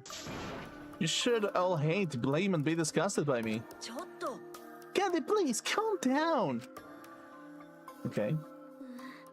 After we found Rantaro's body, when I realized he wasn't the mastermind, I thought about ending this by confessing to you what I had done. But I couldn't, because of Monokuma's first blood perk. あんたは I see. If you confessed there and then, you would have been able to leave. But you decided you couldn't leave this place by yourself, so you keep quiet. Because of the first blood perk, you were forced to hide the truth from us. Yeah, that's right. なるほどね So the first blood perk worked against the Blackened rather than for them. But at the same time, I thought, if I did this for everyone, then instead of making things easier by confessing, I thought I should lie to you all so it would motivate you to keep moving forward. じゃあ Is that the reason for the trial? To reveal the mastermind? だって I felt like if I didn't do this, then Rantaro's death would have been meaningless. では、 We were searching for both the culprit and the mastermind during the class trial. そうだ I didn't mention that. Okay, sure. But that's why I want to end all of the terrible things happening to us.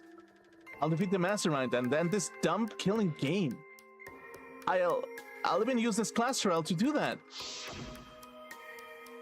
私は I never wanted to keep my crime a secret.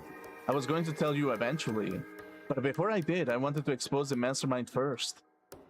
Then the killing game would have ended and everyone but me would be saved. I felt that was the best way I could atone for killing Rantaro. Oh. This was my fault. I was wrong. There was no mastermind. You were wrong? But didn't you say the mastermind was one of us? That's what I thought at first, but in the end we have nothing. No one made any moves at the time limit. The trial was useless. そうだな。 Even when Shuichi was about to be voted as the Blackened. Still, they did not appear. まあね。 Yes, that seriously was a close one. If Kaede hadn't just kept her mouth shut, we'd all be dead right now. No way. There has to be something else we can discuss. We gotta think. Right, Shuichi? でもさ。 On the other hand, she's only in this mess because she decided to say something at that moment. それは。 I wanted to protect Kaede, but I also wanted to unmask the mastermind. But even when the killer was about to be condemned, they remained hidden. That has to mean that the mastermind is not among us after all. So Kaede had the wrong idea the whole time. なるほどね。 All her actions were taking under Shuichi's flawed logic. That's why it's my fault.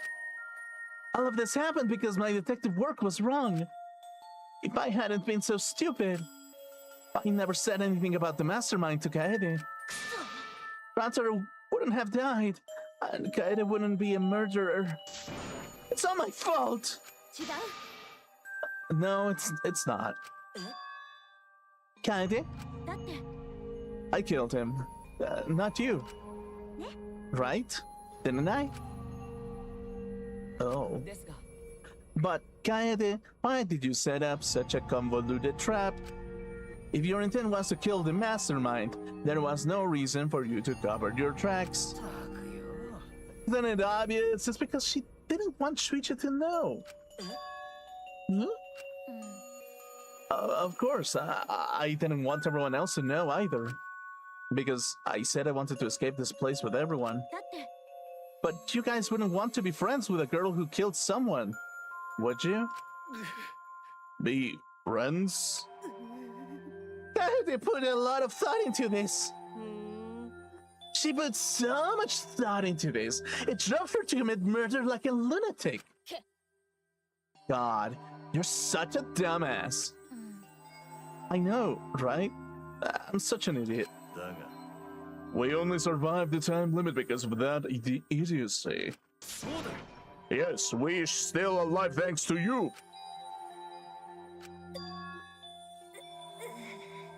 I didn't know how, but I wanted to get out of here with you. I wanted to be friends. I wanted to be lovers. I wanted to take you to prom night and make the worst horrible mistake of my life. Going to credit card debt with a fucking blonde bimbo with big titties. That's what I wanted to do. ごめん I'm so sorry. So you're saying everything you did was because you were thinking of us? And you did that you killed him just to stay and help us? How the things... Hi. All right, that's it. What? なんだよ。 What do you mean? What do you mean that's it? あ Banner, are you getting bored? せやで You know how Bob gets? He can't stand this kind of tearjerker schlock. I can't stop crying.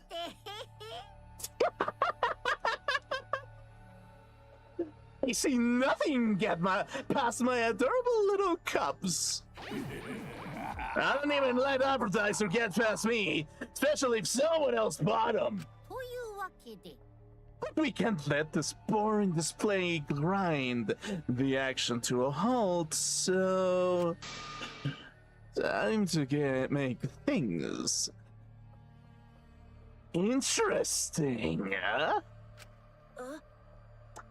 Make things interesting? ワクワクドキドキ Now, the moment you've all waiting for.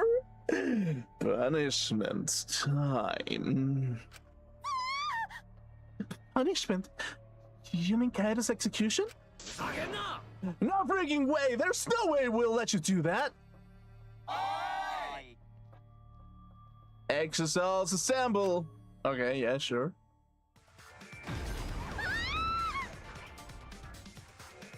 お仕置きタイムは神聖なコーナーなんだから邪魔したらダメなんだよ。 Right. ちゅうか邪魔しても無駄。えぐいさるでいてまうで。残酷だけどみんなが死ぬよりは一人だけ死ぬ方がいいと思うわ。うるせえ！俺は死んでもてめえらの言うことなんぞ聞かねえからな。赤松は命がけで戦ったんだ。だったら俺も命がけで戦ってやらあ。来るなら来い。ゴンダの力はこういう時のためにあるんだ。ここで戦わないようなら紳士とは言えない。兵器にネオ合気道が通じるか試してみるいい機会かもしれません。僕だって。もうやめて。 Oh. Okay. やめてよ。 Yamateo. 私は Enough, you guys. I've already prepared myself. Hmm? You're giving up? どうして？ But why? You said you'd never give up. That we'd get out of here together. This is what you said, Kaede. So why are you giving up now? Did you mean what you said? I know we can do something. Don't give up until the end. I'm not giving up because I have you. What? あのね。 Even after I'm gone, my wish will still be here. I'm counting on you all. I'm entrusting my wish to every one of you. 私は信じてるから。 I believe in you. I believe that you all will make it through this somehow. 絶対に生きてね。 You guys better live. Don't go dying on me now. In this ridiculous killing game, survive and get the hell out of this place. 約束だよ。 And then be friends after you escape, okay? I think you'll all be the best of friends. ええ、 Affirmative, Kaede. 依頼として受け取るわ。 I will do my utmost to fulfill your final request. I won't give up. I will get out of here, no matter what. I'm going to work hard and keep friends safe till very end. じゃあね。 Well, Kaede, you definitely weren't boring. さてと Now then, let's get started. スペシャルなお仕置きを用意させていただきました。 I have a special punishment prepared for the ultimate pianist, Kaede Akamatsu. Wait a second. Kaede, please don't. ね Chi-Chi, you better not lose. え、負けないでね。 You can't lose to this killing game. I know you can beat it. お仕置きタ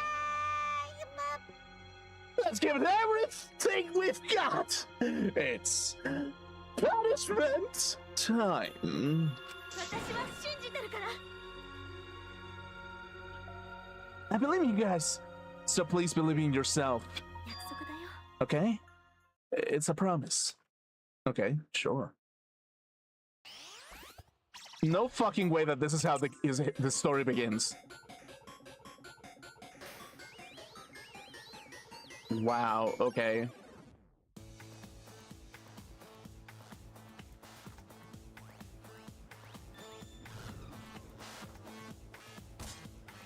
Oh shit.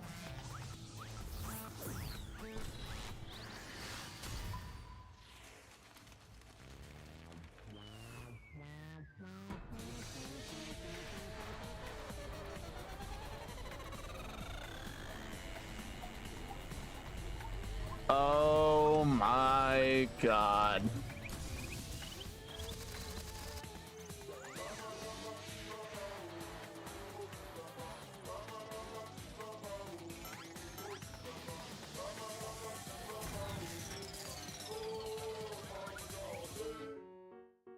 Oh.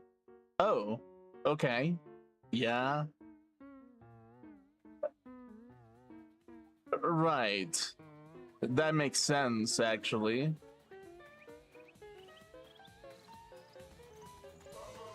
Yeah, sure.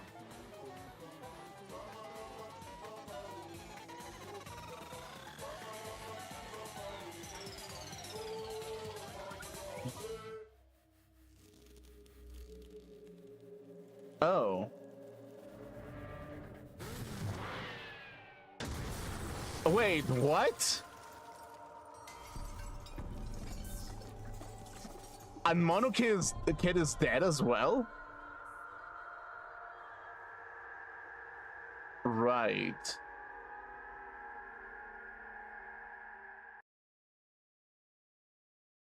Huh? What? The moment it was over, I felt my legs give out under me. So we're gonna so Danganronpa 3 is gonna begin with a main character that gets killed in the first trial because the game itself didn't show us exactly what the main character was doing. What the okay, makes sense actually, but at the same time, it's kind of like reassuring that it's like, this is what Spike Chunsoft is saying. Remember, you're playing a game. We get to say what you see, what information is in front of you, and what exactly the information that we will give you. So you play this game according to what we want you to play in particular. This is kind of like the underlying message that Spike Chunsoft is actually saying. It is, yeah, even although that you're the player, you also have to realize as the player that you only are given the information that is in front of you, basically. You only are given the information that's in front of you, and even if you are, you aren't necessarily going to be always right because the information in front of you isn't always going to be complete. Why? Because we decided that we didn't want you to give you exactly all the information. And you kind of have to realize that in the real life as well. People aren't going to give you the full information about everything always. Sometimes they're going to give you the convenient information about something. Especially with the people who are around you, they will give you the convenient information, the convenient stories. They will put you the most convenient person in front of you so you can work conveniently for them to some degree, basically. And that is kind of like the highest psychological horror that a person can go through, because you kind of realize that in the whole universe of humanity as well, you're always dealing with your condition, basically. You're gonna deal with the idiots surrounding you. And sometimes those idiots themselves will make you live in a frustrating life because you think that that's just how it is, basically. When in reality, it could be something more if you push hard enough, to some degree. But even if you push hard enough, your small brain is not able to comprehend everything, always, at the same time. Why? Because there's other people along with you that are playing exactly the same game. The game of existence, the game of life. That is the game that you're playing in particular. And they're gonna put a chain in front of you whenever it's convenient. Because that's what we think is the most fair thing to do, or the right thing to do. And sometimes we do things because we can, not because we think it's the most righteous or the moral or the most ethical. Sometimes people do things because they can do them. And that's kind of the thing, really, sometimes when it comes to like these kind of games in particular. Danganronpa 1 was more fair. Danganronpa 2 was a little bit of a twist. Played along with your feelings a little bit. But Danganronpa 3 is a little bit more blunt about what the message is actually saying. It's basically telling you the world is only going to let you talk with the people that are the most convenient to our own purpose, basically. You want to live and exist? Sure, you can live and exist, but you will be a cog in our system, specifically. You are a cog in our system. And if you work hard enough, maybe you will be handling a system of your own at some point. But your capabilities are going to decide if you are able to even handle it to begin with. Because people surrounding you, they will always tell you that you're not capable, you're not good enough. You are just a small cog in the machine, the same way that I am when it comes to leadership sometimes. And it's like, whenever that happens, it kind of makes you realize a little bit within yourself that it's kind of like, what a cruel world we live in sometimes. A lot of people say that it is cruel to justify all these things. It is cruel for an innocent soul to see the real world by what it is. It is cruel to throw them in the Colosseum full of lions so they can use and eat his dead body if he is defeated. But it is not cruel to throw a person who is strong enough into the pit and come out victorious. At that point, it is not cruel anymore. It is rightful. It is righteous. It is epic. It is heroic.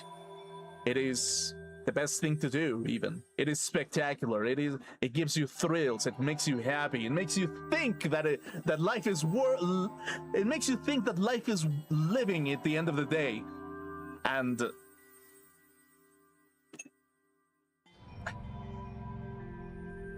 sometimes it is what it is, really. Sometimes people are looking for thrills. Cheap and expensive thrills. Sometimes some thrills are so big that you can have to put your money in front to defend what you think is right at some points, basically. And it's a terrifying thing about the human condition, really. How deeply can you manipulate somebody into believing something in particular? How exactly do you think that you're gonna be happy about something? Do you think that this is the right thing or the wrong thing to do? What exactly do you think is... What exactly is their functionality in the machine? That is your purpose. We give you purpose? Okay, fine. There it is. But you better do exactly as we say. Otherwise, well, you'll figure it out. The same way that you have figured out that there's walls around you everywhere. You will find the walls of my technological empire, or your technological empire, or his technological empire, or his arena of the world. The arena even has walls along with them. So, who are we to actually decide what is the right thing or wrong thing to do when everywhere that you go is a wall to begin with? The maze, from the island of Minos, basically. You're in a maze, trying to find your way out. You're a rat inside of a fucking maze trying to get the cheese at the end of the tunnel yourself. That's what you are. The same way that I am trying to find the cheese of the goddamn ends of humanity and science and truth and everything. We all are trying to find our cheese in our own mazes of life. So don't act so grandiose thinking that you know everything. Because there are so many gods in this world, there are so many heroes, so many hydras, so many beasts, so many dragons along with your life that you don't even realize where you're actually sitting in life. So, little puppet, have you realized that you are my puppet? Or are you going to choose to be another man's puppet? Are you gonna be another maid? Are you gonna be a dragon? Are you gonna be a hydra? Are you gonna be a god? Which one are you gonna be exactly? Well, I'll even choose. I'll even let you choose the outfit that you played your little game in. But remember where your position in the society is if you decide to take the wise choice of working under me or the unwise choice to work for the enemy in particular. That is the absolute tragedy about everything. What does it actually mean to be alive? What does it actually mean to be obedient? Do you think that you're actually free in this world? Sometimes you can choose your freedom, actually. Sometimes you can't. Sometimes you just kind of have to play along with the walls of freedom until you actually find the cheese that you want. As everybody else, you have to go through the maze, break a few walls, make some of your own, and see how you live in that life and existence that you go through. Because everybody's going through the same thing. Even the geniuses themselves have to constantly defend themselves in their castles of merchandise, marketing, and so on and so on. Mountains of money, castles with vaults inside of them, huge towers with beautiful wives and trophy wives, usable objects, usable sticks, nice looking boy toys, and loving affection that only vanishes for a moment in time.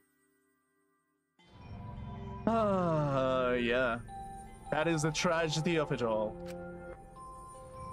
As if it all reality had vanished, and the only thing left was a fictional world. Real or not, Kaede was gone. Kaede Akamatsu no longer existed in our world. Huh? What the? Why didn't Moto Kid? Oh, Dan, what have you done? Gross, she puked again. But this tension ain't so bad, you know? Finally, it feels like a proper killing game. If anything, we could stand to use a little more tension in our lives, right, Dad? Oh, my sweet, darling motorkid. Claimed as collateral damage. This is a nightmare. This is unacceptable. My precious cub is... On second thought, I guess it's okay. After all, I still got 4 more cups. I'm glad your kids came in bulk. It's okay. I'm shocked. Our existence means that little, huh? What's done is done. What's dead is dead. No point in crying over crushed cups. Unless you want to end up like these sad sacks.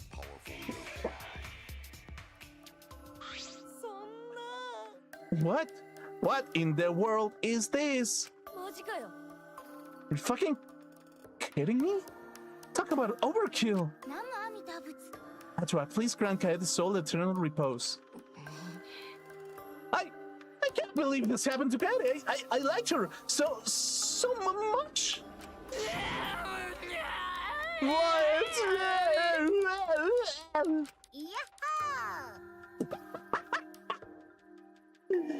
All this adrenaline creates such an exquisite feeling of despair. It's moments like these that make all the killings worth it. Why are you doing such a terrible thing? You're the worst of the worst. Does human life have no value to you at all? Hey, I know human life is precious. I'm not a monster, you know.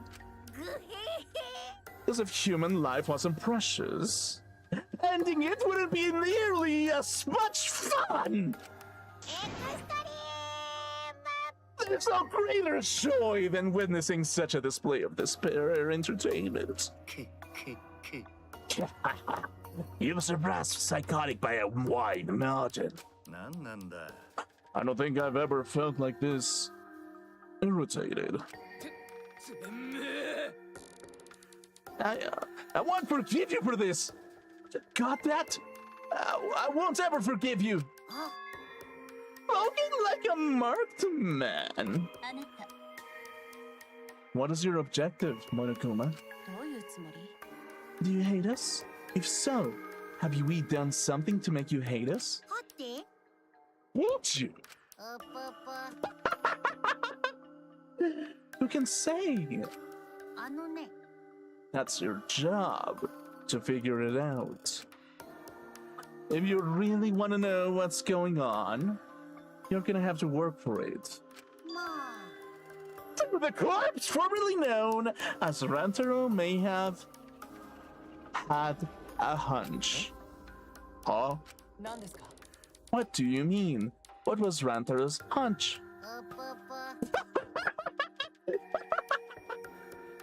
What? Indeed? He did say he would end this game, and he also knew about the hidden door. Would that be all related to this hunch you claim he had? I wonder. Hey, what the hell is this hunch you're going on about? Spill it! I wonder. You have no intention of telling us, then keep your mouth shut.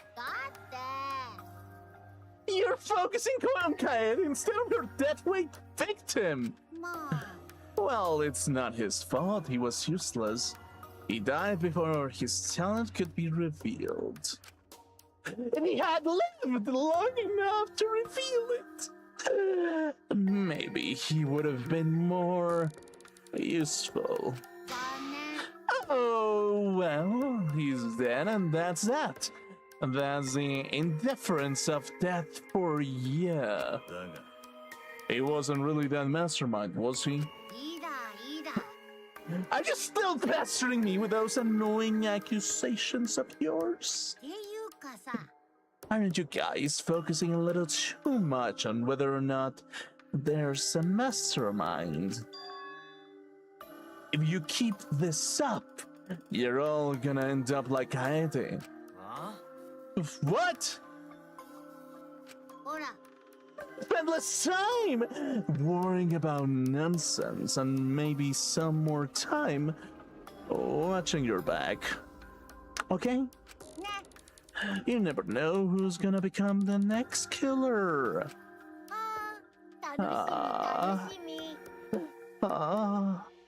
can't wait. I wonder what kind of killing game we'll get to see next. Damn it! You may have gotten us this time. We'll get you this next time. You'll see. Why are you all psyched up? Nice to see that at least one of you has some good spa around here.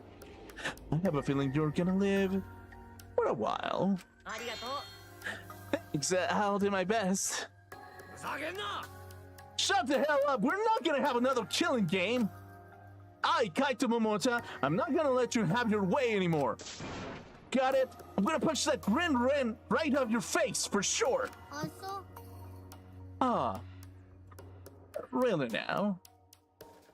Seems unlikely. I'm sure you won't live long enough to do that. Well, you guys have a lot to think about. Work hard and do your best to graduate, because fun's only getting started.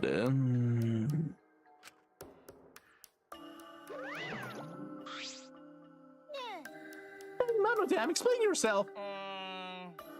Ganta and Monokid was obnoxious and rude, but that was way over the line. だって I did it for us. あ Hey, wait! Monodan!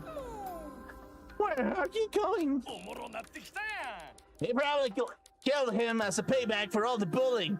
What an interesting turn of events. And with that, Monokuma and the Cubs left. Only would remain in the courtroom. I don't think I can take all of this. I can't stand this anymore. I feel like I'm going to go crazy. いい Tsumugi, you mustn't give up hope. Is there even hope to be had here? The room feels utterly drained of it. Kind. What kind of degenerate male cries in public? It's rude. あの But Tenko, you're crying too. おい Now's not the time to point that out, Kibo. Just let it be.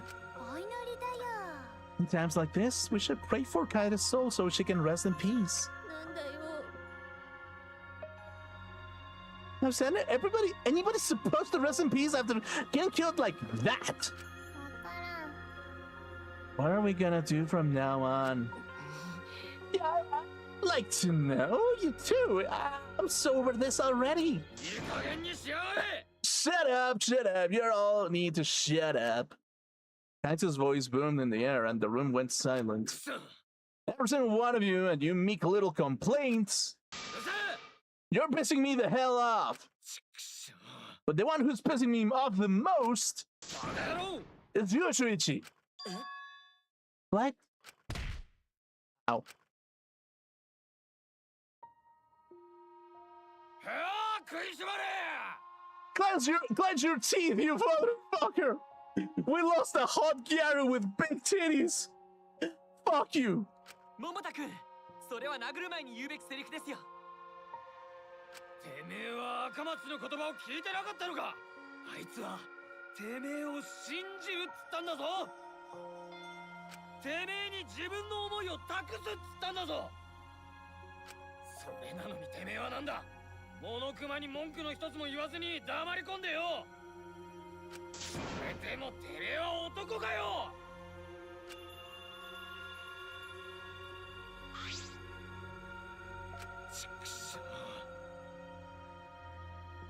What's the matter? Say something already. I just hit you. Aren't you pissed off? What's your problem? Enough, Kaito. Sucker punching is pretty low, even for a low-life degenerate mate like you. いいですか You better knock it off or I'm gonna explode my Neo Aikido all over your face. Fine. 大丈夫 Shuichi, are you okay? I'm fine. とりあえず Please stop. This sort of altercation is just a waste of time. Gunta not sure a waste of time, but Gunta agree. Fighting not good. だったら Can we leave now? Staying here will only make us more depressed. Well put. I agree wholeheartedly. ごめん Sorry, you all should go ahead without me. あの Why? Is there a reason you wish to stay in a play like this? えっと I want to be alone for a while, just for a bit. でも But we can't just leave you here by your... いい Tsumugi, perhaps it would be best if we allowed him some privacy for now. Oh. Okay, I suppose. その Shuichi, don't beat yourself up, okay? Yeah, just hit the reset button on your feelings and you'll be happy and cheerful in no time. あのさ Being a cat insensitive is important for survival. It helps one avoid suicidal thoughts. ね Gonta will go back, too. Let Gonta know if you need his help, okay? Okay. One by one, Everyone climbed aboard the elevator, except あのな Chichi. I don't know how well you knew Kaede, but why don't you try going to her ultimate lab? What do you mean? そうだな Monokuma set the room up, so there's probably not a lot there to remember her by. But there should be at least a bunch of little things she liked. Things Kaede liked? いいか Understand? There's only one way to get through this awful feeling. No one's gonna be able to console you if you're just gonna sit here alone. あのな If anyone's gonna help you, it'll be her and your memories. With those words, he stepped onto the elevator. Okay, cool. Before I realized it, I got to my feet. I just started walking and I was headed towards the Ultimate Pianist's research lab. Okay, cool.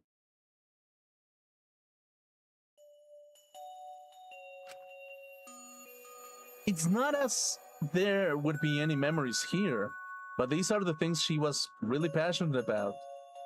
Or was she, actually? Here's the thing about Kaede in particular, like, I'm gonna be honest with you.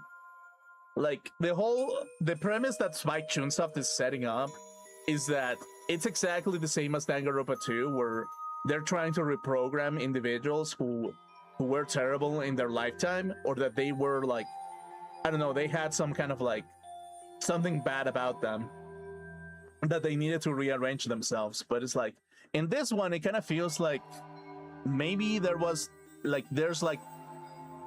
people who have no talent, or maybe like they have natural talent but they don't have like a vision of anything. Basically, that's kind of what I said in the previous episodes, where it's just like, yeah, I think that Spike Chunsoft is trying to do that in particular, basically. And that's good enough for now. What a magnificent piano. I would have liked to hear her play it, if only just once. Ah, that reminds me, the song that Kaede was talking about. Of course, it must be here somewhere. I stood in front of the shelves of CDs and searched each one thoroughly, end to end. It should be here somewhere. Where is it? Ah. Here it is. This is it. I took the CD from the shelf and placed it on the player in the corner. Soon, a soft melody had filled the classroom.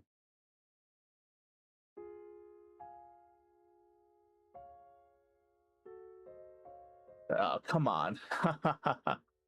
It's a little bit basic, but it works, actually. Every single time that there's a tragedy like this is the song that plays. Okay, let me get into the mood real quick. My body relaxed, totally enveloped in the music. It was a strange feeling. Sound seeping into my body. Before long, I began to close my eyes. ここにピアノでもあれば君を励ます曲が弾けたんだけどね。ドビュッシーの月の光とかああいう綺麗な曲がぴったりだと思うんだ。水面に浮かんだ月みたいに心が穏やかになれるいい曲なんだけど。あ、わかっちゃった。実は私も震えてるんだよね。でも犀原くんがいなかったらもっと震えてたと思う。震えて何もできなかったと思う。私は犀原くんがいてくれてよかったよ。君がいてくれたからこうして立ち向かえてるんだもん。Dude, they're trying to give Shuichi like the biggest rope burn into his brain, actually. Like, dude, Shuichi suddenly looks like the biggest asshole ever. It's like, yeah, no, it's like, God, okay, yeah. 犀原くんがいなかったら首謀者を追い詰めようって勇気も出てこなかったよ。Dude, it's like, Shuichi suddenly is like, oh, dude, like, だからもっと自分に胸を張ってよ。 yeah, I mean, from my perspective, okay, I have to look at it from different perspectives. It's like from Spike Chunsoft knows what they're doing, and they're like, okay, yeah, let me rub this salt into the wound of you, Shuichi. Let me rub into the salt that is happening here. Because like this is what happened when you decided to be a coward and let Kaede die instead of you, basically. This is really what is happening. And it's like when you look at it from that perspective, sometimes it's like Chunsoft is a little bit fucking malicious in that sense, but it's just like, I mean, it's just a story, you know? But at the same time, it's just kind of like, what the fuck, man? That's kind of nasty. Not gonna lie, dude. I'm gonna be like Monokuma and I'm gonna throw up rainbows saying like, yo, what the fuck is that? Come on. 私は君を信じてるからさ。君も自分を信じてあげてよ。 And then suddenly, やってみるよ。できるかわからないけど。いや、やるよ。 yeah, sure. I've been there, Shuichi, because you look like the biggest pussy the world has ever seen. And let me be real with you. To some degree, you are kind of similar to me a few years ago. But let me tell you something, Shuichi. Sometimes the only thing that you can do in life is just be like, Asian chicks are delicious. Shuichi, Asian chicks are delicious. Do you think that is worth it to risk everything to get a couple of Asian chicks? Maybe perhaps a Gyaru on top of it, basically. That is kind of talented in her own way, I guess. Or like, I don't know. Like, do you want a Tenko? Do you want a Kaede? Do you want all those kind of things? Well, you kind of have to keep fighting so those delicious things in life keep existing in your circle so that you have the opportunity to date hot weeb girls in your area. So because of that, Shuichi, listen to me. You may sound like a pussy now, but enough pain, enough agony, and you will stop being a pussy in no time. Because unfortunately, the world will steal your Kaede out of you. They will steal your Monokid out of you. They will steal your motherfucking Tenko, your motherfucking Maki, the world will steal all these hot chicks in your area out of you if you let them, if you give them the chance to be stolen and to be thrown outside of the circle. So let's be real here. Do you think that it's a good thing for you to continue having a pussy voice and continue being a coward and never being confident about anything or ever trying anything to begin with, or even having the enough positivity within yourself to have the balls to say, I am hot shit within my own circle? And it's like, you're the ultimate detective, so that means that to some degree you have some hot shit inside of you. The only thing you have to do is just to be like, hey, I need to raise up something. Maybe you need to maybe it would have been nice if you got inside of Kaede's DMs a little bit bigger, and you hit that pussy on the back. If you hit up that cervix in the back with your chopsticks, maybe it could have worked out, basically. But it's like you're gonna have to be a little bit more courageous as a consequence, basically, kind of low key. So yeah, that's kind of the thing when it comes to like having confidence, really. Most of the time you don't have confidence because you don't believe in yourself enough. But believing in yourself enough and you will be able to fight for the things that may or may not be there for you, basically. Because sometimes you just kind of have to win them over. You sometimes have to win over the things, the people, the relationships that are in front of you, unfortunately. It fucking sucks. You wish that everybody saw you as a person as how you are. And maybe you lived a very soft life to begin with, but like, yeah, eventually if you're too soft, people are gonna steal them out of you if you do not do anything about it to begin with. 僕を信じる。もう目をそらさない。僕はみんなのために真実に立ち向かう。みんなと一緒に出たいって言った君の思いを僕は絶対に諦めない。約束するよ。君と僕の約束だよ。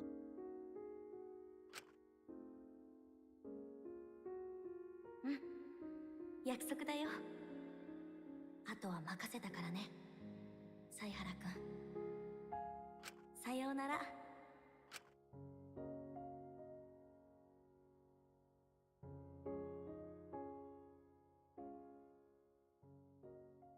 That's so fucked up, actually.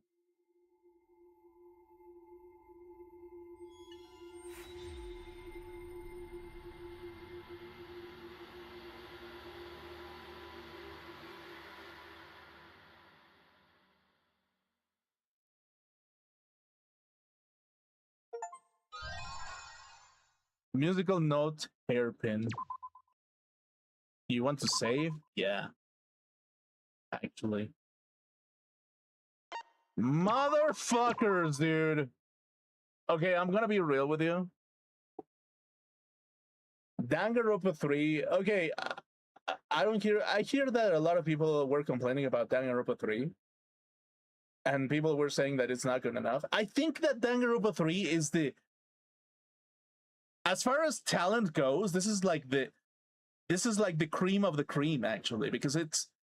If your job is to make a game about a killing game, this is it, actually. Like, unironically, this is fucking it. This is how you start a game. This is how you start a killing game on the third installment. A lot of people are gonna say, like, dude, the third installment out of a game is going to be the biggest bullshit the world has ever seen. No, this is something, actually. 3 doesn't always mean death in the gaming sphere, and this one proves it. This is something in particular that I've never seen before, and it makes me realize that it's just like, holy fucking shit, actually. Like, dude, what the fuck is that? What the fuck is that, actually? This game's crazy, actually. This game is actually fucking crazy. Oh my fucking god, dude. Oh. No, I'm starting to fall in love with this franchise, actually. Like, legitimately. Like, legitimately, I'm starting to be like, hey, dude, like, yeah, this is good. This is a good game, actually. Kind of enjoy it. Kind of enjoyable within its own right, basically. Oh my god, so fucking good. But anyway, I guess we're gonna wrap it up here for their Danganronpa first chapter. For some reason, I was able to make 5 chapters out of the first chapter. That's fucking insane, dude. Like, how is that even possible? Like, literally how? Like, the other Danganronpa games were like, oh yeah, well, 4 hours to get through the story and 4 hours to get through the trial, and that's like 8 hours in total, basically, if you're doing it live without any kind of complications. But now it kind of feels like, okay, yeah, you half a trial is like 4 hours, the other half is like another 4 hours, or even 5, which is kind of insane if you think about it from the content perspective. It's like, it's good. It has substance, actually. I do think so. But yeah, to some degree, that's kind of like the thing, that this game is kind of making me realize that it's just like, dude, like, I mean, I hate to say it. I hate to say it to a lot of people, basically, but pain and agony is the ultimate pain and agony is the ultimate teacher, because these kind of things that go into the light, they tell you specifically that they are a signal that you care about something or somebody. Really, it's like when pain and agony happen in the life of men and women, it is a signal that they cared about something at some point in their lives. It is a sign that they saw something in the outside world that they appreciated themselves to some degree. And because of that, it makes them feel like it is worth it to be outside in the world, basically, to some level. So So whenever you see pain and agony, it is a signal that there has been some loss, or that there has been something that they didn't like out of something that they loved in particular. I was like, in its own right, that's kind of the thing when it comes to like life in general. That's why like I'm kind of sticking to my philosophy when it comes to like agony and pain. Basically, it's like, if you are to be alive, and if you are to chase things that are hard to get, or people that are hard to get, sometimes you really have to go through tough situations in order for you to earn them, because like otherwise you're never going to be able to like find yourself motivated to go towards something, really.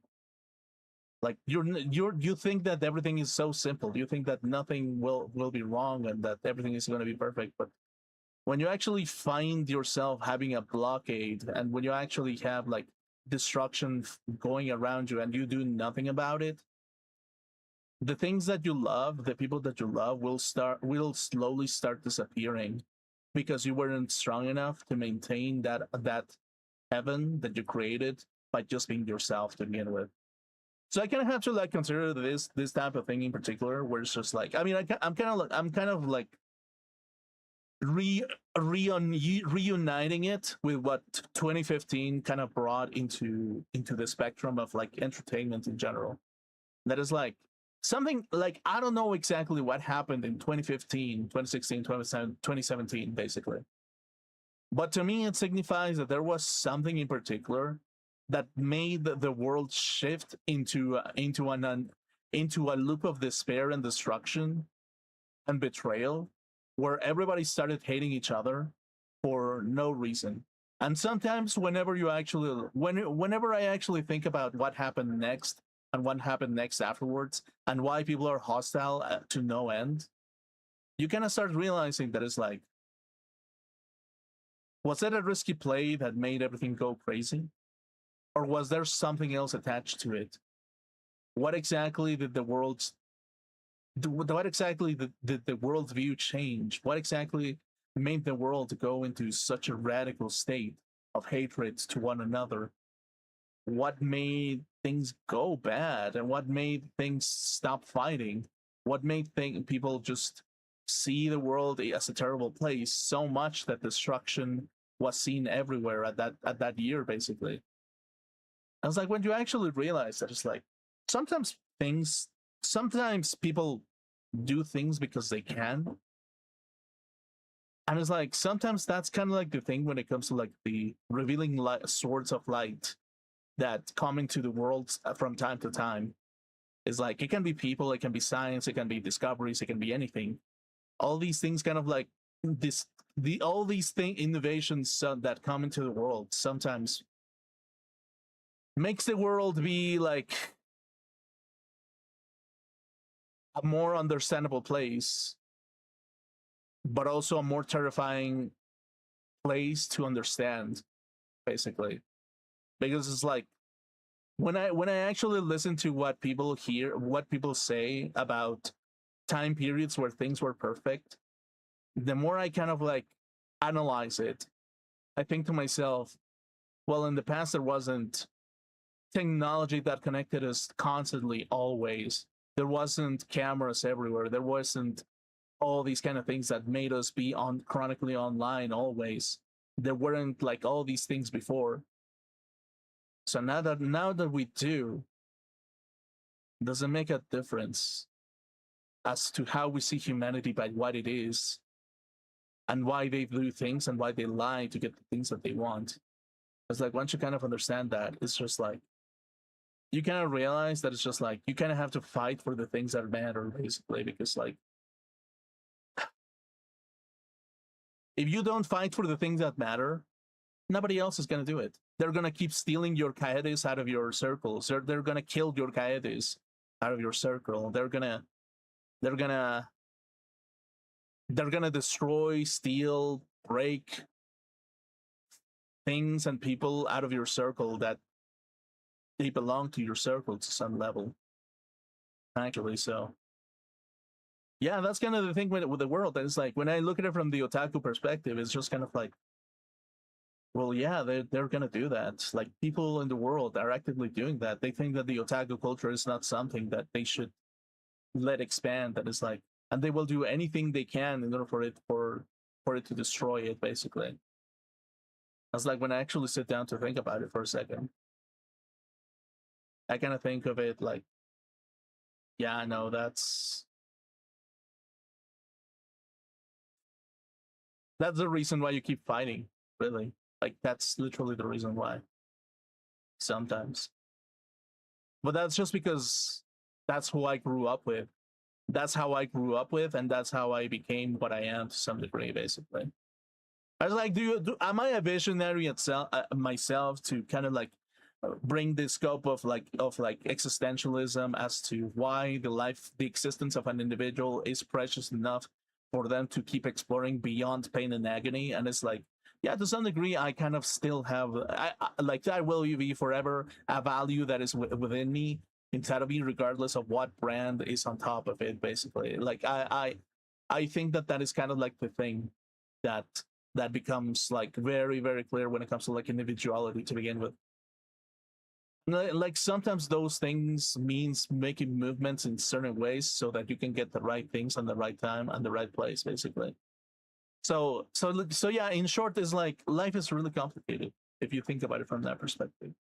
Life is incredibly complicated. You never know what really is the right thing to do until you actually do it. I just like sometimes the right thing to do is to do anything, to get the position that you want and the place in society that you want and the things that you want, because then you can be yourself at that point. So that's kind of the thing, really. On that note, literally, on that note, figuratively and literally, I'm gonna end the stream. This game is crazy, actually, and this game is much crazier than Danganronpa 2 and 1, and it's because like I'm also forcing my brain to look at things from an emotional standpoint and a logical standpoint, because like this game has much more layers than the other two. Definitely has much more layers, and it takes more attention to what is happening. The other ones is just like, hey, you just match things, and it's just like, hey, there's option A and there's option B, connect them together. But this one in particular feels like there's more emotional logic attached to it, and it's like the emotional logic attached to it make it way more complicated, makes it it makes it feel way more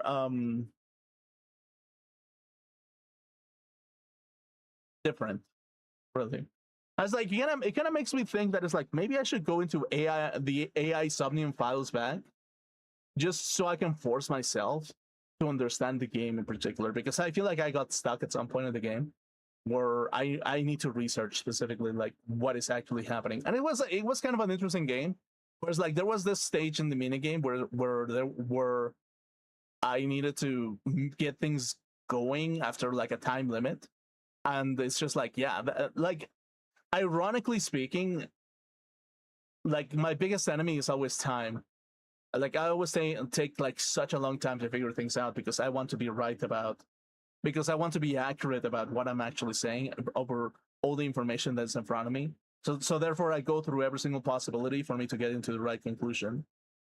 And it's like sometimes that can be very, very daunting when the game itself forces you to be fast, because like it kind of shows that, okay, that maybe I'm not fast enough because I'm not my mind is not exercised enough for me to be that fast. I mean, sure, I can get the process going, but it's like, oh yeah, I need to be a little bit faster to some level. Or maybe because like when it comes to, okay, so here's the thing as well, when it comes to like researching in particular, when it comes to research and investigating and all that kind of thing, specifically people who are quick enough, most of the time, not always, they are excellent at their job. It just means that they discriminate information fast enough so they can only get an accurate answer, so that they can get a clear answer, not an accurate answer to begin with. And like sometimes if you want a good job well done, you don't need speed. You prioritize quality over speed, basically. You prioritize quality over speed all the fucking time. So therefore, it kind of becomes a necessity for you to become faster at producing high quality at that point. So yeah, that's kind of the thing when it comes to like products in particular. So yeah, that really is the thing. That really is the thing. So anyway, okay, let's go over here, dude.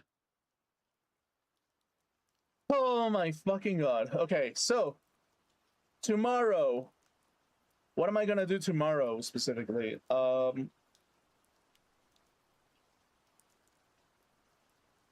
don't know. Maybe it's an English stream or a Spanish stream. I don't know what I'm gonna do, but like, I kind of have to look at it from the perspective that I'm buying too many games. So maybe tomorrow I just chill, and I just chill with a game in particular. Like I don't know, like I just chill with like one of the games with Slay the Spire 2. Maybe I just chill with Slay the Spire 2 in like on a Sunday. That seems like a chill stream.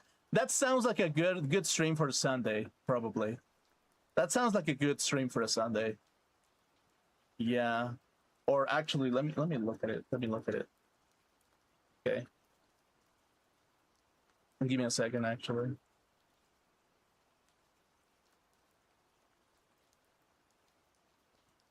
Okay.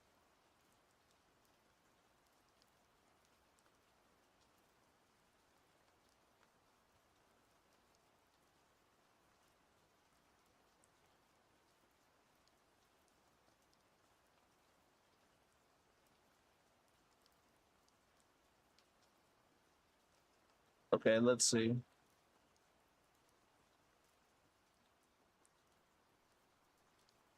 Okay. Okay, so let's see what streams we've had so far, actually. So there are certain things that that make me want to like how do I put it?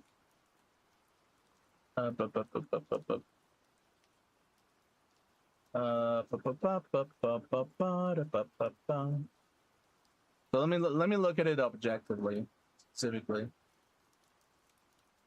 Oh wait, Elden Ring. Oh no, tomorrow we play Elden Ring. I want to play Elden Ring. So yeah, as it is tradition, probably it's like yeah, probably I'm gonna motherfucking play like yeah, it's probably Elden Ring because it's a chill game for a Sunday as well. So yeah, but yeah, that means that probably on Monday, I don't know if it's like if I do a Spanish stream on the other channel, or Monday in particular, and Tuesday I just make an English one, and then on Wednesday, day of like my special show that I'm kind of designing kind of happen. So it's like, yeah, maybe I do that. Maybe I potentially do that in particular. So yeah, that's kind of the thing. So yeah, actively speaking, I'm trying to get my performance in the most accurate way possible, so I can get like the most insane like outcome out of something. Is like to some degree, I'm kind of like thinking about like I mean, how do I put it? It's like I'm starting to realize that it's like there are things that exist within outside the world that give you the confidence to do something that is similar, basically. And sometimes you fall in love with something so deeply that you want to do that thing exactly as it is, or similar, or too similar to it.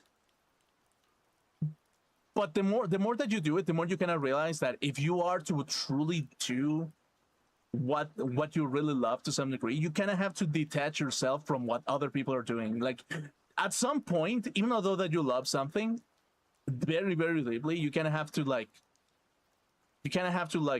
love yourself more than the thing that actually inspired you to do everything.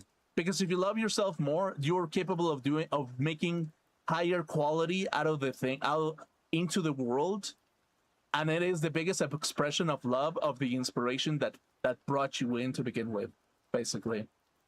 So that's kind of the thing when it comes to like the world. It's kind of like a weird psychic transition to be like, hey, I love Japanese music, I love VTubers, I love all these kind of shit. I love it so much that I want to become a VTuber. It's like, then you become a VTuber, and it's like you kind of realize this, like, nah, you cannot simp for them eternally, because like if you do, you're just gonna end up releasing lower quality. You're gonna end up releasing lower quality for the things that you're doing, and you're gonna give less to the community, and you're going and as a consequence, you will make your community less powerful because you did not deliver the same hardcore ways that they pushed through to get Danganronpa, the same way that they got Persona, the same way that they got music circles to go like fucking insane, the same way that Toho existed, the same way that all those kind of things existed. So it just makes sense to be like, hey, yeah, you kind of need to love yourself more deeply than the things that inspired you, because like otherwise you will be disrespecting them at some point. You will be disrespecting the effort that they went through, and the only thing that remains is just for you to love yourself enough to produce things so that the community can enjoy themselves at that point. I was like, if that is a good mentality to have in particular. I think that is a good mentality to have if you actually love the genre. If you love the genre enough, you do enough, basically. It's kind of the same as like, okay, if you're a musician, if you like Kiss, if you like The Cure, if you like, I don't know, motherfucking like Men at Work, if you love like Rammstein, if you love motherfucking like what is this band? Asian Kung Fu Generation. If you love like all those kind of like J rock bands, so if you love all if you love classical music, if you love all these kind of things, it's inevitable that it is literally inevitable that you love yourself a little bit more, basically, to some degree.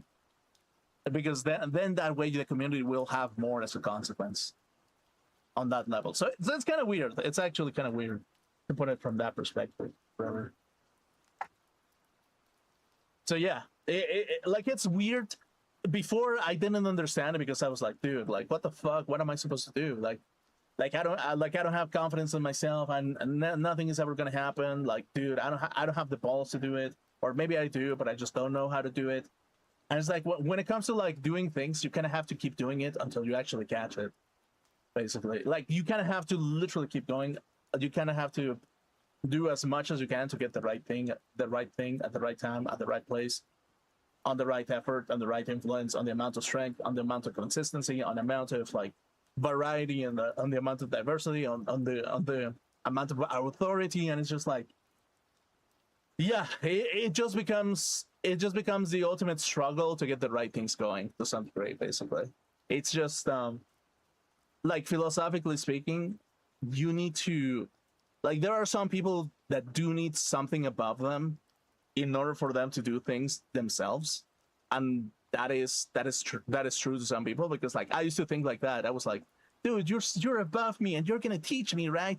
But it's like there's some level, there's a point where you where like you can wait for people to teach you, but you also have to put part of you on that trade, because if you don't, you're just the pet for the one that is above you at that point. And if you're a pet to whomever is above you, you're never gonna grow. You're never gonna idolize something. You're never gonna have something to your name, basically. And you're always going to be a subject to the thing that you absolutely love, basically. And sometimes that's not very beneficial to you. Sometimes it is not very beneficial in the end. The only benefit that you get is just that nice smiles, a pat in the back, and them telling you to fuck off, go back to your seat, basically. I was like, and that is kind of like the thing when it comes to VTubing or like show business altogether. It's kind of like, if you want to do show business, if you want to be a streamer, if you want to be an actor, if you want to be a voice actor, if you want to be a musician, it kind of means all these kind of things where it's just like, I love XY band, XY actor, XY voice actor, XY animator, but I need to do something myself, basically. Or it's just like, no, I need to do something myself. I need to step it up. I need to be capable by my own hands for me to get the right thing at the right time. And if you show it, there it is, basically. It's at that point where your own purpose manifests itself, basically. Your own purpose shows the true face of what you really truly want in life in the end, basically. So yeah, that's kind of the thing. And yeah. Anyway, tomorrow, Elden Ring stream, Sunday. Look forward to it. I'm gonna log out for today. Thank you so much for watching. I really appreciate you, and I'll see you tomorrow for more content. Have a good one, everybody. Good night, fuckers.